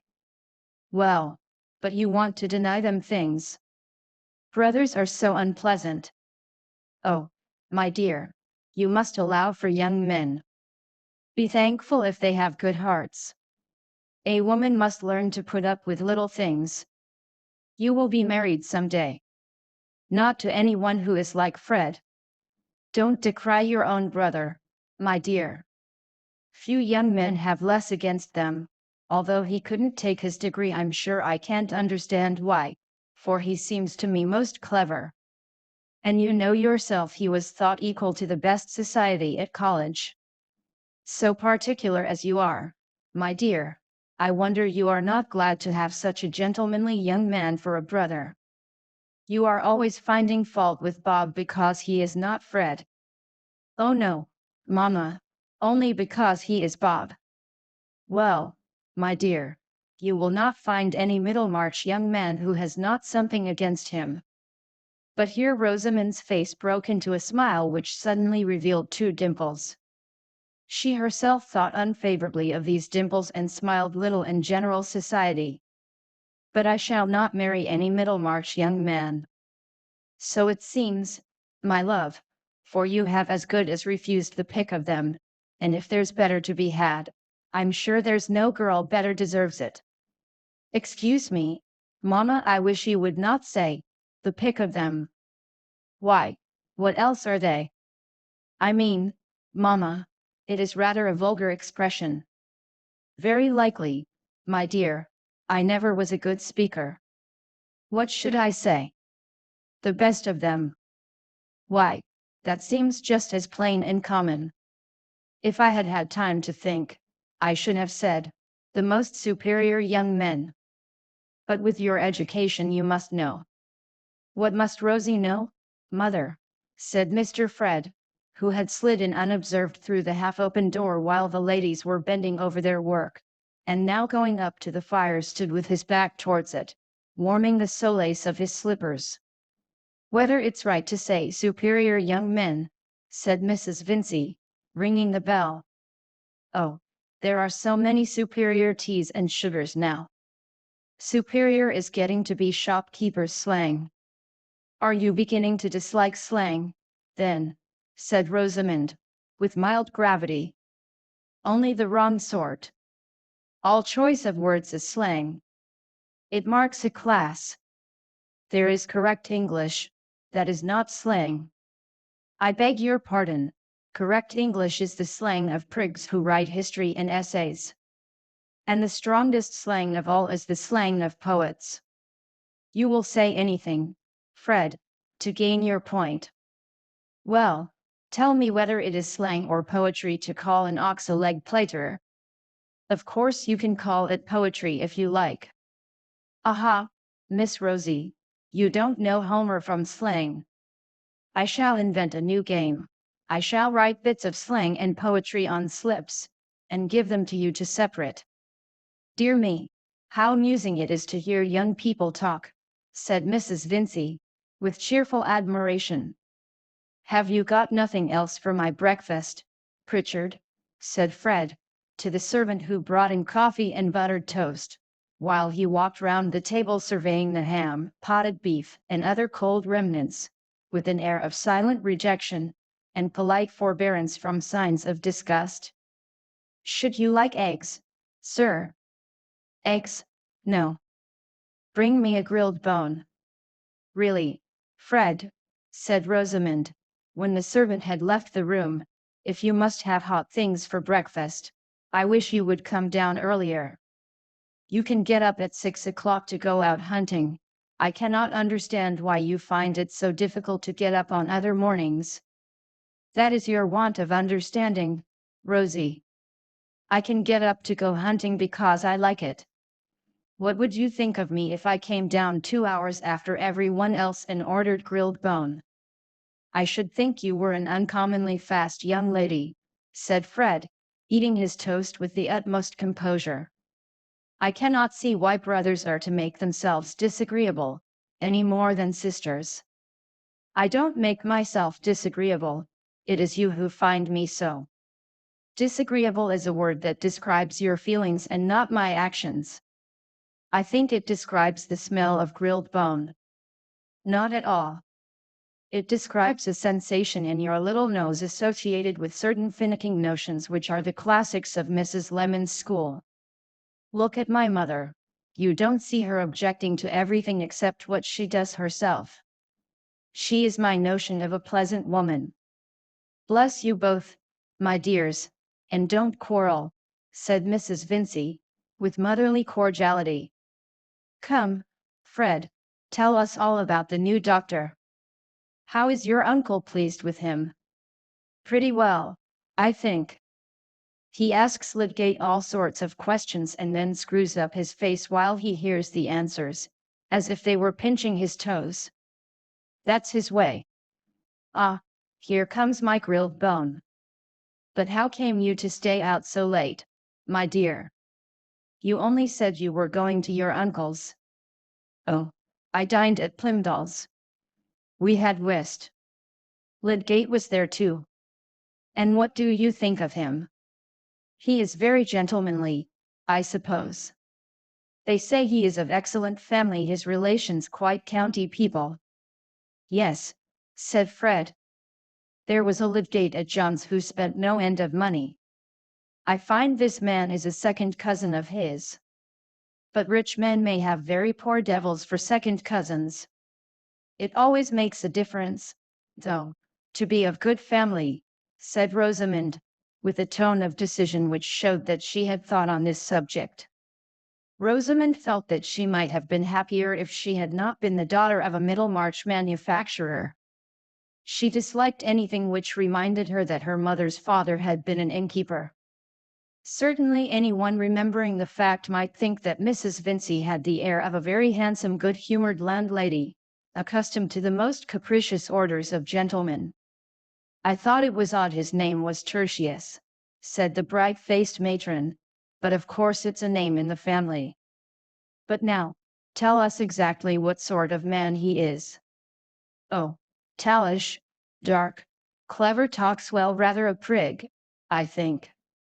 I never can make out what you mean by a prig, said Rosamond. A fellow who wants to show that he has opinions. Why, my dear, doctors must have opinions, said Mrs. Vincey. What are they there for else? Yes, mother, the opinions they are paid for. But a prig is a fellow who is always making you a present of his opinions.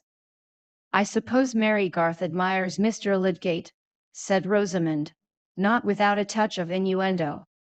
Really, I can't say, said Fred, rather glumly, as he left the table, and taking up a novel which he had brought down with him, threw himself into an armchair.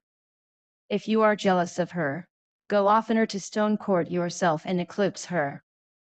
I wish you would not be so vulgar, Fred. If you have finished, pray ring the bell.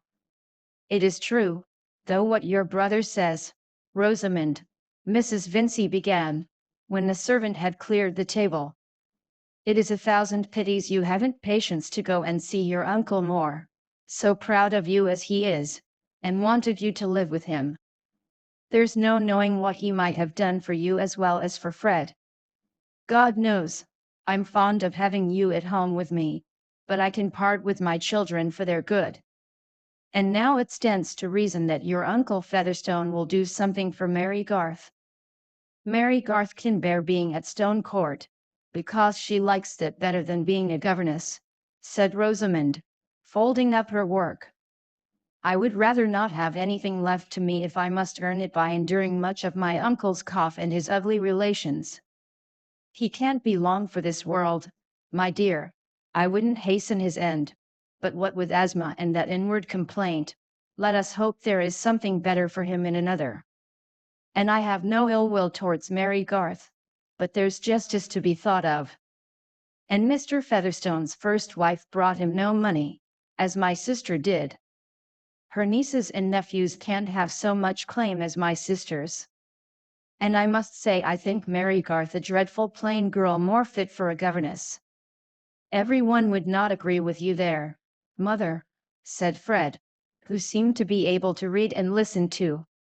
Well, my dear, said Mrs. Vincey, wheeling skillfully, if she had some fortune left her, a man marries his wife's relations, and the Garths are so poor, and live in such a small way. But I shall leave you to your studies, my dear, for I must go and do some shopping. Fred's studies are not very deep, said Rosamond, rising with her mamma. He is only reading a novel. Well, well, by and by he'll go to his Latin and things, said Mrs. Vincey, soothingly, stroking her son's head. There's a fire in the smoking room on purpose.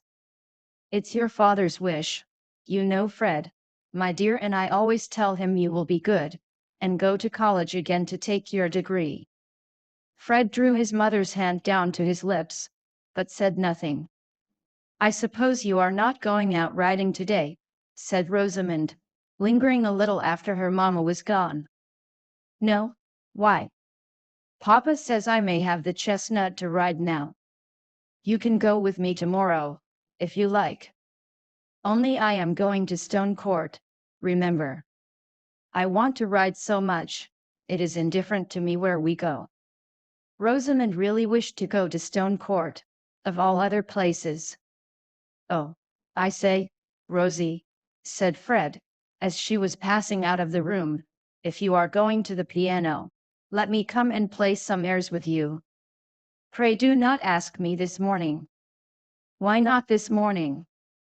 Really, Fred, I wish you would leave off playing the flute. A man looks very silly playing the flute. And you play so out of tune. When next anyone makes love to you, Miss Rosamond, I will tell him how obliging you are. Why should you expect me to oblige you by hearing you play the flute, any more than I should expect you to oblige me by not playing it? And why should you expect me to take you out riding? This question led to an adjustment, for Rosamond had set her mind on that particular ride. So Fred was gratified with nearly an hour's practice of Ar Hyde-Ynos, Ya Banks and Brays, and other favorite airs from his instructor on the flute, a wheezy performance, into which he threw much ambition and an irrepressible hopefulness. Chapter 12. He had more toe on his distaff than Gervase knew. Chaucer. The ride to Stone Court, which Fred and Rosamond took the next morning, lay through a pretty bit of midland landscape, almost all meadows and pastures, with hedgerows still allowed to grow in lushy beauty and to spread out coral fruit for the birds. Little details gave each field a particular physiognomy, dear to the eyes that have looked on them from childhood: the pool in the corner where the grasses were dank and trees leaned whisperingly, the great oak shadowing a bare place in mid-pasture, the high bank where the ash trees grew, the sudden slope of the old marl pit making a red background for the burdock, the huddled roofs and ricks of the homestead without a traceable way of approach, the grey gate and fences against the depths of the bordering wood, and the stray hovel, its old thatch full of mossy hills and valleys with wondrous modulations of light and shadows such as we travel far to see in later life, and see larger, but not more beautiful. These are the things that make the gamut of joy in landscape to midland-bred souls, the things they toddled among, or perhaps learned by heart standing between their father's knees while he drove leisurely. But the road, even the by-road, was excellent, for Lowick, as we have seen, was not a parish of muddy lanes and poor tenants, and it was into Lowick parish that Fred and Rosamond entered after a couple of miles riding. Another mile would bring them to Stone Court, and at the end of the first half, the house was already visible, looking as if it had been arrested in its growth toward a stone mansion by an unexpected budding of farm buildings on its left flank, which had hindered it from becoming anything more than the substantial dwelling of a gentleman farmer. It was not the less agreeable an object in the distance for the cluster of pinnacled corn ricks which balanced the fine row of walnuts on the right. Presently it was possible to discern something that might be a gig on the circular drive before the front door. "Dear me," said Rosamond, "I hope none of my uncle's horrible relations are there." "They are, though. That is Mrs. Wall's gig, the last yellow gig left, I should think. When I see Mrs. Wall in it, I understand how yellow can have been worn for mourning. That gig seems to me more funereal than a hearse. But then Mrs. Wall always has black crape on. How does she manage it, Rosie? Her friends can't always be dying." "I don't know at all. And she is not in the least evangelical," said Rosamond, reflectively, as if that religious point of view would have fully accounted for perpetual crape. "And not poor," she added, after a moment's pause. "No, by George. They are as rich as Jews, those Walls and Featherstones, I mean, for people like them, who don't want to spend anything. And yet they hang about my uncle like vultures, and are afraid of a farthing going away from their side of the family. But I believe he hates them all." The Mrs. Wall, who was so far from being admirable in the eyes of these distant connections, had happened to say this very morning, not at all with a defiant air, but in a low, muffled, neutral tone, as of a voice heard through cotton wool, that she did not wish to enjoy their good opinion. She was seated, as she observed, on her own brother's hearth, and had been Jane Featherstone 25 years before she had been Jane Wall, which entitled her to speak when her own brother's name had been made free with by those who had no right to it. "What are you driving at there?" said Mr. Featherstone, holding his stick between his knees and settling his wig, while he gave her a momentary sharp glance, which seemed to react on him like a draught of cold air and set him coughing. Mrs. Wall had to defer her answer till he was quiet again, till Mary Garth had supplied him with fresh syrup, and he had begun to rub the gold knob of his stick, looking bitterly at the fire. It was a bright fire, but it made no difference to the chill-looking purplish tint of Mrs. Wall's face, which was as neutral as her voice, having mere chinks for eyes, and lips that hardly moved in speaking. "The doctors can't master that cough, brother. It's just like what I have, for I'm your own sister, constitution, and everything. But, as I was saying, it's a pity Mrs. Vincey's family can't be better conducted." "Shay, you said nothing of the sort. You said somebody had made free with my name. And no more than can be proved, if what everybody says is true. My brother Solomon tells me it's the talk up and down in Middlemarch how unsteady young Vincey is, and has been forever gambling at billiards since home he came." "Nonsense. What's a game at billiards?" "It's a good gentlemanly game, and young Vincey is not a clodhopper. If your son John took to billiards, now, he'd make a fool of himself." "Your nephew John never took to billiards or any other game, brother, and is far from losing hundreds of pounds, which, if what everybody says is true, must be found somewhere else than out of Mr. Vincey the father's pocket. For they say he's been losing money for years, though nobody would think so, to see him go coursing and keeping open house as they do. And I've heard say Mr. Bulstrode condemns Mrs. Vincey beyond anything for her flightiness, and spoiling her children so. What's Bulstrode to me? I don't bank with him." "Well, Mrs. Bulstrode is Mr. Vincey's own sister, and they do say that Mr. Vincey mostly trades on the bank money, and you may see yourself, brother, when a woman past 40 has pink strings always flying, and that light way of laughing at everything, it's very unbecoming. But indulging your children is one thing, and finding money to pay their debts is another. And it's openly said that young Vincey has raised money on his expectations." "I don't say what expectations. Miss Garth hears me, and is welcome to tell again. I know young people hang together." "No, thank you, Mrs. Wall," said Mary Garth. "I dislike hearing scandal too much to wish to repeat it." Mr. Featherstone rubbed the knob of his stick and made a brief convulsive show of laughter, which had much the same genuineness as an old whist player's chuckle over a bad hand.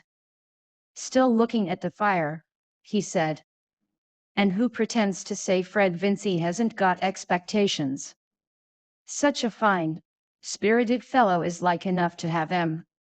There was a slight pause before Mrs. Wall replied, and when she did so, her voice seemed to be slightly moistened with tears, though her face was still dry. "Whether or no, brother, it is naturally painful to me and my brother Solomon to hear your name made free with, and your complaint being such as may carry you off sudden, and people who are no more Featherstones than the Merry Andrew at the fair, openly reckoning on your property coming to them. And me your own sister, and Solomon your own brother. And if that's to be it, what has it pleased the Almighty to make families for?" Here Mrs. Wall's tears fell, but with moderation. "Come, out with it, Jane," said Mr. Featherstone, looking at her. "You mean to say, Fred Vincey has been getting somebody to advance him money on what he says he knows about my will, eh?" "I never said so, brother." Mrs. Wall's voice had again become dry and unshaken. It was told me by my brother Solomon last night when he called coming from market to give me advice about the old wheat, me being a widow, and my son John only 23, though steady beyond anything. And he had it from most undeniable authority, and not one, but many. Stuff and nonsense. I don't believe a word of it. It's all a got-up story. Go to the window, missy. I thought I heard a horse. See if the doctor's coming. Not got up by me, brother, nor yet by Solomon, who, whatever else he may be, and I don't deny he has oddities, has made his will and parted his property equal between such kin as he's friends with, though, for my part, I think there are times when some should be considered more than others. But Solomon makes it no secret what he means to do.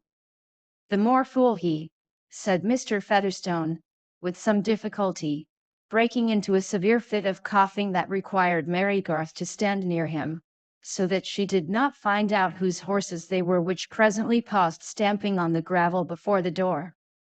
Before Mr. Featherstone's cough was quiet, Rosamond entered, bearing up her riding habit with much grace.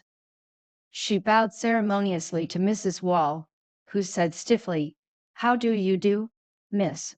smiled and nodded silently to Mary, and remained standing till the coughing should cease, and allow her uncle to notice her. "Heyday, miss," he said at last, "you have a fine color. Where's Fred?" "Seeing about the horses. He will be in presently. Sit down, sit down. Mrs. Wall, you'd better go."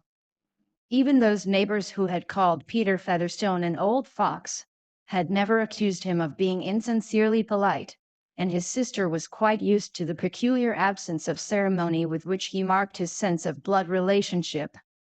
Indeed, she herself was accustomed to think that entire freedom from the necessity of behaving agreeably was included in the Almighty's intentions about families.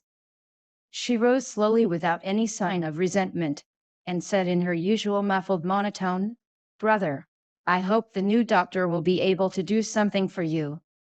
Solomon says there's great talk of his cleverness. I'm sure it's my wish you should be spared. And there's none more ready to nurse you than your own sister and your own nieces, if you'd only say the word. There's Rebecca, and Joanna, and Elizabeth, you know. I remember. You'll see I've remembered 'em all dark and ugly. They'd need have some money, eh? There never was any beauty in the women of our family, but the Featherstones have always had some money, and the Walls too. Wall had money too. A warm man was Wall. I, money's a good egg, and if you've got money to leave behind you, lay it in a warm nest. Goodbye, Mrs. Wall." Here Mr. Featherstone pulled at both sides of his wig as if he wanted to deafen himself, and his sister went away ruminating on this oracular speech of his. Notwithstanding her jealousy of the Vinceys and of Mary Garth, there remained as the nethermost sediment in her mental shallows a persuasion that her brother Peter Featherstone could never leave his chief property away from his blood relations, else why had the Almighty carried off his two wives both childless, after he had gained so much by manganese and things, turning up when nobody expected it? And why was there a Lowick parish church, and the Walls and Powderells all sitting in the same pew for generations, and the Featherstone pew next to them, if, the Sunday after her brother Peter's death, everybody was to know that the property was gone out of the family? The human mind has at no period accepted a moral chaos, and so preposterous a result was not strictly conceivable. But we are frightened at much that is not strictly conceivable. When Fred came in, the old man eyed him with a peculiar twinkle, which the younger had often had reason to interpret as pride in the satisfactory details of his appearance. "You two misses go away," said Mr. Featherstone. "I want to speak to Fred." "Come into my room, Rosamond. You will not mind the cold for a little while?" said Mary. The two girls had not only known each other in childhood, but had been at the same provincial school together, Mary as an articled pupil, so that they had many memories in common, and liked very well to talk in private. Indeed, this tête-à-tête was one of Rosamond's objects in coming to Stone Court. Old Featherstone would not begin the dialogue till the door had been closed. He continued to look at Fred with the same twinkle and with one of his habitual grimaces, alternately screwing and widening his mouth, and when he spoke, it was in a low tone, which might be taken for that of an informer ready to be bought off, rather than for the tone of an offended senior. He was not a man to feel any strong moral indignation even on account of trespasses against himself. It was natural that others should want to get an advantage over him, but then, he was a little too cunning for them. So, sir, you've been paying 10% for money which you've promised to pay off by mortgaging my land when I'm dead and gone, eh? You put my life at a 12-month, say. But I can alter my will yet. Fred blushed. He had not borrowed money in that way, for excellent reasons.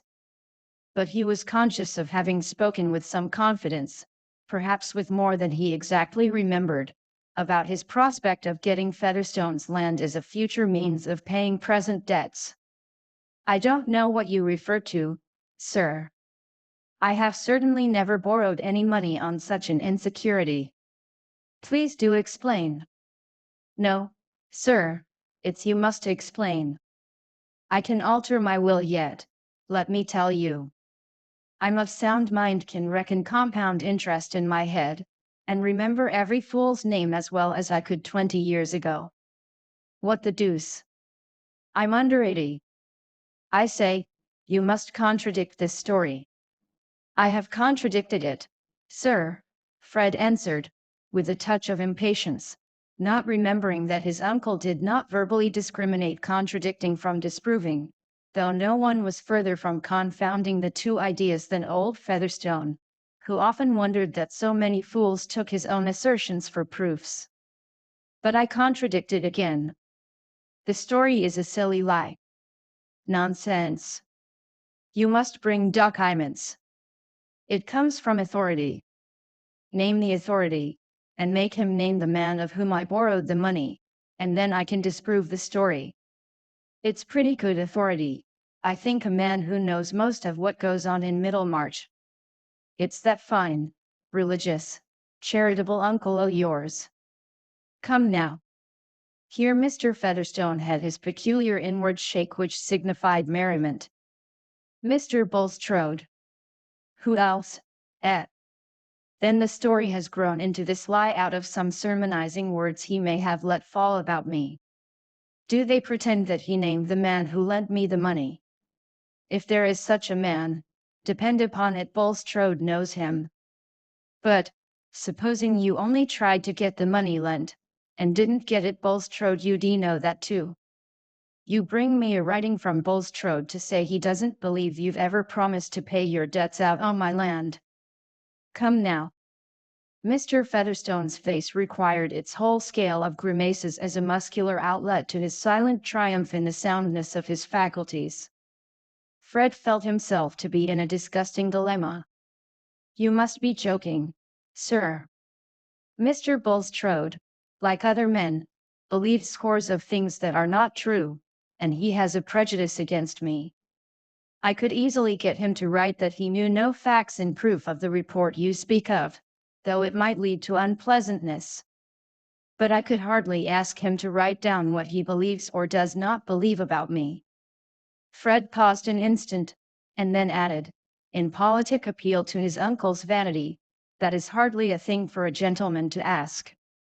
But he was disappointed in the result. I know what you mean. You'd sooner offend me than Bulstrode. And what's he?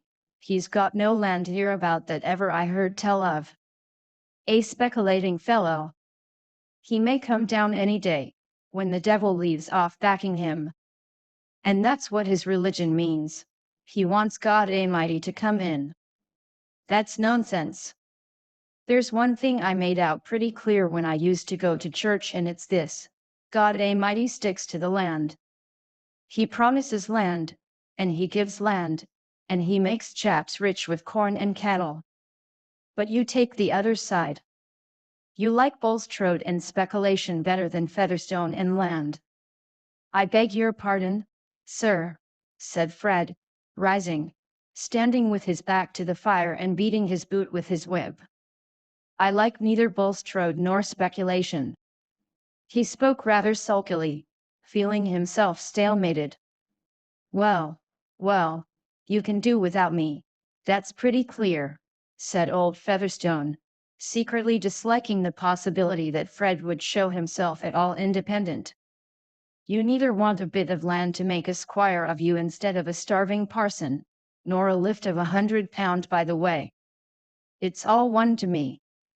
I can make 5 codicils if I like, and I shall keep my banknotes for a nest egg. It's all one to me. Fred colored again. Featherstone had rarely given him presents of money, and at this moment it seemed almost harder to part with the immediate prospect of banknotes than with the more distant prospect of the land. I am not ungrateful, sir. I never meant to show disregard for any kind intentions you might have towards me. On the contrary. Very good. Then prove it. You bring me a letter from Bulstrode saying he doesn't believe you've been cracking and promising to pay your debts out on my land, and then, if there's any scrape you've got into, we'll see if I can't back you a bit. Come now. That's a bargain. Here, give me your arm. I'll try and walk round the room. Fred, in spite of his irritation, had kindness enough in him to be a little sorry for the unloved, unvenerated old man, who with his dropped cycle legs looked more than usually pitiable in walking. While giving his arm, he thought that he should not himself like to be an old fellow with his constitution breaking up, and he waited good-temperedly, first before the window to hear the wonted remarks about the guinea fowls and the weathercock, and then before the scanty bookshelves, of which the chief glories in dark calf were Josephus, Culpeper, Klopstock's Messiah, and several volumes of the Gentleman's Magazine. Read me the names o' the books. Come now. You're a college man. Fred gave him the titles. What did Missy want with more books? What must you be bringing her more books for? They amuse her, sir. She is very fond of reading. A little too fond, said Mr. Featherstone, captiously. She was for reading when she sat with me. But I put a stop to that. She's got the newspaper to read out loud. That's enough for one day, I should think. I can't abide to see her reading to herself. You mind and not bring her any more books, do you hear? Yes, sir, I hear. Fred had received this order before, and had secretly disobeyed it. He intended to disobey it again. Ring the bell, said Mr. Featherstone. I want Missy to come down. Rosamond and Mary had been talking faster than their male friends. They did not think of sitting down, but stood at the toilet table near the window while Rosamond took off her hat, adjusted her veil, and applied little touches of her fingertips to her hair of infantine fairness, neither flaxen nor yellow. Mary Garth seemed all the plainer standing at an angle between the two nymphs, the one in the glass, and the one out of it, who looked at each other with eyes of heavenly blue, deep enough to hold the most exquisite meanings an ingenious beholder could put into them, and deep enough to hide the meanings of the owner if these should happen to be less exquisite. Only a few children in Middlemarch looked blonde by the side of Rosamond, and the slim figure displayed by her riding habit had delicate undulations. In fact, most men in Middlemarch, except her brothers, held that Miss Vincey was the best girl in the world, and some called her an angel. Mary Garth, on the contrary, had the aspect of an ordinary sinner. She was brown, her curly dark hair was rough and stubborn, her stature was low, and it would not be true to declare, in satisfactory antithesis, that she had all the virtues. Plainness has its peculiar temptations in vices quite as much as beauty. It is apt either to feign amiability, or, not feigning it, to show all the repulsiveness of discontent, at any rate, to be called an ugly thing in contrast with that lovely creature your companion, is apt to produce some effect beyond a sense of fine veracity and fitness in the phrase. At the age of 22, Mary had certainly not attained that perfect good sense and good principle which are usually recommended to the less fortunate girl, as if they were to be obtained in quantities ready mixed, with a flavor of resignation as required. Her shrewdness had a streak of satiric bitterness continually renewed and never carried utterly out of sight, except by a strong current of gratitude towards those who, instead of telling her that she ought to be contented, did something to make her so. Advancing womanhood had tempered her plainness, which was of a good human sort, such as the mothers of our race have very commonly worn in all latitudes under a more or less becoming headgear. Rembrandt would have painted her with pleasure, and would have made her broad features look out of the canvas with intelligent honesty. For honesty, truth-telling fairness, was Mary's reigning virtue. She neither tried to create illusions, nor indulged in them for her own behoof, and when she was in a good mood she had humor enough in her to laugh at herself. When she and Rosamond happened both to be reflected in the glass, she said, laughingly, "What a brown patch I am by the side of you, Rosie. You are the most unbecoming companion." "Oh no. No one thinks of your appearance. You are so sensible and useful, Mary." "Beauty is of very little consequence in reality," said Rosamond, turning her head towards Mary, but with eyes swerving towards the new view of her neck in the glass. "You mean my beauty," said Mary, rather sardonically. Rosamond thought, "Poor Mary, she takes the kindest things ill." Aloud she said, "What have you been doing lately?" "I? Oh, minding the house, pouring out syrup, pretending to be amiable and contented, learning to have a bad opinion of everybody." "It is a wretched life for you." "No," said Mary, curtly, with a little toss of her head. "I think my life is pleasanter than your Miss Morgan's." "Yes, but Miss Morgan is so uninteresting, and not young."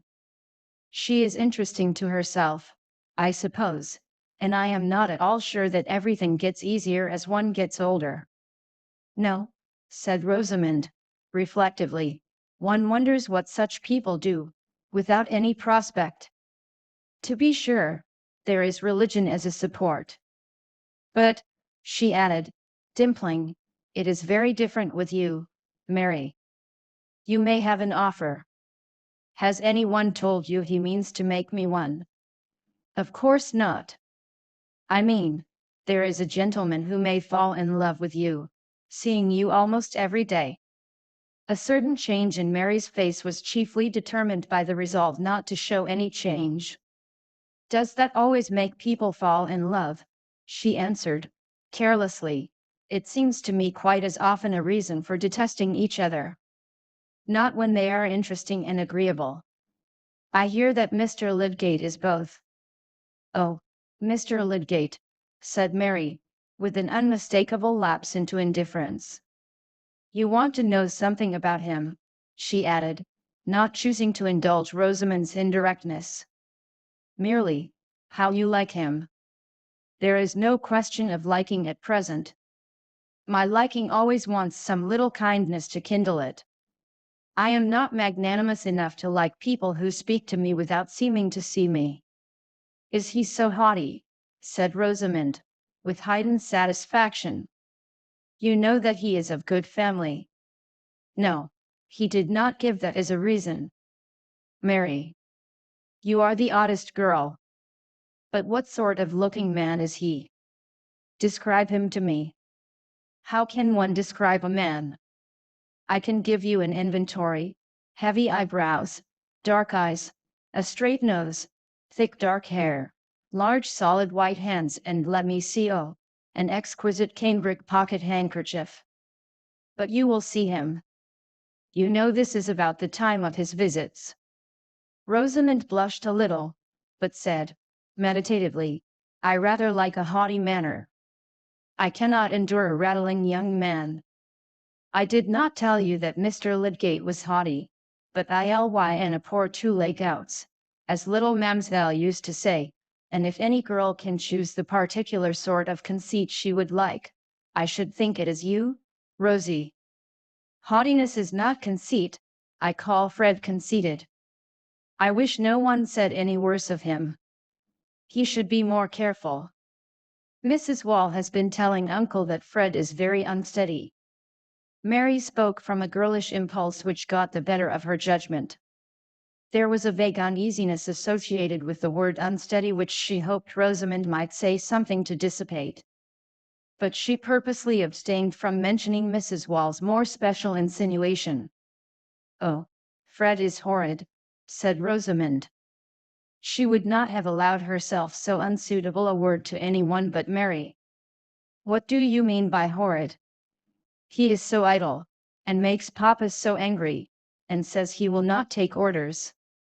"I think Fred is quite right." "How can you say he is quite right, Mary? I thought you had more sense of religion." "He is not fit to be a clergyman."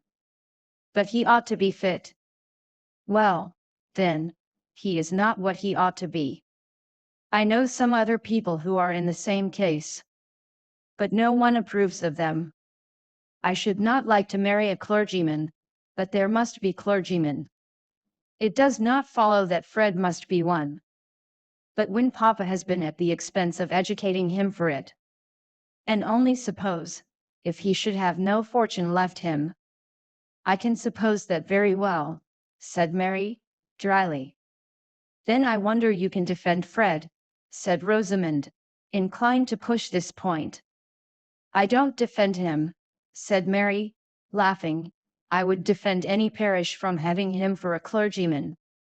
But of course if he were a clergyman, he must be different." "Yes, he would be a great hypocrite, and he is not that yet." "It is of no use saying anything to you, Mary. You always take Fred's part." "Why should I not take his part?" said Mary, lighting up. "He would take mine. He is the only person who takes the least trouble to oblige me." "You make me feel very uncomfortable, Mary," said Rosamond, with her gravest mildness. "I would not tell Mamma for the world." "What would you not tell her?" said Mary, angrily. "Pray do not go into a rage, Mary," said Rosamond, mildly as ever. "If your mamma is afraid that Fred will make me an offer, tell her that I would not marry him if he asked me. But he is not going to do so, that I am aware.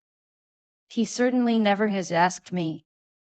"Mary, you are always so violent. And you are always so exasperating." "I? What can you blame me for?" "Oh, blameless people are always the most exasperating.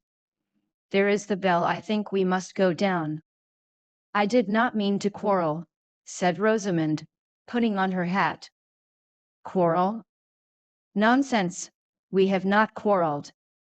If one is not to get into a rage sometimes, what is the good of being friends? Am I to repeat what you have said?" "Just as you please. I never say what I am afraid of having repeated. But let us go down." Mr. Lydgate was rather late this morning, but the visitors stayed long enough to see him, for Mr. Featherstone asked Rosamond to sing to him, and she herself was so kind as to propose a second favorite song of his, "Flow on, thou shining river," after she had sung "Home, Sweet Home," which she detested. This hard-headed old overreach approved of the sentimental song, as the suitable garnish for girls, and also as fundamentally fine, sentiment being the right thing for a song. Mr. Featherstone was still applauding the last performance, and assuring Missy that her voice was as clear as a blackbird's, when Mr. Lydgate's horse passed the window.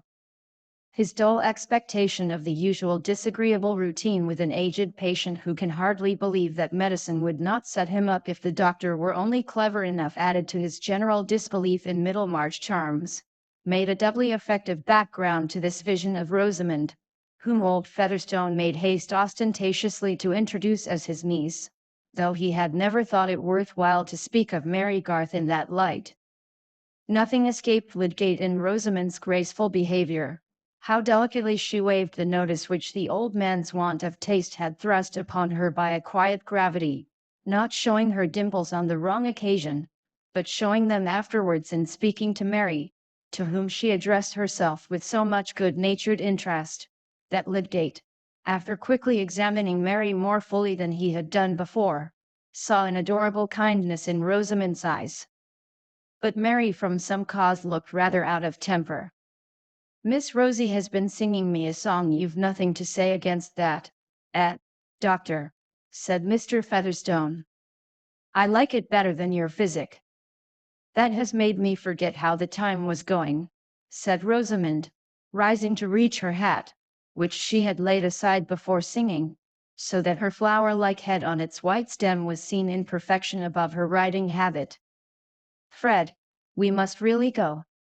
"Very good," said Fred, who had his own reasons for not being in the best spirits, and wanted to get away.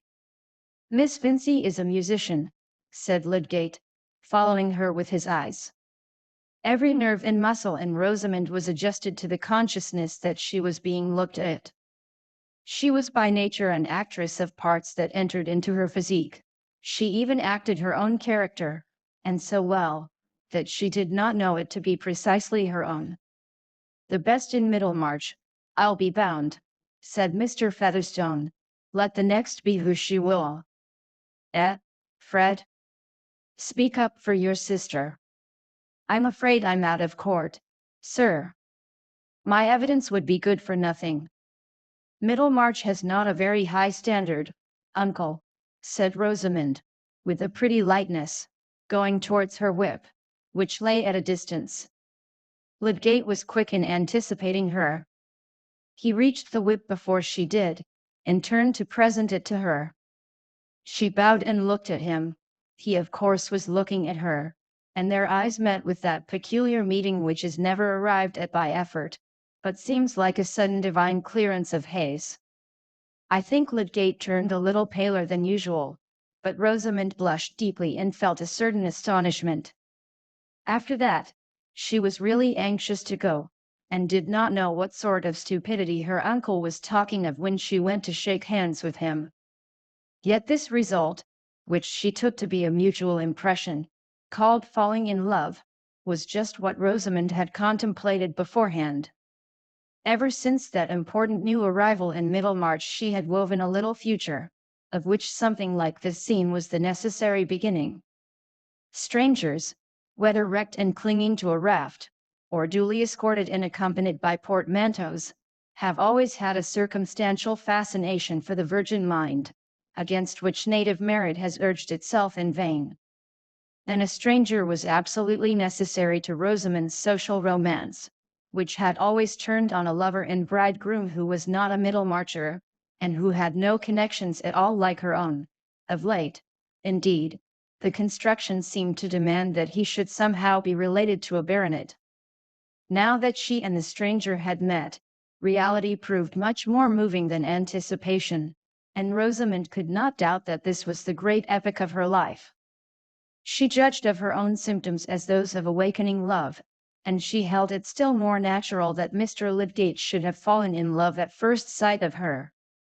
These things happened so often at balls, and why not by the morning light, when the complexion showed all the better for it?